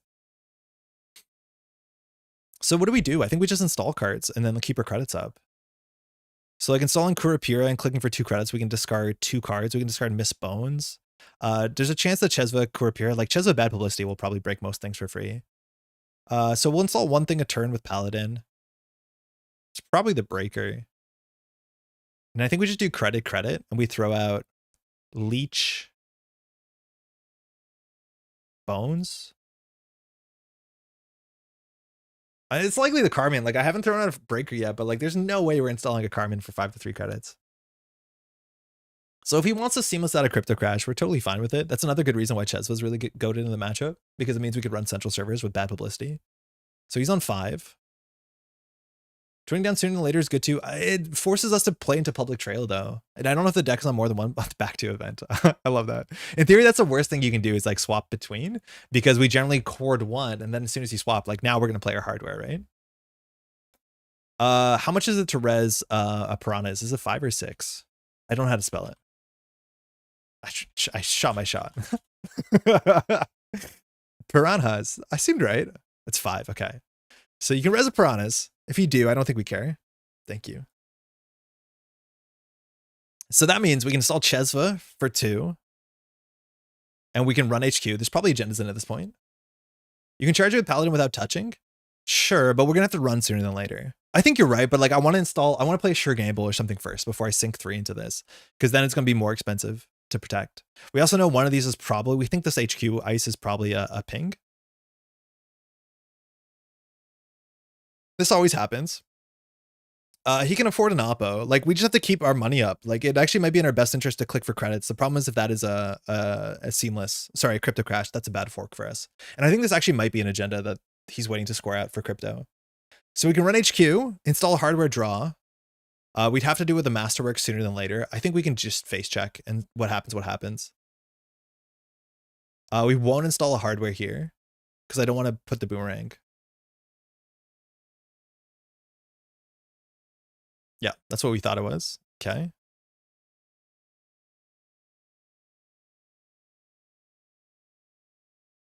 Yep. Okay. So we have to remove that tag and then we just do credit. It plays around Crypto Crash.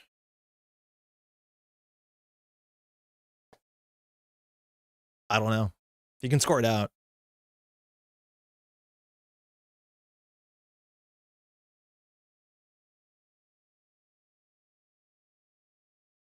You had bad pub? Yes. Yeah, you're right. We might as well use the bad pub. It's not going to matter because we're not going to run again. But yeah, strictly, it's right to use the bad pub instead of the Cheswa. Because you're not guaranteed. You could use the Cheswa on a different run. Yeah, it was last click. Functionally, like we weren't going to run again, but it's a good thing to point out. It's not super intuitive on Chainnet. I don't think we want a Nuka here. Again, I think he's just holding. I want to find an Amakua. Ooh, we're calling event. I think we install this running archives. If we find an agenda, we get oppoed, so we actually might not make a successful run. So I'm going to use the Chesva because we're not going to run again, and then bad publicity. Now, if we make a successful run, it doesn't actually do anything, but it turns on economic warfare, it turns on oppo research. This has to be a 4-2 agenda Tang has nothing to do with, or an Amaze Amusements cooking. So I think we just jack out here. It's unfortunate how many games we played today against NBN where the answer is like, just don't touch cards. But yeah, we don't want to touch that. Then I think we just do credit. And now first click, we can run alarm clock and HQ and actually see what this card does. Would we rather have a Zenith here? No, maybe not. Public Trail successful run? Yes, everything is a successful run largely. Okay, now we can just run the remote server? And again, then I guess we get oppoed? Like, this is the thing. Do we run the remote server or not? I don't know. Here we can run HQ for largely free. Paladin. Why not? I'd have scored the crypto a while ago and kept pushing. I think they have to. I think he's trapped here. Because now we can easily, like, put a boomerang, run this. But, like, how bad is oppo? This is the problem. Oppo's only bad if we find an agenda. So I think we make a run on HQ, and a minimum we use Chesva credits, right? Like here we can use the Chesva credits, install the boomerang, and run server 2. I think that's the cool fork here. Called event again. So we're going to get oppoed. It's okay. Unless it's threat 3, then it's not okay. So we'll use 1 paladin. We'll do the boomerang. We should do the masterwork first in theory. Bravado, the twinning. We'd rather have the bravado. And so all you. So if this is a terrible face check, we can bounce off of it. If it is, what's it called? Mess and Chesso, we're both bankrupt. So here we can actually take the axis, which I think we should, because it's free. Alarm clock feels good. That's a neat trick I haven't seen before. This game is so cool. Yeah, it's really, really cool. Okay, so obviously oppo and tags. So now if we run this server, it costs us no credits, and then we can just click for credits. So we could just bravado the remote server. Tang will be on 7, but we'll get more money for it. And again, we haven't spent a click yet, so we can just click for credits and say oppo S. And then we just do this like the attritional oppo gameplay, which everyone loves. But now this ice we get through, maybe he draws a card if it is another, what's it called, piranhas. He gains 2, but we're going to gain a lot more. Oh, Starlit Knight. Very cool. So that's more money for him. He needs this money. So I'm not sure. We won't fully break. Because now oppo is even harder. So unless this is some sort of weird ambush. So Kurapir we break with bad publicity. Headline. Whoa, okay. So we remove the tag and just click for 2 credits. In theory, we want to actually only click for 1 credit. So we should have drawn first. Because we want to play against around double economic warfare. So we don't want to be on 8. It's better to be on 7. So we'll draw once to get a filter draw. Oh, never mind. We got our filter draw already and click for a credit. All right, we can now transition to maybe closing the game out because we know what the remote server is. The Carmen actually lines up really well with Starlit Knight as much as we have to install it. And if we don't get oppo this turn, this 1 fewer oppo window. Okay. So we just do the same thing. We just run the remote server for free again. Wait, alarm clock is sick. How have I not played this in as? So event is being called again. So take clicks, Paladin Puemo, alarm clock makes a run on HQ. We install a piece of hardware, it'll be the boomerang. We're going to use 1 Paladin Puemo dollar and then bad publicity, which will install it. We'll masterwork first. We're going to get, I think, the prog. Then we'll install it on the Starlit Knight. And now that's so much value. Alarm clock Chesva is very funny. It's very funny. So this is an F2P, which is most of his money. So this has to be Rashida. We can double click through this, or we can pay 2 credits. Half of those will be Chesler credits if we want to pay 4 credits. I think we can afford to do that. We definitely don't want to double click this. So I think we're going to, oh man, the second Chesler would have been good. Clearing the tag, you might as well pay 2. We can't, well, we don't want to let the, so now we're going to jack out. I don't think we want to get an access here. Imagine clicklessly for free charging the twinning. Yeah, it's not bad. The thing is, like, at that point, if your twinning setup and all this, like, I think you're kind of okay. So now we run this server for free. We haven't drawn yet. So we could draw into another Bravado. He will get 2 credits, but I think overall that's fine. Never mind, we drawn this turn. Why have we drawn this turn? Oh, because of Masterwork. Whatever. So this is still entirely free. We can install Miss Bones, which means we trash Rashida for free, but I don't think Miss Bones can give us enough value. Here, the way we lose is economic warfare into small oppo. And by lose, I mean, like, maybe he scores an agenda. We've already installed the hardware. We didn't make a successful run for Carmen. It actually might have been okay to make a successful run for Carmen. Not seeing any econ after single audio is a mistake. Oh, yeah, that's rough. We could have actually used the clickless install here to install the prognostic. I think it is strictly correct to do it.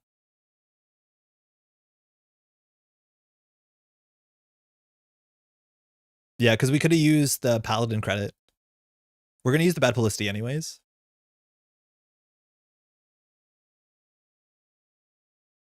No. We can at some point. We have bad publicity here. I've cut around as my newest version. It's the worst dice in the deck. You really think so? Crypto Crash. Okay, good. So Paladin needs to install something. So now we can install the Carmen for free. He's still in 0 credits. I think installing the Carmen for free is fine. It's a bit overkill. We could run R&D. We probably actually should just install the twitting for Paladin Puemo and just eat it. Just say, like, I don't care. Now we charge this, yeah, clicklessly every turn. So we can run R&D for a single. We can just click for credit. I just want to have money. Not having money is how we lose this game. We're in a very dominant board state. And now in theory, if we like run the F2P every turn. So we have to run this again. Okay. So I honestly don't know if we alarm clock. Why would we alarm clock the F2P? It costs us 2 credits. It charges this. No, I think we just run R&D if anything. What have we seen so far? We've seen no Rashidas. We could pinhole this, but that plays an event. So I think we run R&D. We install a boomerang, C2 cards, run the remote. So pay credits, install a hardware, we will. We'll choose the boomerang. We'll use a Paladin credit and a bad publicity credit. So that charges the twinning. We'll get the Masterwork draw first. It's a window or Masterwork. We'll take the, honestly, the window might not be it. We need a saucy to set it up, and Masterwork is just fine. We don't want to play events. So we'll put it there. 2 credits, you could res a ping. That's fine. Yeah, I think Tank should be calling hardware.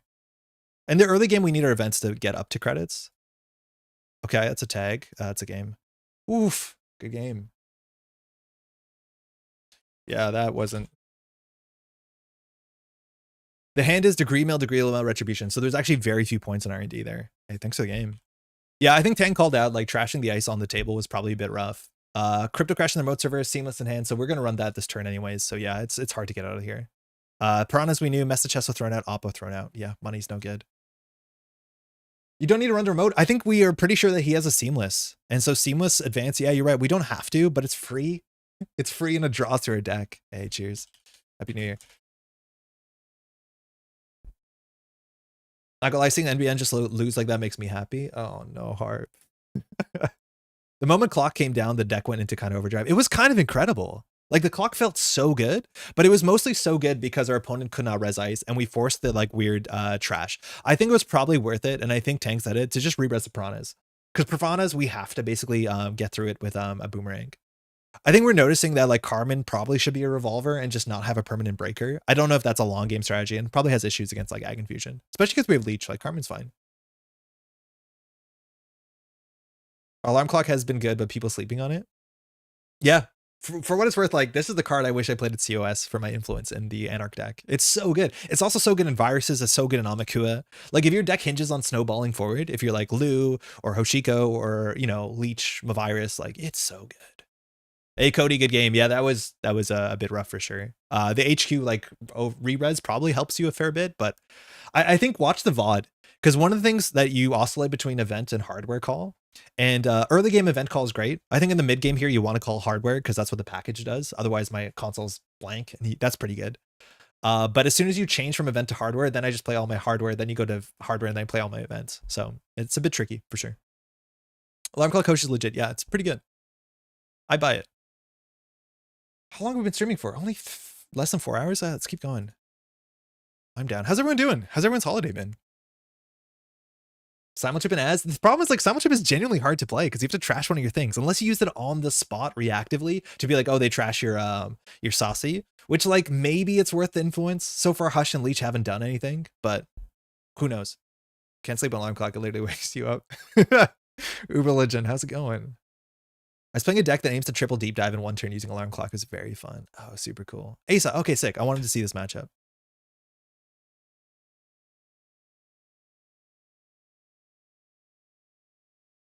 Speaking of waking up. Jai, get to bed. Have a good New Year, huh? Great since we were running a demo day on New Year's Day at our LGS. They're open on New Year's Day. Yo, that's wild. Hey, let us know how it goes. What are you doing? System Gateway, I take it? Have a great holiday, everyone. Hey, Jai. 2024 year is the year of Jai. Is 2025 going to be even bigger? There's a chance. Jai's, he's just generating power. All right. Our opponent kept. Our hand has Boomerang for early pressure, Saucy. The problem is these two cards are anti-synergistic. If you commit too many cards, they just don't res.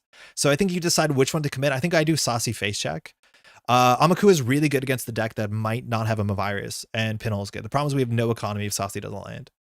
I'm going to mulligan this. Our best opening is like Miss Bones Boomerang, I think. Bravado in there as well. And a console. That's fair. Not fantastic, but fair. Just System Gateway. Yo, let's go.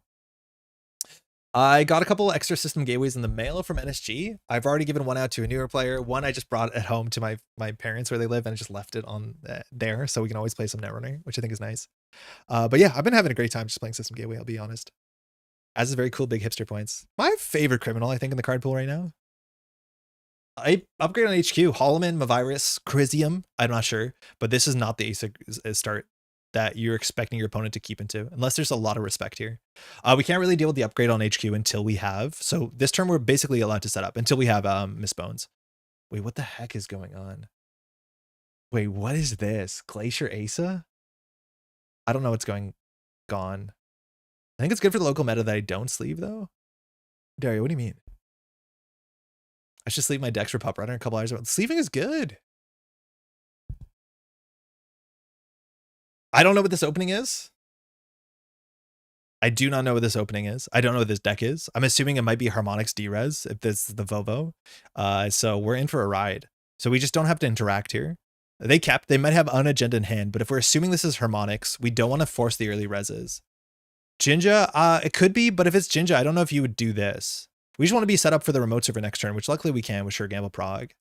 So we can always install the Prog. We always play the Sure Gamble. We can do that. It doesn't impact the rest of the turn. Let's draw. Okay, we have Boomerang Doof, which is nice. They only have 3 credits, and they're far away from a fully op. So we'll draw again. All right, well then, this is that. We don't have to hit the prognostic for tempo because we don't need it. I don't sleeve new decks because that's somewhat miserable. Oh, I thought you meant I don't want to use sleeves. That makes sense. I think I played like 2 games in Netrunner the past 2 weeks, kind of missed it. Yes, it's important to take time off. Like, this is a terrible thing to say, but like, it's really cool to take time off because then you come back and you're like, wait, this is sick. Sometimes you just need a bit of distance to realize that. Again, that's not a slight at Netrunner, but like I didn't play a lot. Well, I played System Gateway, but I haven't played like standard Netrunner in like 2-3 weeks, maybe, give or take. No, that's not true because we streamed 2 weeks ago. But like, I'm just hyped to see what standard looks like, if you know what I mean. I've fallen in a bit of a habit getting ill over the holidays, so I'm not in the state to think. Hopefully you're feeling better, Harp. It's a pretty common thing to do, unfortunately. The days are getting longer, though. That's the best part about this time of year. They're getting... Stop it. Don't gank me into your nonsense. Please build a board state. Please build a board state, HB. HB, not like that. That's not a board state. What do you think this is? Like, I just feel like we don't do anything here. I've barely played standard in like 2 months. Like, since Worlds? What is this? A new ban list? I guess. Yeah, okay. Yeah. I mean, I'm cool. This is mad into line. Oh, yeah, you're right. It might be. It might just be mad combo. But with one card in hand, we're not too worried. The question is, how much of this ice can Chicky Drake res? Like on 4 credits? What are we waiting for? I'm pretty sure like if it's next, not next, wave, like that sometimes snowballs a bit. But we want to run HQ here, not R&D, so I don't know what Vovo's doing over there. It might be 2 Vovos. Remoteless Asa? It technically gives you credits for essentials. I just have no idea how to play this hand into this. You know that other HB deck that took 36 clicks and 6 turns? I feel like this is going to be a bit slower. Speaking about a bit slower, what do we do? I would love a Bravado. I would send a Bravado, no problem here. Do we just face check to find out what's good? Like, what's click 1? Face check? We're totally off course. I have no idea what to do with this. Like, if we do nothing, it's like twinning Paladin. We throw out a prognostic, we click for a credit. Like, this is fine, I think.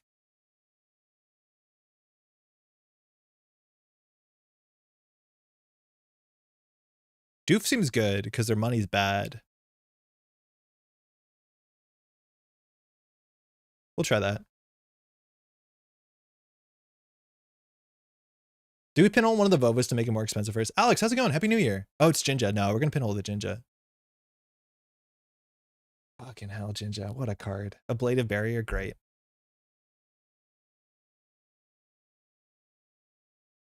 Gatekeeper. So what combo deck is this? Is it mad?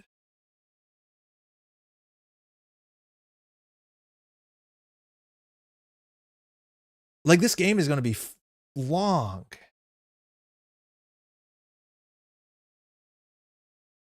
When you're stunned to be like, wait, as a corporation, your game plan, you can just do that? Nothing? And they're like, yeah. Okay, so this is a gatekeeper. This is an ablative. Kill this deck with fire. Yeah, I don't want it. I want to get off this ride. This doesn't seem fun. It's probably running as few agendas as possible. So it's like on 7 agendas, I imagine. This is where you get a ban list and people go way too deep into the deck. Running Archives, potentially getting a boomer on top of the deck might be good. Oh, we can't get it on top of the deck. It would be a 1 in 33, right? I think if anything, we can like pinhole the Jinja, but we probably should draw for a Miss Bones or for a Chesva at a minimum. Is this more or less toxic? Icy Hot's like totally beatable, but it actually does like build a game plan. This is just Jinja. We just have to like pinhole the Jinja and do nothing. We need to install something with Paladin this turn though. Masterwork Amakua. Oh, actually that's good. 2 Biotics mad and 2 end the line. I think so. They might just mad to like give you a lot of tags and not win immediately. I just don't see how this game is not going to be like another hour and a half. And I don't know if I'm in for that.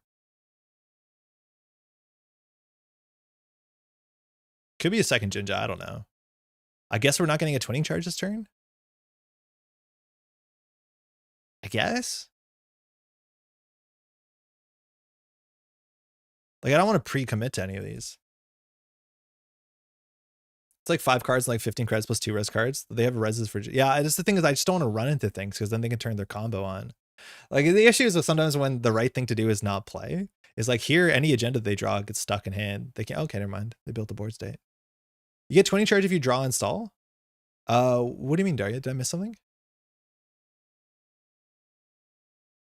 Okay, Vovo on HQ makes more sense. So we can run this. We know there's a Masterwork on top. Yeah, that's probably a Wage Workers or Rashida.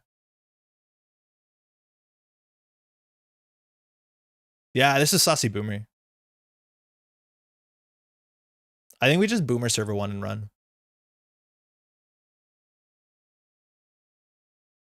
Funny if they res, it's maybe worse for us. Drafter's pretty bad here, let's be honest, because then the Jinja comes back. Tab away for stream. Yeah, I cranked. This did not go. I was excited for Asa, and then this started. So we know there's a masterwork on top. We could have done it on our turn, but we would have a money issue. Oh, it's a Naja. Okay. So we got money, which means we can double click through this. I don't know why you're playing this unless your deck is also running Eli on top of it. But maybe you just need as many cheap ice so you can res for the mad combo. I will double click through this. We're not doing that much else on our turn. We've done our once per turn triggers. We've drawn yet. But if this is a Rashida or this is a Jinja or it's, oh, Manigarm. Okay. So we can't deal with this. Are they building a remote server?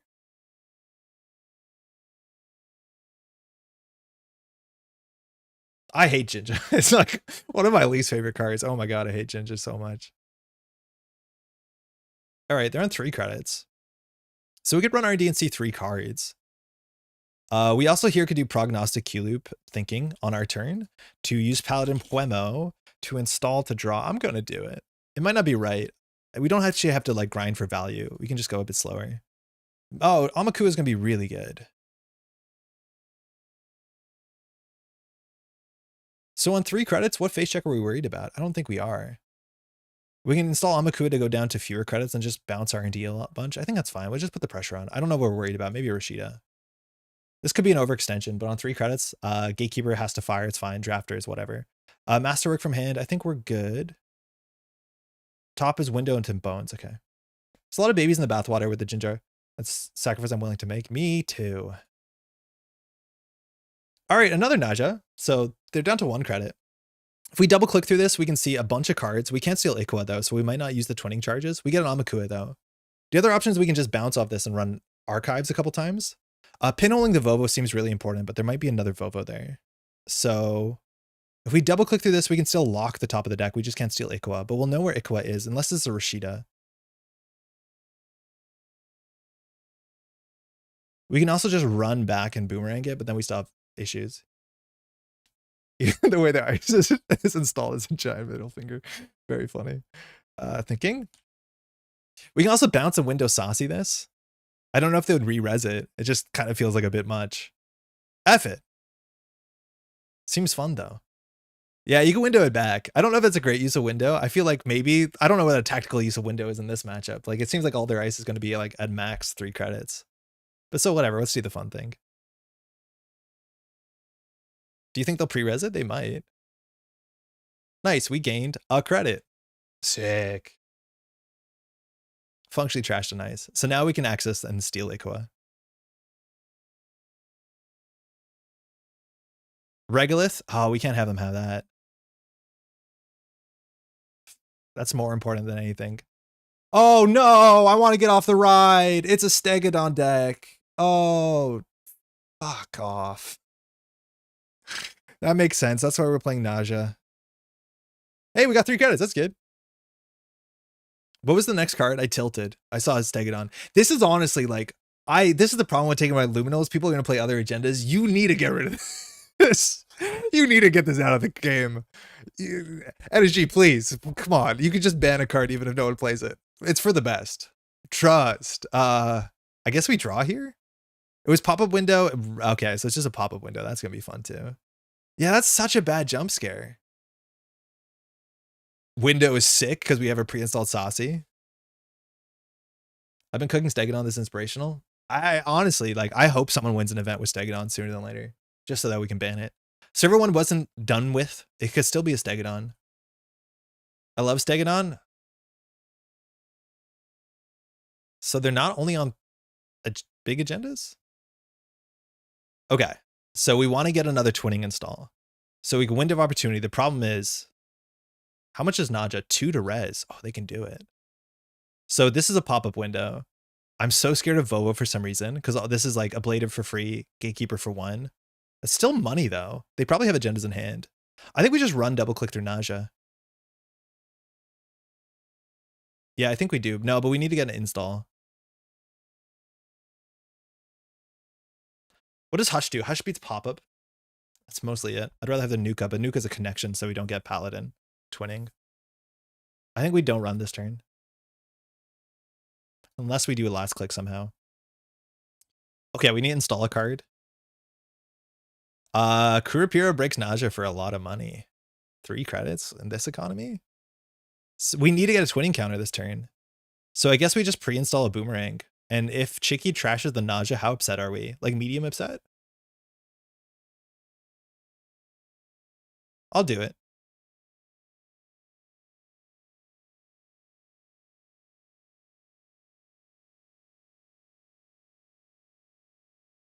Okay, now we've installed too many cards on the same card. So if we win the opportunity, there's like no way Chicky's gonna re-res this. Yeah, this deck is probably on like 22 ice. We still haven't found the win condition. I'm assuming it's just like Stegodon's annoying. Luckily, we're on a Boomerang deck.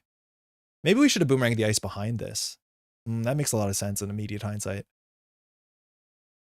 So we'll just Bravado R&D on 4 credits. That's just sometimes the way it be. Oh no, but then we can't steal Ikoa's. We need to deal with Ikoa. I think we just run it. We Boomerang, R&D, force a res. Seems fine.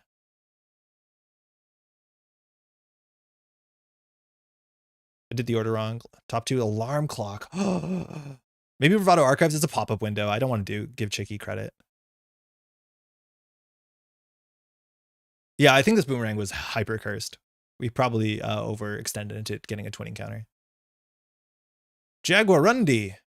Okay, that fires. What's the worst hit here? I don't know.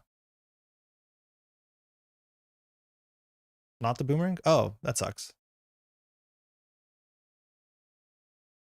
You fully broke? Oh, okay, yeah, thank you. Good catch, good catch. Vovo? Novo.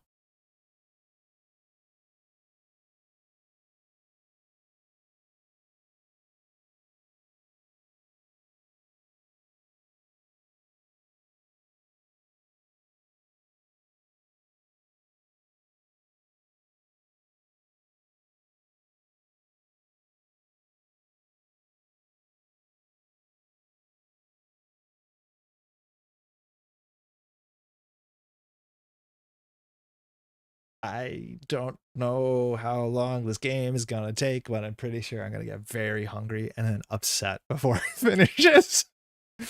Sometime between now and the end of the game, I'll be upset. Click for 3 credits. All right, we can see a card, pop-up window, Vovo. No, pop-up's on the top, so we just take a turn off. So we'll draw, credit, sure gamble. In that order, Leech is really good. Shame that we can't get an Amakua charge. We've just seen too many cards. But Pally? Oh, yeah. So we'll install... I'm assuming we'll install the alarm clock. I don't think this is combo, so we can run HQ and force alarm clock reses out of Vovo. That's fine, actually. Yeah, let's take the alarm clock. That's more fun. For what it's worth, like, Leech is good enough, but like Amakua Leech is going to be taxed out if an Elvigao gets scored.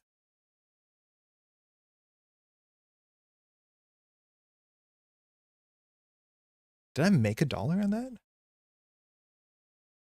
I did. Oops. I clicked on Pally. That didn't seem right. Cool. Masterwork discount. Oh, 4 cards. Yeah. Yeah, so true. So true. Yellow. So pop up on the top up. That's in hand now. So hand is Vovo pop up on Archives, pop up on R&D now. It could be a Vovo. 3 credits. That's all you need for Stegodon to be hell. Hell, I say. So now we can see 3 cards on R&D. We honestly don't have a good way to deal with the nausea. Do we alarm clock HQ? So Blade of it gets rezzed for free. Don't know if that matters. Gatekeeper gets rezzed for 1 credit. Don't know if that matters. I honestly don't think we alarm clock. So I think we do Sure Gamble, Kurapira, run R&D. Oh no. Yeah, probably. But I'm pretty sure Blade before threat 3 at least. Yeah, but I think the Gatekeeper's on the outside. And if we hit the Gatekeeper, we're kind of incentivized to double click it, which I don't want to. You're right, the threat 3 is going to suck a lot. So maybe we should just run HQ and double click a Gatekeeper. But what about if that becomes, like, we don't know these two ice.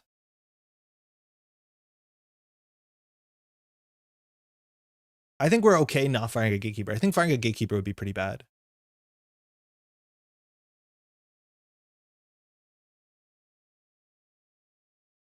Imagine that this was a Cubon. So we'll do Masterwork. I wanted Chesva a year ago. We should, in theory, should do this the other order. Bravado, Saucy, okay, great.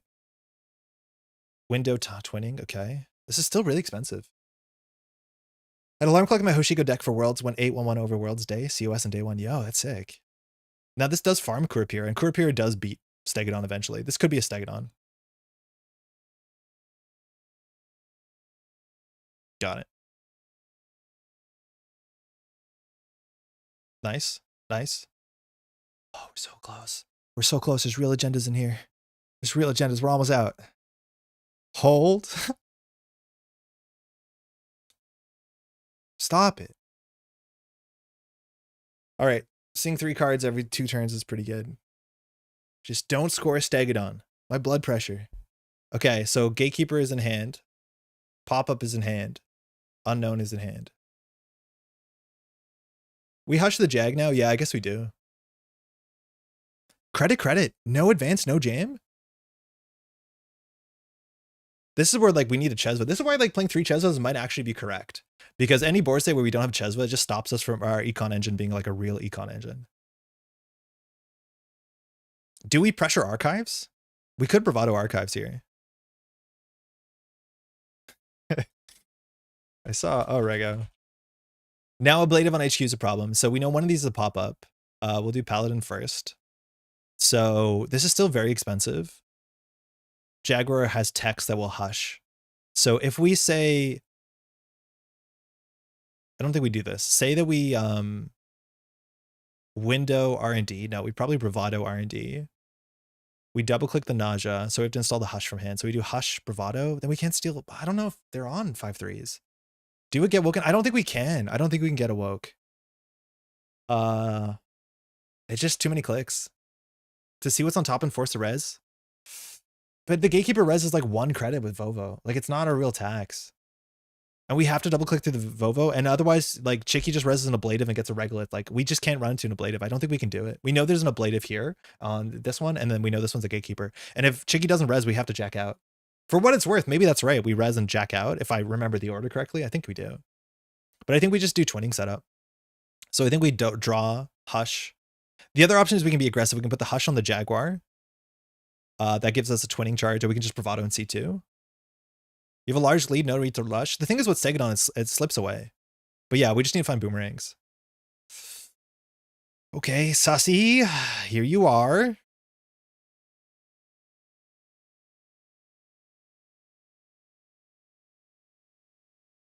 We can also just bravado bounce nausea, but I don't think that's fantastic. I'm just worried about an ablative on archives as well. But Chicky might have thrown out agendas.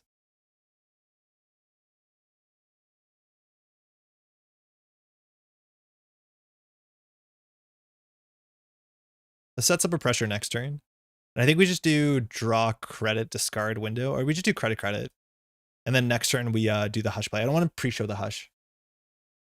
I don't know. That kind of been the turn. We might have wanted to draw once more. Alarm clock has been better than Zenith. I think that's very obvious. I don't know what's in the remote server. That's for sure. There's a chance that it's also on Giordano, considering there's so many weird 1-pointers. Like, I don't know exactly why Elviga was in the deck. It has synergy with Stegodon, but it's very hard for deck construction. Maybe there's an Arella, and we're just playing all the 1-pointers. This is why Scape Net's a card people should consider. We have to make a successful run, though. But, like, I'm in a world where I don't want to promote Scape. Yeah, Ice on R&D. What did we see off the top of the deck? Gatekeeper, I think? So if this is a Gatekeeper, that actually costs 3 credits. You're full on MU with all those birds and turtles. Yeah, that's okay. We don't need this turtle.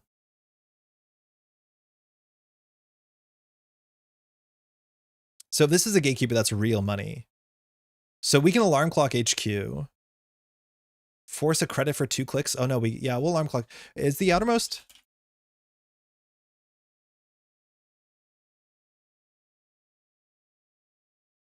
So this was exposed with the Jinja, so we should know. It's easier than checking the log.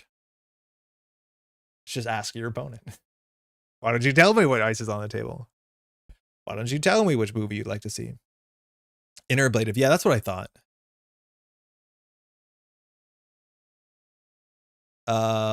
Let's find out. So nuke into Cradle. Okay. Cradle breaks what we think is a gatekeeper on RD for 700 credits. It is a gatekeeper. Okay. So that's only 1 credit. Now we probably should not let this fire, which means we're going to double click through it. But at least the double click was we double clicked for 3 credits. That's okay. And now this is 0 strength. So we are going to bypass this. If you install the Cradle, they can't res the R&D one. Yes. But I just don't think we have the clicks. So this is an ablative, which reses for free, which gets a regolith, which we don't want to let that happen. So here on the top of the deck is a Nuka and Cradle. So if we draw, we have to draw both of them bottom one. So I think we just draw the Cradle, install it for Paladin, and then we can maybe run. Oh, that's fine. Saucy is like kind of cool into a D-res deck.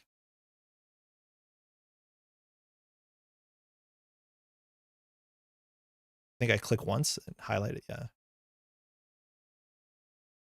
Hush and R&D Gatekeeper means you can brav R&D with Boomer. I think we have to deal with the Jag though. Sheeta nice.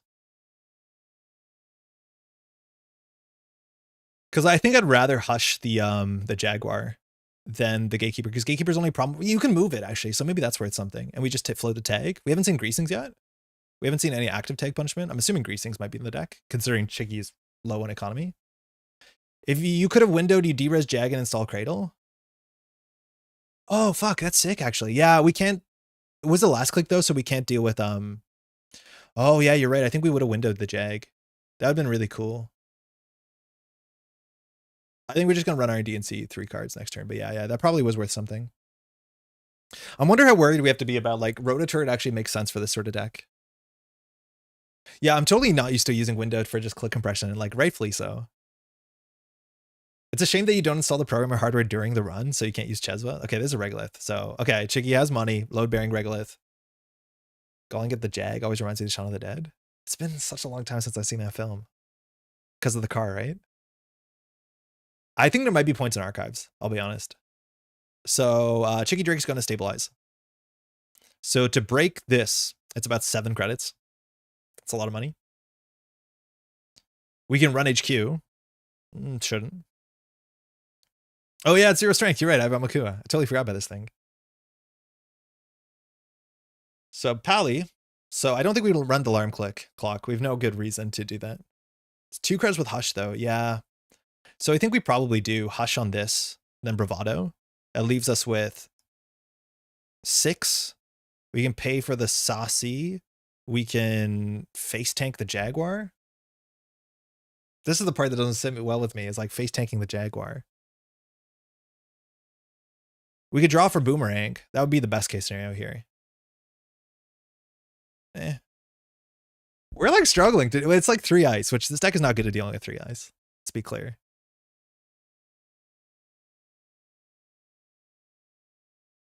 One of these is a pop-up window. We could just like sure gamble run archives. I think that's fine.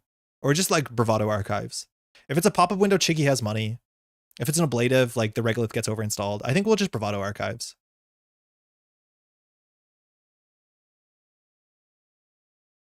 Wake into Boomerang. Okay. So the Boomerang is 1 down. It's really hard to get to that. We'd have to draw. Fuck.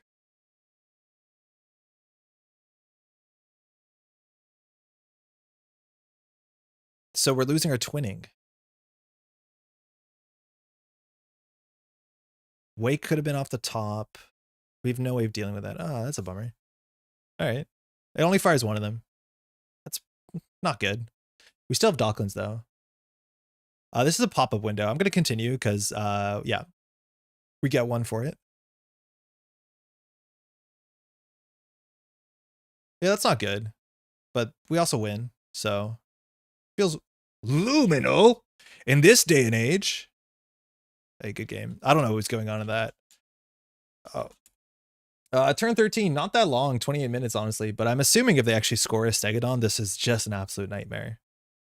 Yeah, I guess it's not enforced on JNet. But yeah, they clearly threw out points. It makes sense. If we didn't throw out that Jinja, I don't actually think HQ that gets that much worse. Like, we never ran it, but like just unhealthy cards. A lot of unhealthy cards in this deck, if you ask me, who has no professional say in it. He doesn't know what he's talking about, but like, oh my god, Stegadon, you can't exist. You can get one down by using Prog to install the Masterwork. Yes, which will do a damage to us, which I don't know if we want to, but we can get one down, but we can't get two down, which is what we want. I wonder why they're on Luminal. I guess Jaina doesn't enforce it, huh? Luminal is banned as of December 26th, but I don't think Jinteki.net looks to be enforcing it. Usually there'll be like an update message, but then I have to open up the chat tab, I think, and that's a bad tab to open. Yeah, so Worlds 2024 pre-cons have been added. That's cool. How are we doing on time? It is 4 hours and 60 minutes we've been streaming. It's about 3.5. Let's do one more game. I'm getting pretty hungry. That's usually the thing that like ends the stream. At some point I get too hungry to start making like good decisions. Uh-oh, somebody with a Sandberg logo. Let's go. What's your streaming schedule for the rest of the week? Thursday. There'll be no stream tomorrow because of the holiday. And then Thursday we'll be joined by Pat, just like regular stuff. Ooh, hey, there's another matchup I wanted to try. Thanks, you too. So we have Alarm Clock, which very cool. This Alarm Clock actually beats Ag Infusion, because if they boop you off of the Alarm Clock, you can bypass a piece of ice. To the server, they redirect you. However, the problem we're going to run into this deck is that we don't deal with Anansi very well. On the basis that Alarm Clock doesn't deal with Anansi very well, Boomerang doesn't deal with Anansi very well, so we basically have to find our Carmen and install it. Again, every deck you have to make some sort of, you know, concessions generally. Our concession is Anansi might be an issue. If that's the case, you can play Poison Vials, you can play Revolvers, and play multiple copies. I think those are all pretty reasonable. I think Carbon right now has looked pretty bad. So I'm going to start my stream in time to catch your last game, but I'm having issue getting a certain little girl to bed. Oh, bah, so sorry. Hopefully by the time I finish this up, you'll be getting online. We can throw that over. I'll keep this. This hand seems fine. Not fantastic, but you can do worse. Our goal is as soon as possible deal with the Charlotte. That's all we have to do is deal with Charlotte. So if they don't do something aggressive here, we can just like get down the Alarm Clock this turn. So running Archives, we don't have a huge reason to do that. They're not going to Regenesis this turn. You have to pressure R&D and keep them below 8 credits. Yes, we do have to keep them below 8 credits. Stealing an early Bacterial is really good too, but I don't think we want to face check with this hand. We have too many good things. Okay, now it's easier. So we can do Sure Gamble, Alarm Clock, which means we can draw. We don't need to get Prognostic down on this board. Sure Gamble, Alarm Clock, Saucy is really fun, but you don't want to give them a reason to destroy their ice, and they will. Is Alarm Clock cool?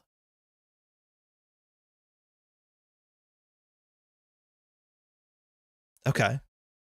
So if it is an Anansi, that's most of their money, that is fine. So is 2 clicks worth it? This not subroutine's not firing? It saves us a damage and it saves all the utility. I think it will. And then we just run server 1. We kept literally the worst cards. Okay, good to get that out of the way. So now running R&D is difficult because they can throw us into Nancy. Don't die to their ID text. We'll run server 1, assumedly a Spin Doctor. I don't want to install the Miss Bones. It actually does matter because trashing Lacoste is pretty expensive. The fuck is going on? Huh?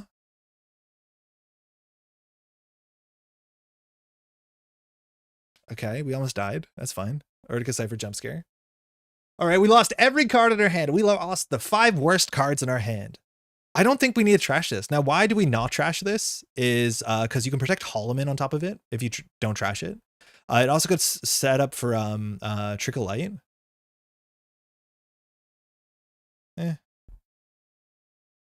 feel okay. Honestly, I don't know. We have to now respect Snare and shit because I don't know why they're playing. Are they playing Ag Infusion Acid Spam? Good thing you didn't install the Miss Bones. Yeah, imagine if Miss Bones checks server 1. There's no way it's La Costa. There's like one asset you want to trash. Uh-oh. It's got ganked and clearinghouse. Oh, why are you doing that? Can they force us to interact with? Why would they do that? Odoroshi? Why are they doing this? Why? Oh, it's not the Urtica. Okay, I thought it was the Urtica. It's a new card. It's a new card.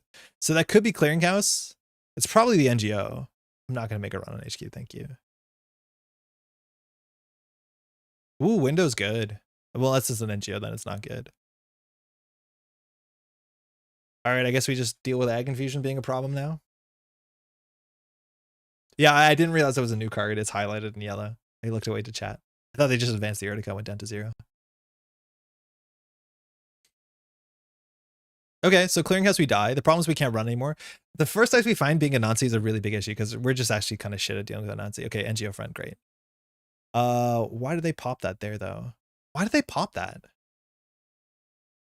Falsified? Gotta dig for the 1x Hush. Yeah, and even then, yeah, I guess 1x Hush is actually one of our better ways to deal with this. Well, they don't seem to be doing much. Neither do we. We would love to find a Masterwork. Sick. Okay, slow down their game. So we can discard that. And what else are we discarding? We might as well play Cheswa. The issue is as soon as they put an ice on archives, even if we can't break it, like even if they can't res it, we're cooked. Like we're in a bad spot here. I don't think I realize how bad Anansi's going to be. The only thing we can do is window of opportunity it. That might be the best case. I'm going to throw it a 20. If we lose the second 20, we're in a bad spot.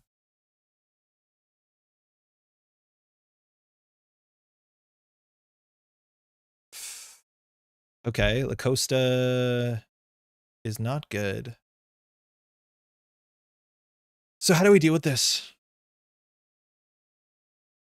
We probably just Bravado server 1. I forget how bad window is if you don't have like a run event that matters, right? Like without a saucy. Otherwise, this is just like an inside job that's bad. This is the weird thing about this. Like maybe we should take the cute cards out of the deck. If we Bravado this, we take a whole bunch of damage. We Bravado this, we're also only on 2 credits. Why don't we Symbol Rig? Corb is doing a lot. That's probably Charlotte La Costa, which on the first turn isn't super impactful. We also have to be worried about Regenesis. Like we should run Archives. Pinel's probably good. It's only 50-50 though. And we don't have the money to support it. Like we could install this in click 3. My plan was to Bravado server 1. Because this will probably give us 4 credits. I'm going to respect Regenesis. Yeah.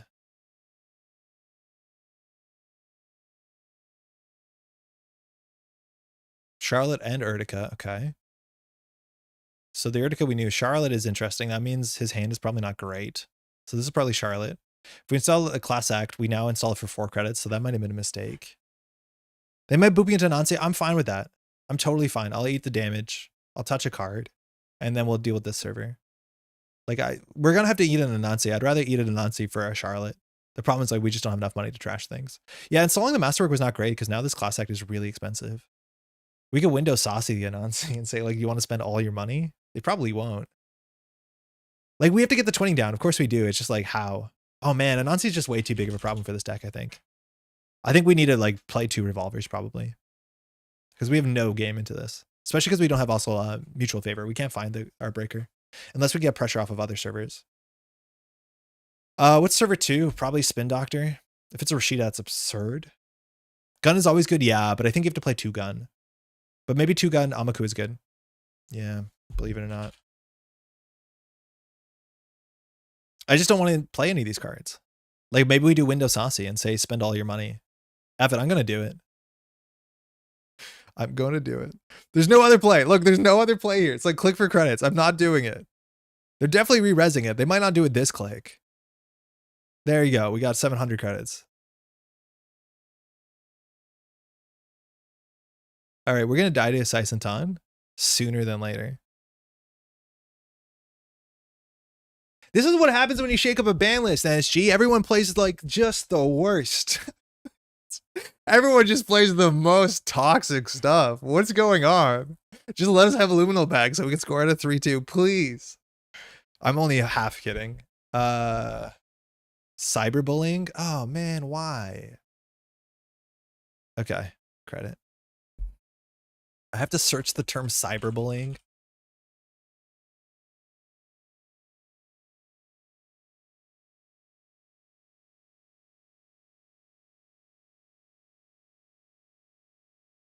I don't find it. Cards used Helheim. Egg infusion. Search. Oh, standard. I I don't know why that defaults to that. It's probably the way they served it. 3 ganked, 2 Helheim. Yeah, I'm good. All right. Lacosta did not score out. They did credit card. It's a bladder word. Wait, what? Is that this deck? No, it's not. It doesn't have a bladder word in it.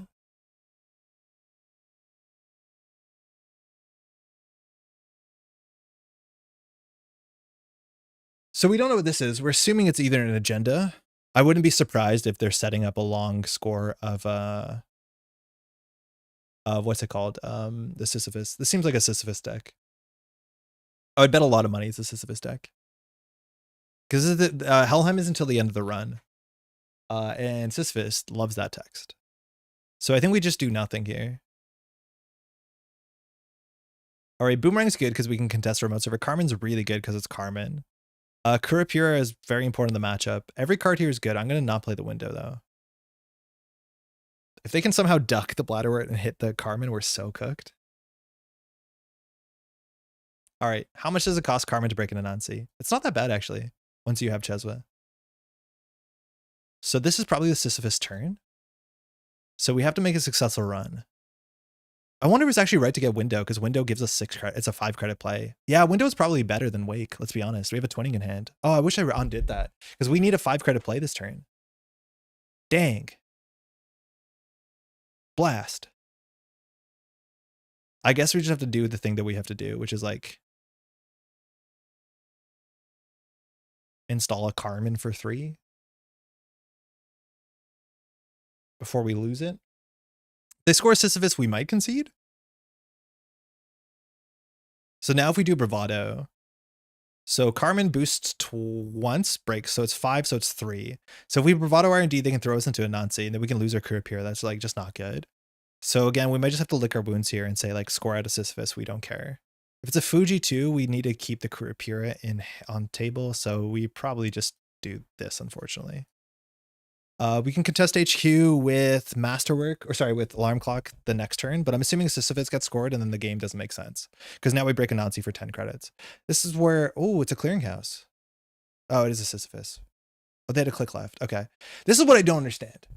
How are we playing against Sisyphus and then like the 3-1? How are you meant to play a deck in which our game plan is to run a Nazi and break it for 10 credits? Like, where's the interaction here? Like now, anytime we run HQ, it costs us 10 credits. Are we meant to play Turbine? Like there's just no way for this to be good. No, you can say like your game plan is don't let them score Sisyphus. And if that's the case, then our game plan is never let the corporation score any agendas. That doesn't make any sense. The window opportunity looking good now. Well, they'll re-res an Anansi if it flatlines us, right? Like they'll pay 8. Turtle to 5. Yeah, but they have a virus. I just don't understand, how is the game meant to exist if you have to run 10 credits? Like, I don't. Yeah, we have to find the Anansi, the Hush. Like, that's probably it. But now, like, we can't run anything because we get thrown into Anansi twice. Like, it's so stifling. Like, a run R&D get thrown into Anansi twice. Run server 1 get thrown into Anansi twice. Break Anansi 10 credits. You can at least run Battlewort, yeah, but we just can't find the Amaku because of the way we built the deck. It's just like, this card makes no sense to me. Ches is actually better here, I think. Yeah, Sisyphus is miserable. Okay, so we're going to run into an MU issue. Oh, we don't need the Saucy. Yeah, we don't have Turtle yet, though. So Ches was really good, because now it's run a Nazi for 6 credits with 2 Cheswas. We also could just like click for credits for gamble, but I think the Ches was how we're going to win this game in the long run. It'll be slightly more palatable without spiders. I don't think so. Vampire Nasa is the same problem. And actually for a lot of board states, Vampire Nasa is more expensive. And every time you run through the Vampire Nasa, they gain 2 cards or 2 credits, which means the cost of Sisyphus is not a real cost. Right? Like I actually think that Anansi is not even the worst defender. The problem is like Anansi beats bypass effects. Yeah, Vampy's the best at red ice. I do think Vampy's really, really good. Unless people play Turbine Buzzsaw, which if people are playing Unity, great. Vampy 7? No, you res Vampy for 5. I feel like Sisyphus is supposed to be countered by ice destruction. Yeah, but only one faction can play that. You just can't get the board states where someone scores a first agenda and you want to leave. Oh man, okay, hold on. I gotta stop whining. Get yourself together, Andre. You have a chance. Believe in yourself.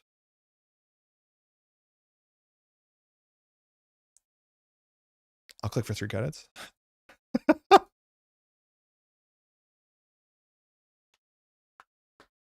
Isn't Turbine good against Sisyphus? It's great. But I think that's the issue, is like, people don't like Turbine.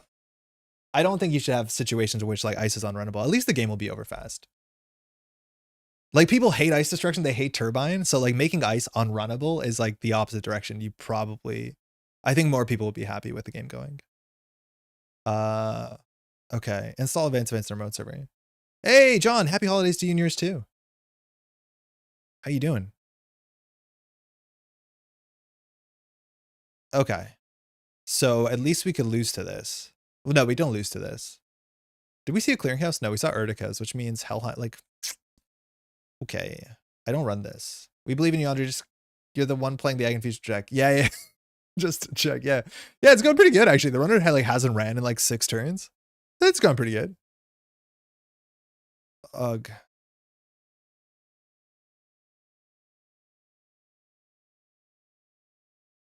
I mean, like, there's no avenue in which we are allowed to interact on this board state. Like, we probably should have non-installed the Paladin and just drawn.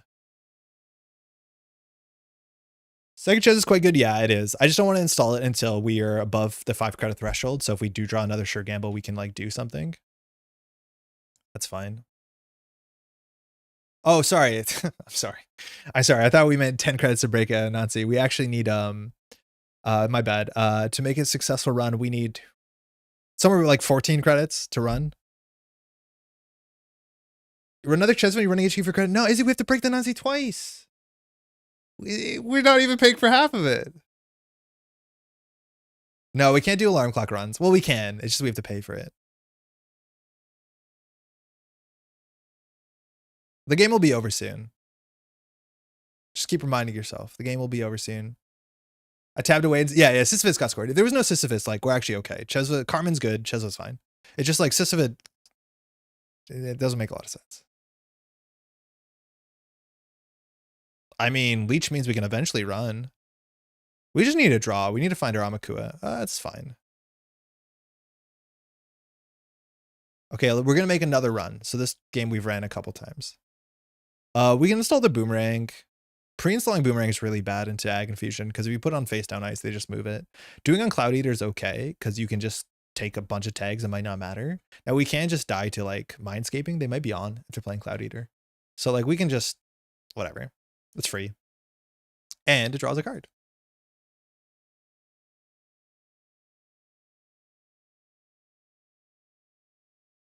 There's a chance that Sisyphus was more palatable in a world where we had Tributary. Because it's the first time they hit a code gate and a sentry. So you can just run the Tributary. But it's actually kind of cool.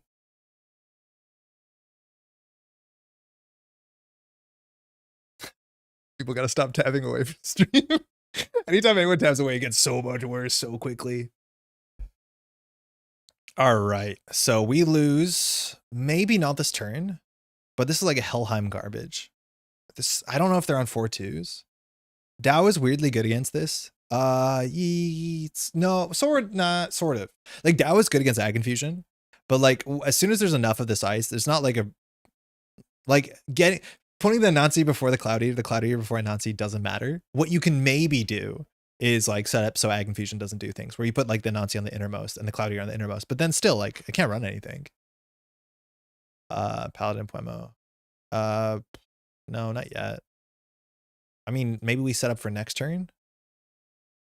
Oh, our whole breaker suite is here. Oof. We have an MU issue. This is actually where we need to install our breakers. Yeah, well, we trashed the Saucy for sure. I don't think we install the Cat's Cradle. I think we just find the turtle. I'm not going to draw this. We just need to find a turtle, I guess. We can make a run. The problem is if Belleran had agendas, they're not an HQ. So it's not actually a particularly good run. I guess we get done twinning this turn.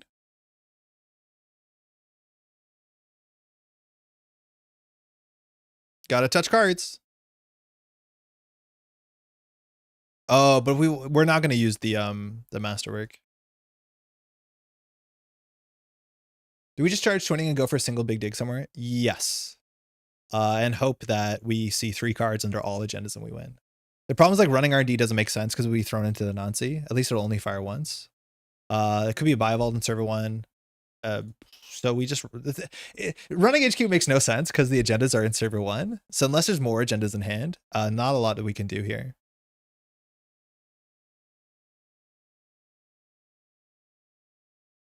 So we can break this once. If we break it again, it's 2, 4, 5, 6, 7, and then we get thrown to the Nancy, and then we have to run it back. Like we literally have to break Cloud Eater 3 times. Watch works well with our alarm clock on HQ, 100%, but we have to pre-install it. Like again, with Sisyphus, we have to run Cloud Eater 3 times to make a run on R&D.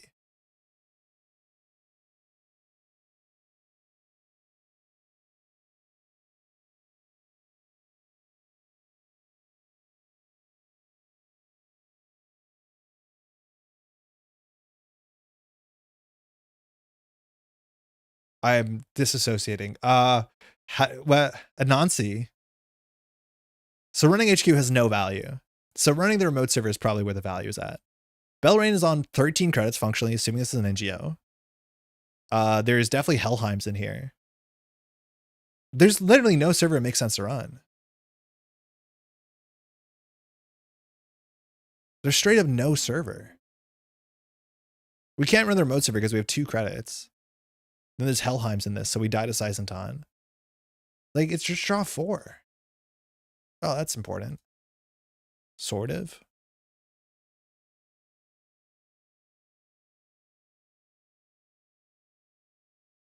Oops. Would Sisyphus be more palatable if it trashed the ice? It would definitely be more palatable. It would also be unplayable. Like, I don't think you'd have to make it a 5-2. All right, that sucked. That was not... Like, how many runs did we make? Oh, yeah, that was brutal. It just doesn't...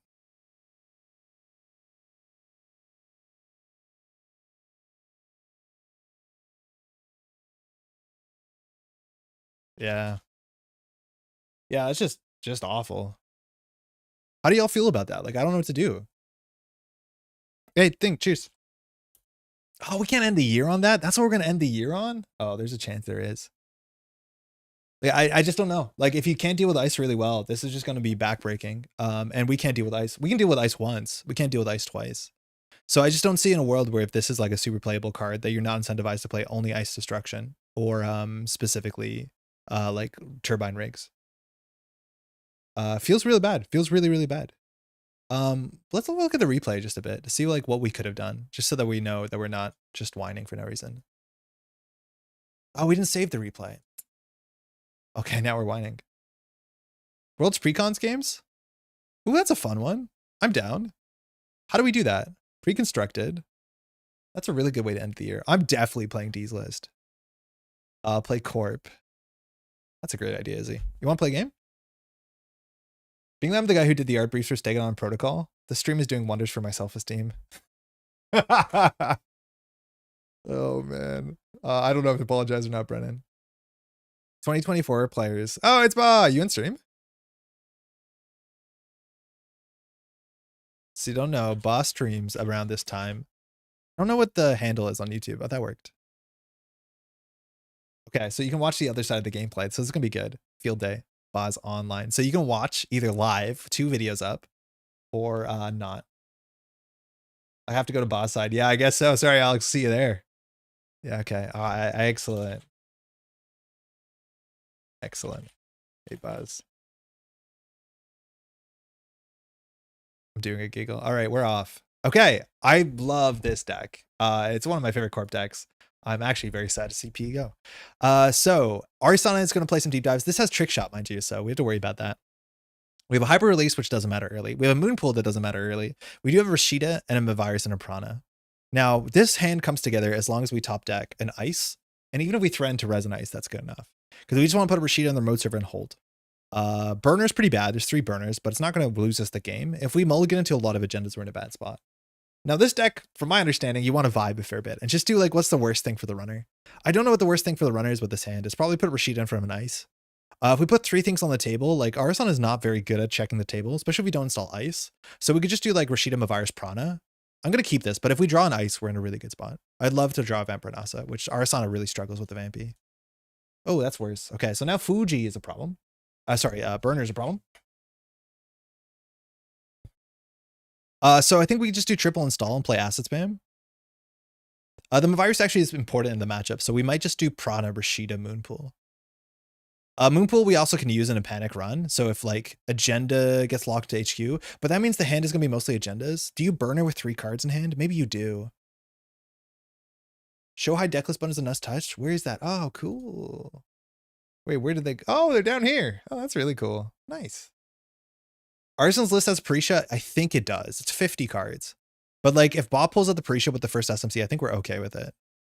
Oh, best of luck, have fun. Also mulligan too. So we're just gonna put cards on the table. The Fuji was a really bad draw, because if Bot can steal an early Fuji, the game gets so much worse for us.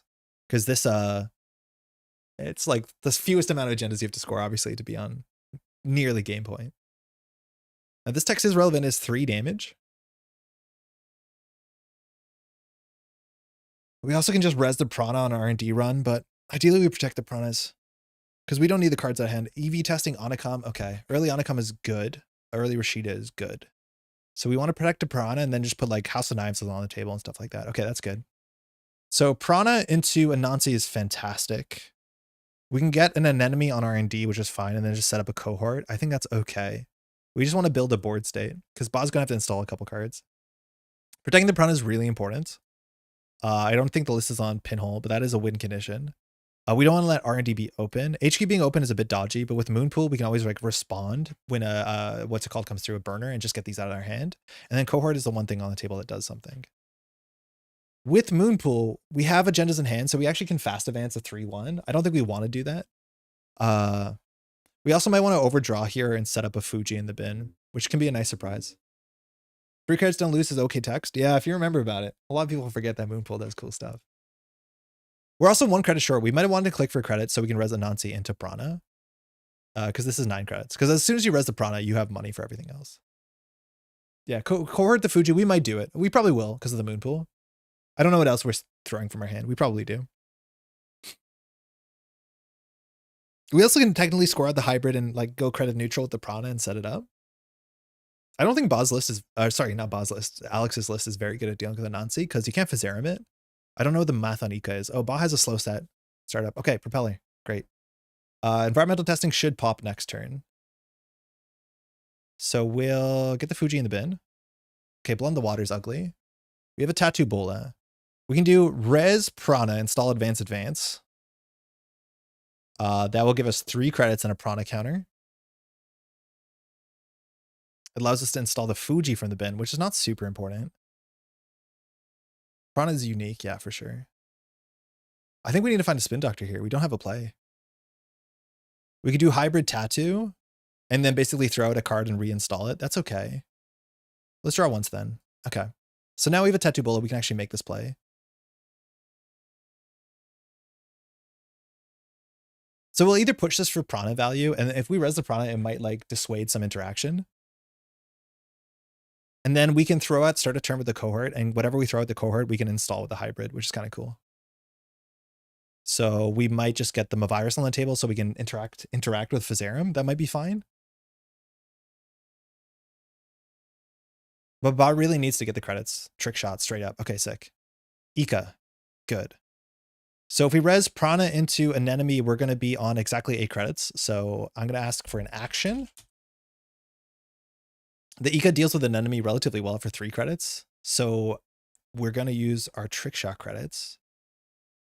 Already Ari'd. Oh, sick. Okay. Res.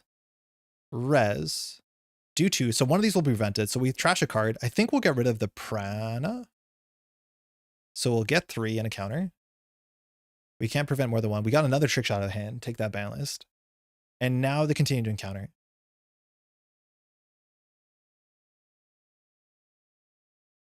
Onacom drew? Oh no, yeah, Onacom has just drawn off the trick shot we trashed.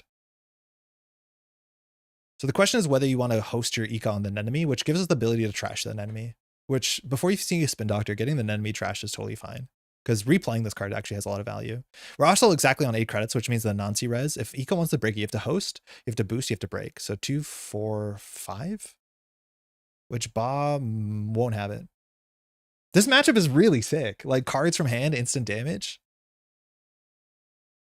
All right, so we have no ability here. We could technically shuffle back a Fuji. We're likely to get another Prana trigger here. Bob might not want to access. I don't know what. The deck is on 1 snare too, which is like always kind of scary. And snare puts us down to 7 credits, which means we can't res the Anansi. But the question is the remote server Vampire Anansa or is it Anansi? And I don't know how much Bob wants to face check into either of those.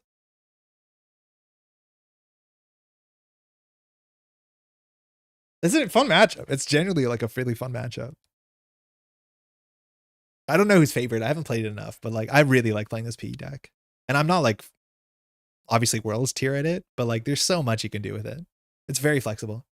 It's really such a great matchup. I got nostalgic kinship because of Worlds. It was a good time. 2 cards? Ooh, Sting. That's fantastic.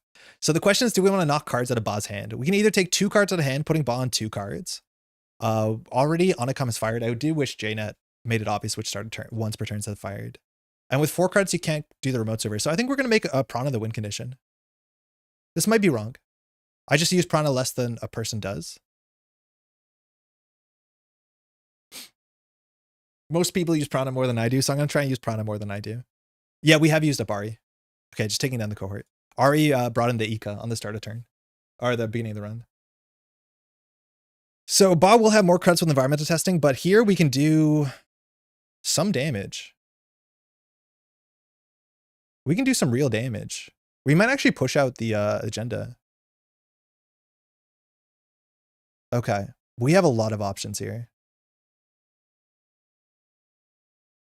So here we can trash the enemy, trashing the Ika. I don't know how many more breakers you have on the bin. But if we trash the Ika, that means the Nancy's hard to challenge. So if we do that, we can then score the hybrid release to get the enemy back. Oh, fuck, this deck is cool. This deck is so cool.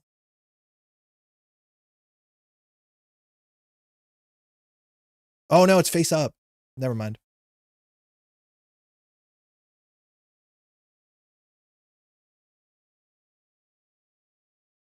I mean, we get the Fuji on the table and we just score it out.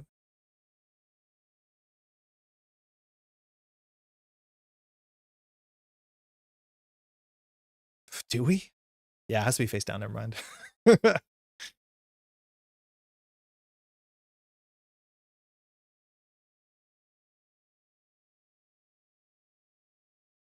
We also have to watch out. Onacom's going to matter, but you can set up a kill with like Blood in the Water Prana. You need to get them down to no cards in hand. So this has to have at least like 5 counters. Technically 6 counters is always lethal, but Ba has to be very careful interacting, which is a really good turn for us to like jam the Fuji here. And next turn do double advanced data loop and just say go.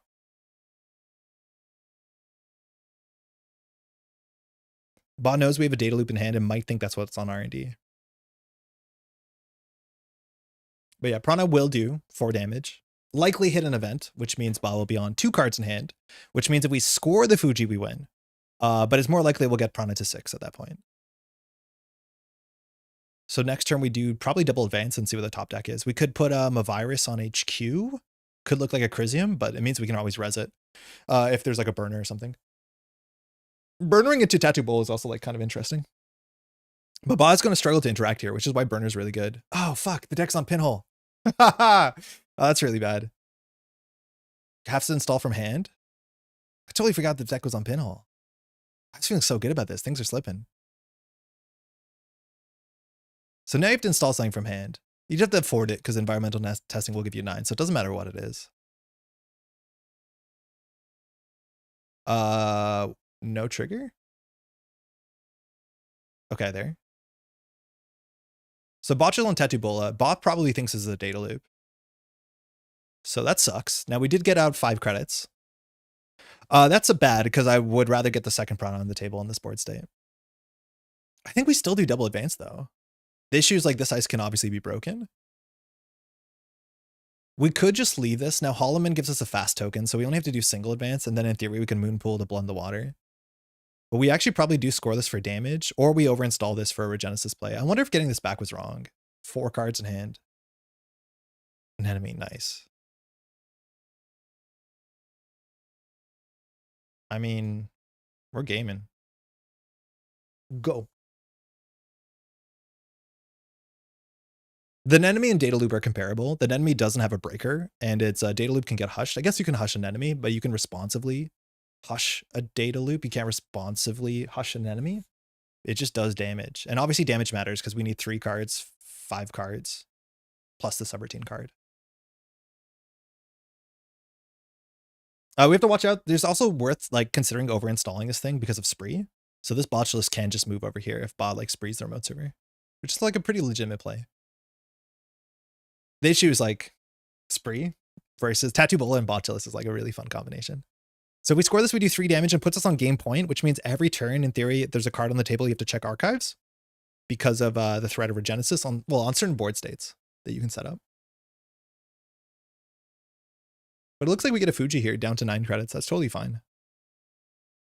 It'll take 3 cards out of Ba's hand, which if we don't find it the like 1 Nuka, I don't know how many Nukas are in the list. It's going to be a fair bit of work.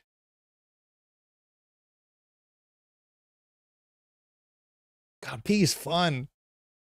I don't know what happened. I just enjoy this deck. Hannah, very good.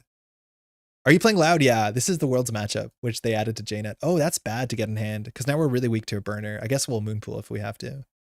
But now our game plan is jam 1 Fuji into jam 2nd Fuji. I think we just score this. Order doesn't matter. We hit Anacom, we hit a burner, and we hit a Pichashon. That's pretty good. So 2 cards in hand still makes it hard to interact. And then next turn we can do Fuji jam, and then still an enemy into Fuji is a problem.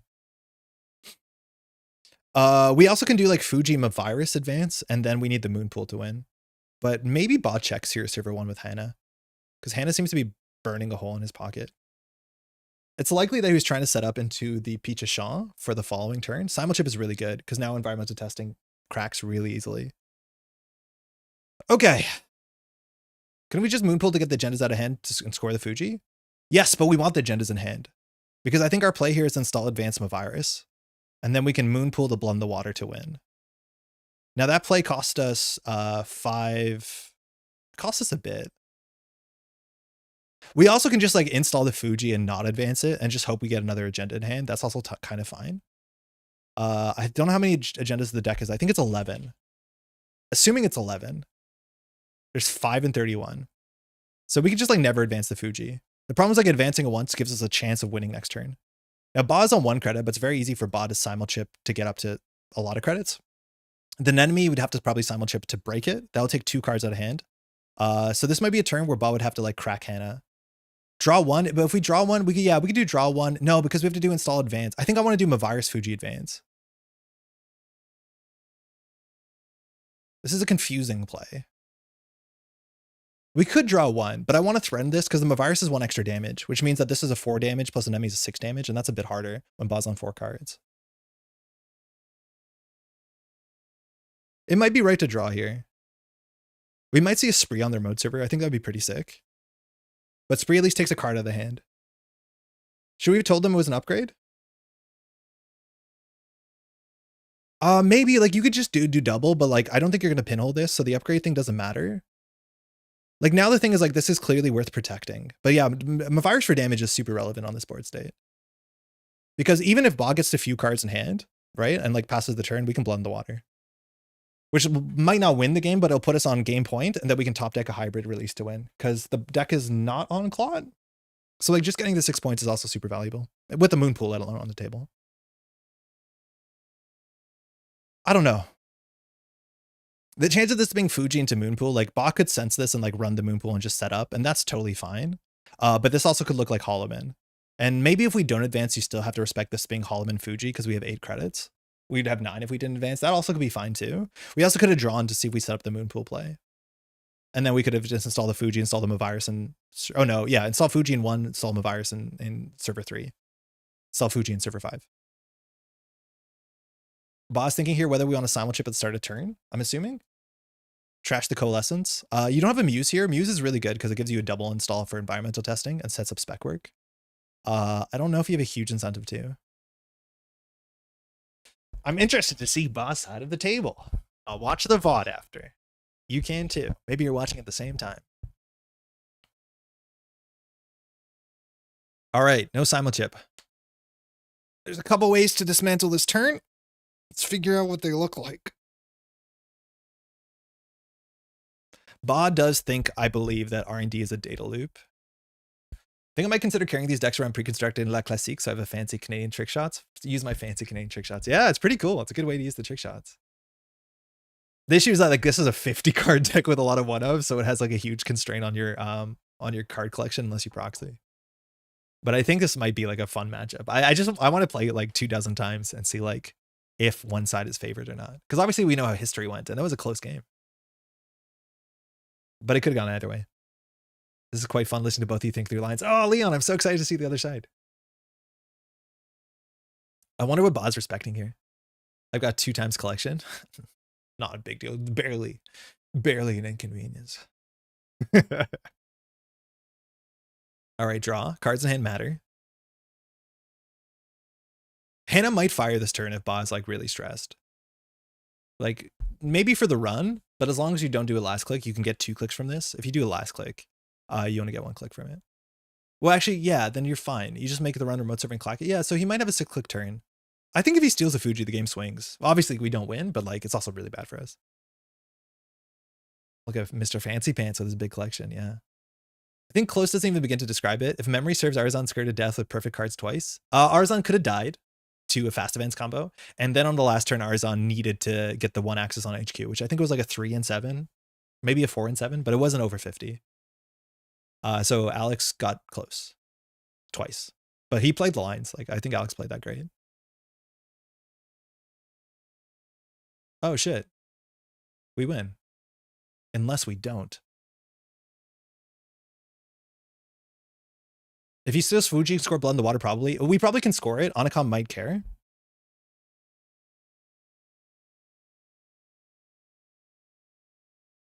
He has 5 cards. We actually might set up the flatline. Not yet. Okay. So how does he draw clicklessly here?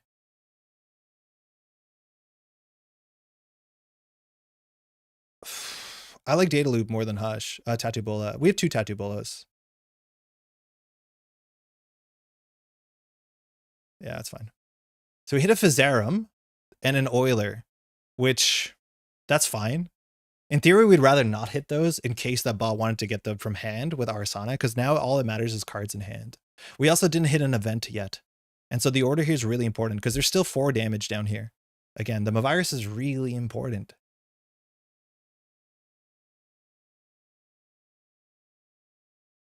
Ooh, I hear my stomach. The hungers are coming in. His clarity of thinking is sliding slightly as he dreams of dinner.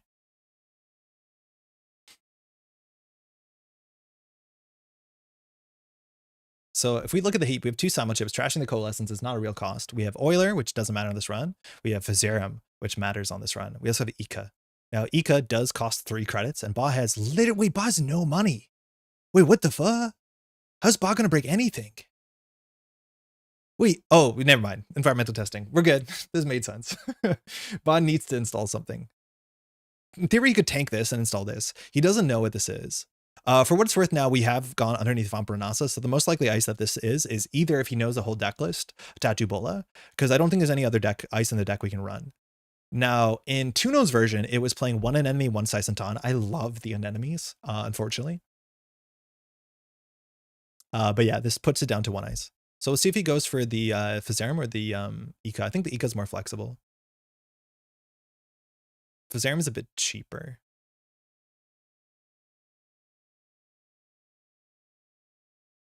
Okay, we haven't hit an event yet. He'll have a click left, so he can draw. But there's a chance if he accesses this, he flatlines. It comes down to the event, because this does 4 damage, and he has 3 cards in hand. So if one of these cards is an event, he survives. That means we can still get to game point. He's going for Ika. Okay.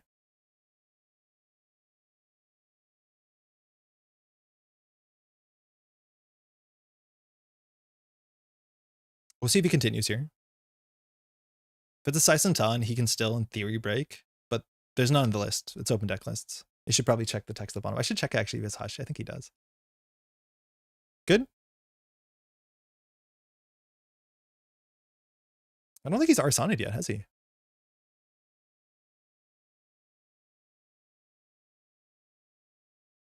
Yeah, it's going to come down to Anakam. This is a really big tattoo bowler for us. We need the money.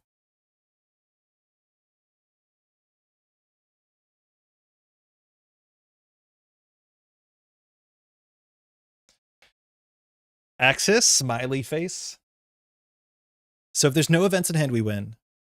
It's likely there's an event in hand. He can choose the order he accesses to, so he can do what's most advantageous for him. Fuji. Okay, he's going for that first. So we should do the single damage first. It actually doesn't really matter. Hit an event. So we'll drop him down to 0 cards in hand. He lost Sure Gamble 2 deep dives. He can draw once here. He can also draw twice with Hannah. He's not going to draw twice. So he's not going to flatline.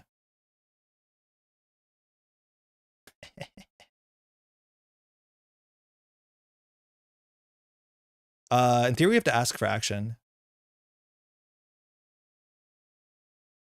I guess we should start with Mindscaping. If we hit an event, it refills his hand, but we basically want to just set it up so we can win with a 2-1. Wait, is the deck on Clot? Let me just see the show high deck list. I don't think he's on Clot. No, he's not on Clot. We don't have to ask. Well, we technically have to ask because he could like simulchip for, no, I don't think there's any way to, we'll ask for politeness sake, but we should start with the Mindscaping.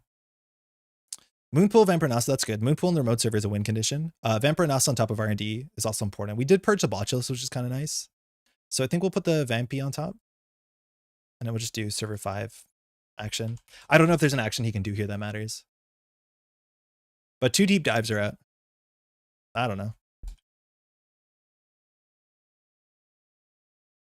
Okay, got the Muse. So we're on game point. We have one more hybrid release we can top deck. God damn it. One in the deck. Yep. Yeah, in theory, he could have got to Hannah, and then we have to spend our whole turn, but we're on game point. He's also on game point, though. And very importantly, the text on Fuji doesn't matter if you win the game, because you win the game before personal evolution fires and any win score text. You still have to pay for additional costs or unaccess traps, but I don't think his deck has any. They're all additional when is scored or stolen.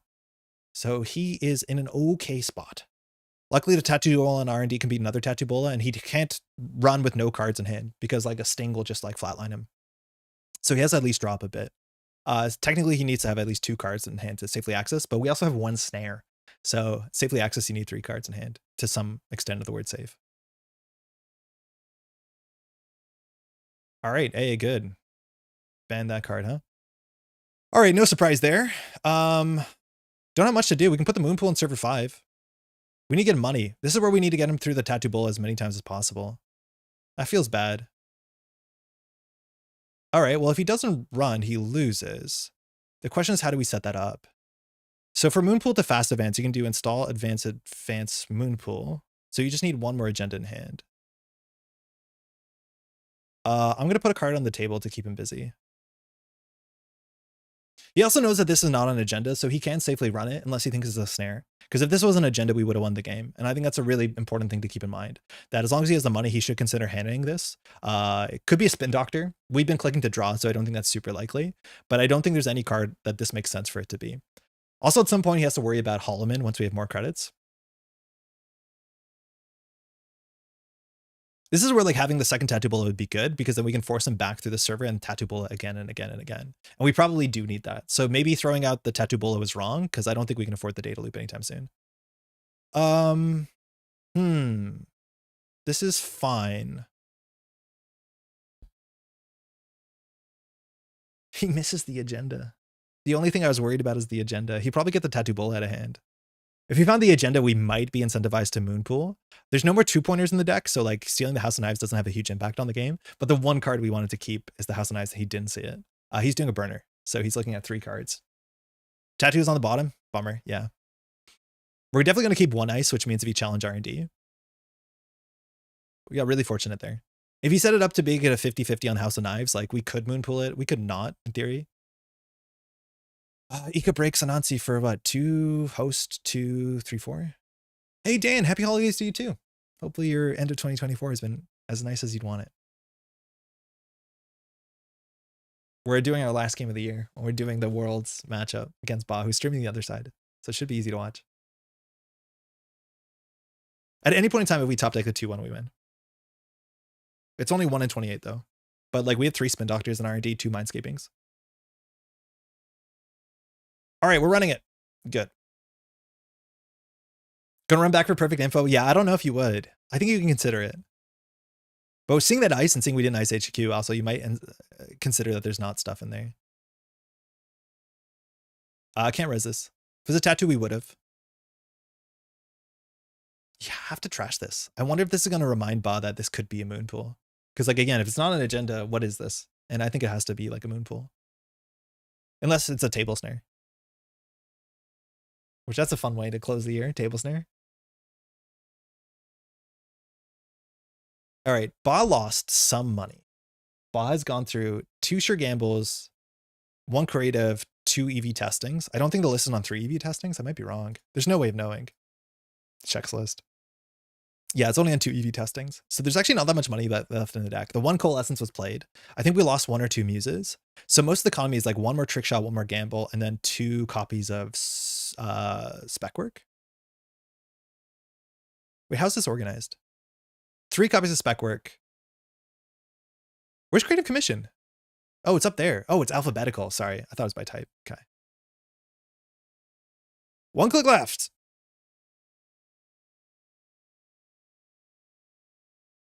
He knows the ice in hand is a Vampiranosa, which is hard for him to deal with. He has to Physarum it, which cost him 4 credits.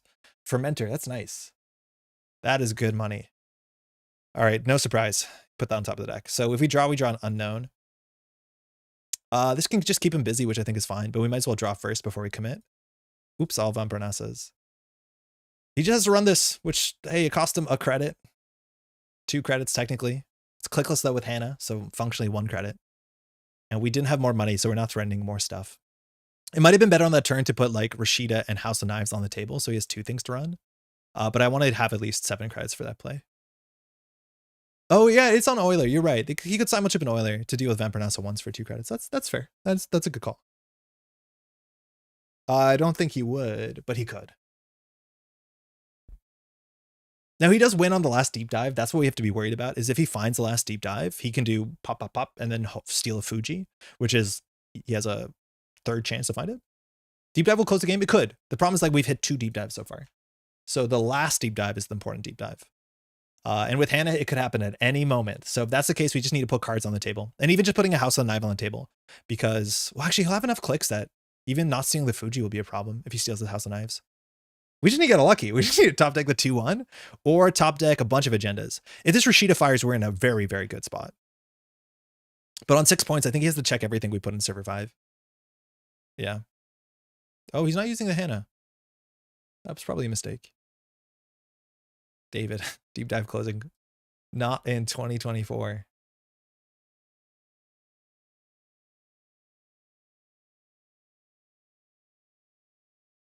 Yeah, he's realizing. Yeah, do it up.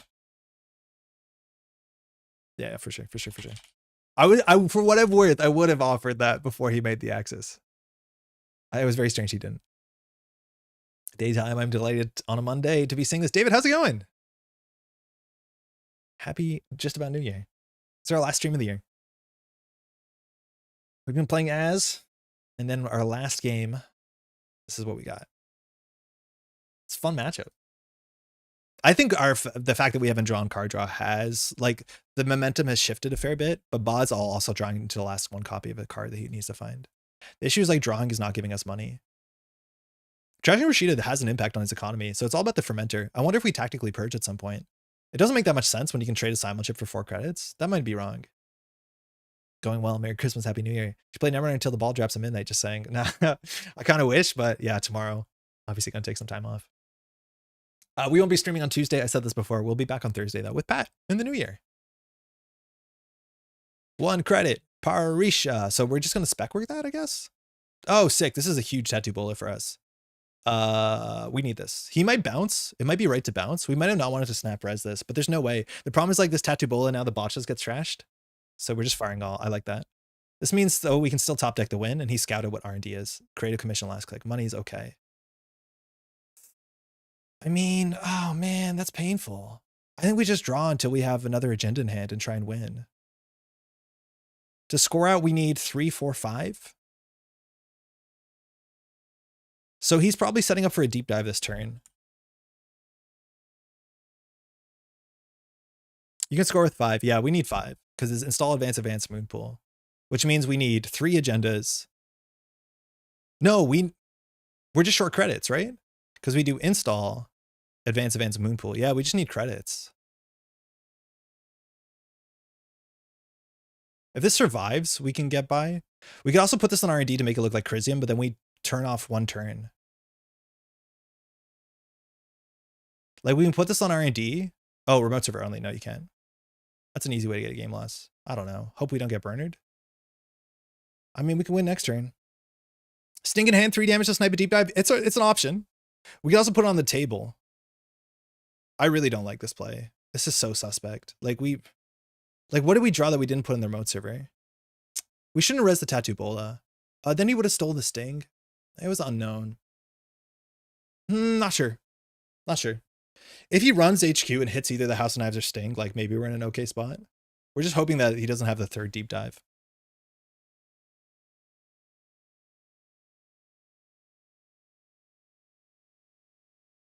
As soon as he realizes like, hey, what's on the table?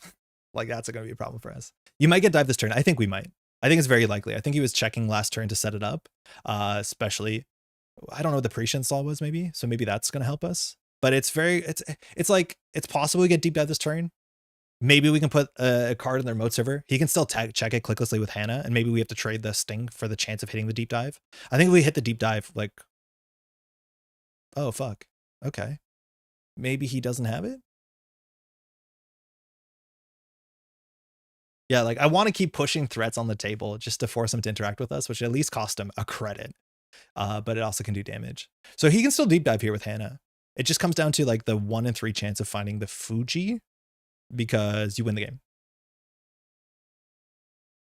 There's no more 2-pointers. Blood in the Water is the only 2-pointer.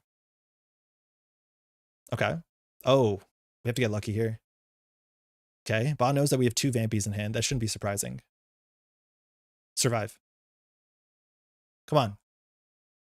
Survive. All right, we got it. I think Ba should have ran this by now. I'm assuming it's easy from our side of the table because if this is not an agenda, maybe it's a snare. And if it's a snare, it's all our money. So this is what you lose to. Yeah, we held. Deck doesn't have Clot, so as long as we don't mess this interaction up, server 5, advance, res, remove. Dang it. That's it. GG. It was a close game. Did you have the last deep dive? Yeah, fun matchup, man. Cards from hand, damage. It all matters. I do think like you have to reevaluate board state. This is not a commentary against Ba. I think Ba's a great player. It's just in general, like if a card's been on the table and they haven't rezzed it, they haven't popped it, what is it? And when we're on game point, like it has to not be an agenda. So then with open deck list, you can probably work through it. If it was a Rashida, we would have fired it. If it was a Spin Doctor, we would have fired it. So it actually has to be a moon pool. I got 1 in hand. I really wanted to snipe another. Nice. Yeah, really scared of that last dive. So let's check HQ. If he dove that time, would he have won? The answer is yes. If you dove last turn, you would have won. Yeah. Hey, Liam, how's it going? Happy holidays. Yes. If he dove that last turn, he would have won. And it's all about the last Fuji. I wonder if you take the 33% that turn and say it's fine. Yeah, we didn't shuffle. He just needs to steal the last Fuji, which could have been anywhere, but it was 24 cards in the top 8. 3 down or some such. Mary Netrunner, thank you. Is it technically bad manners to return 2 cards to even R&D even if you don't need them and the game ends before you draw? No, it doesn't take that much longer.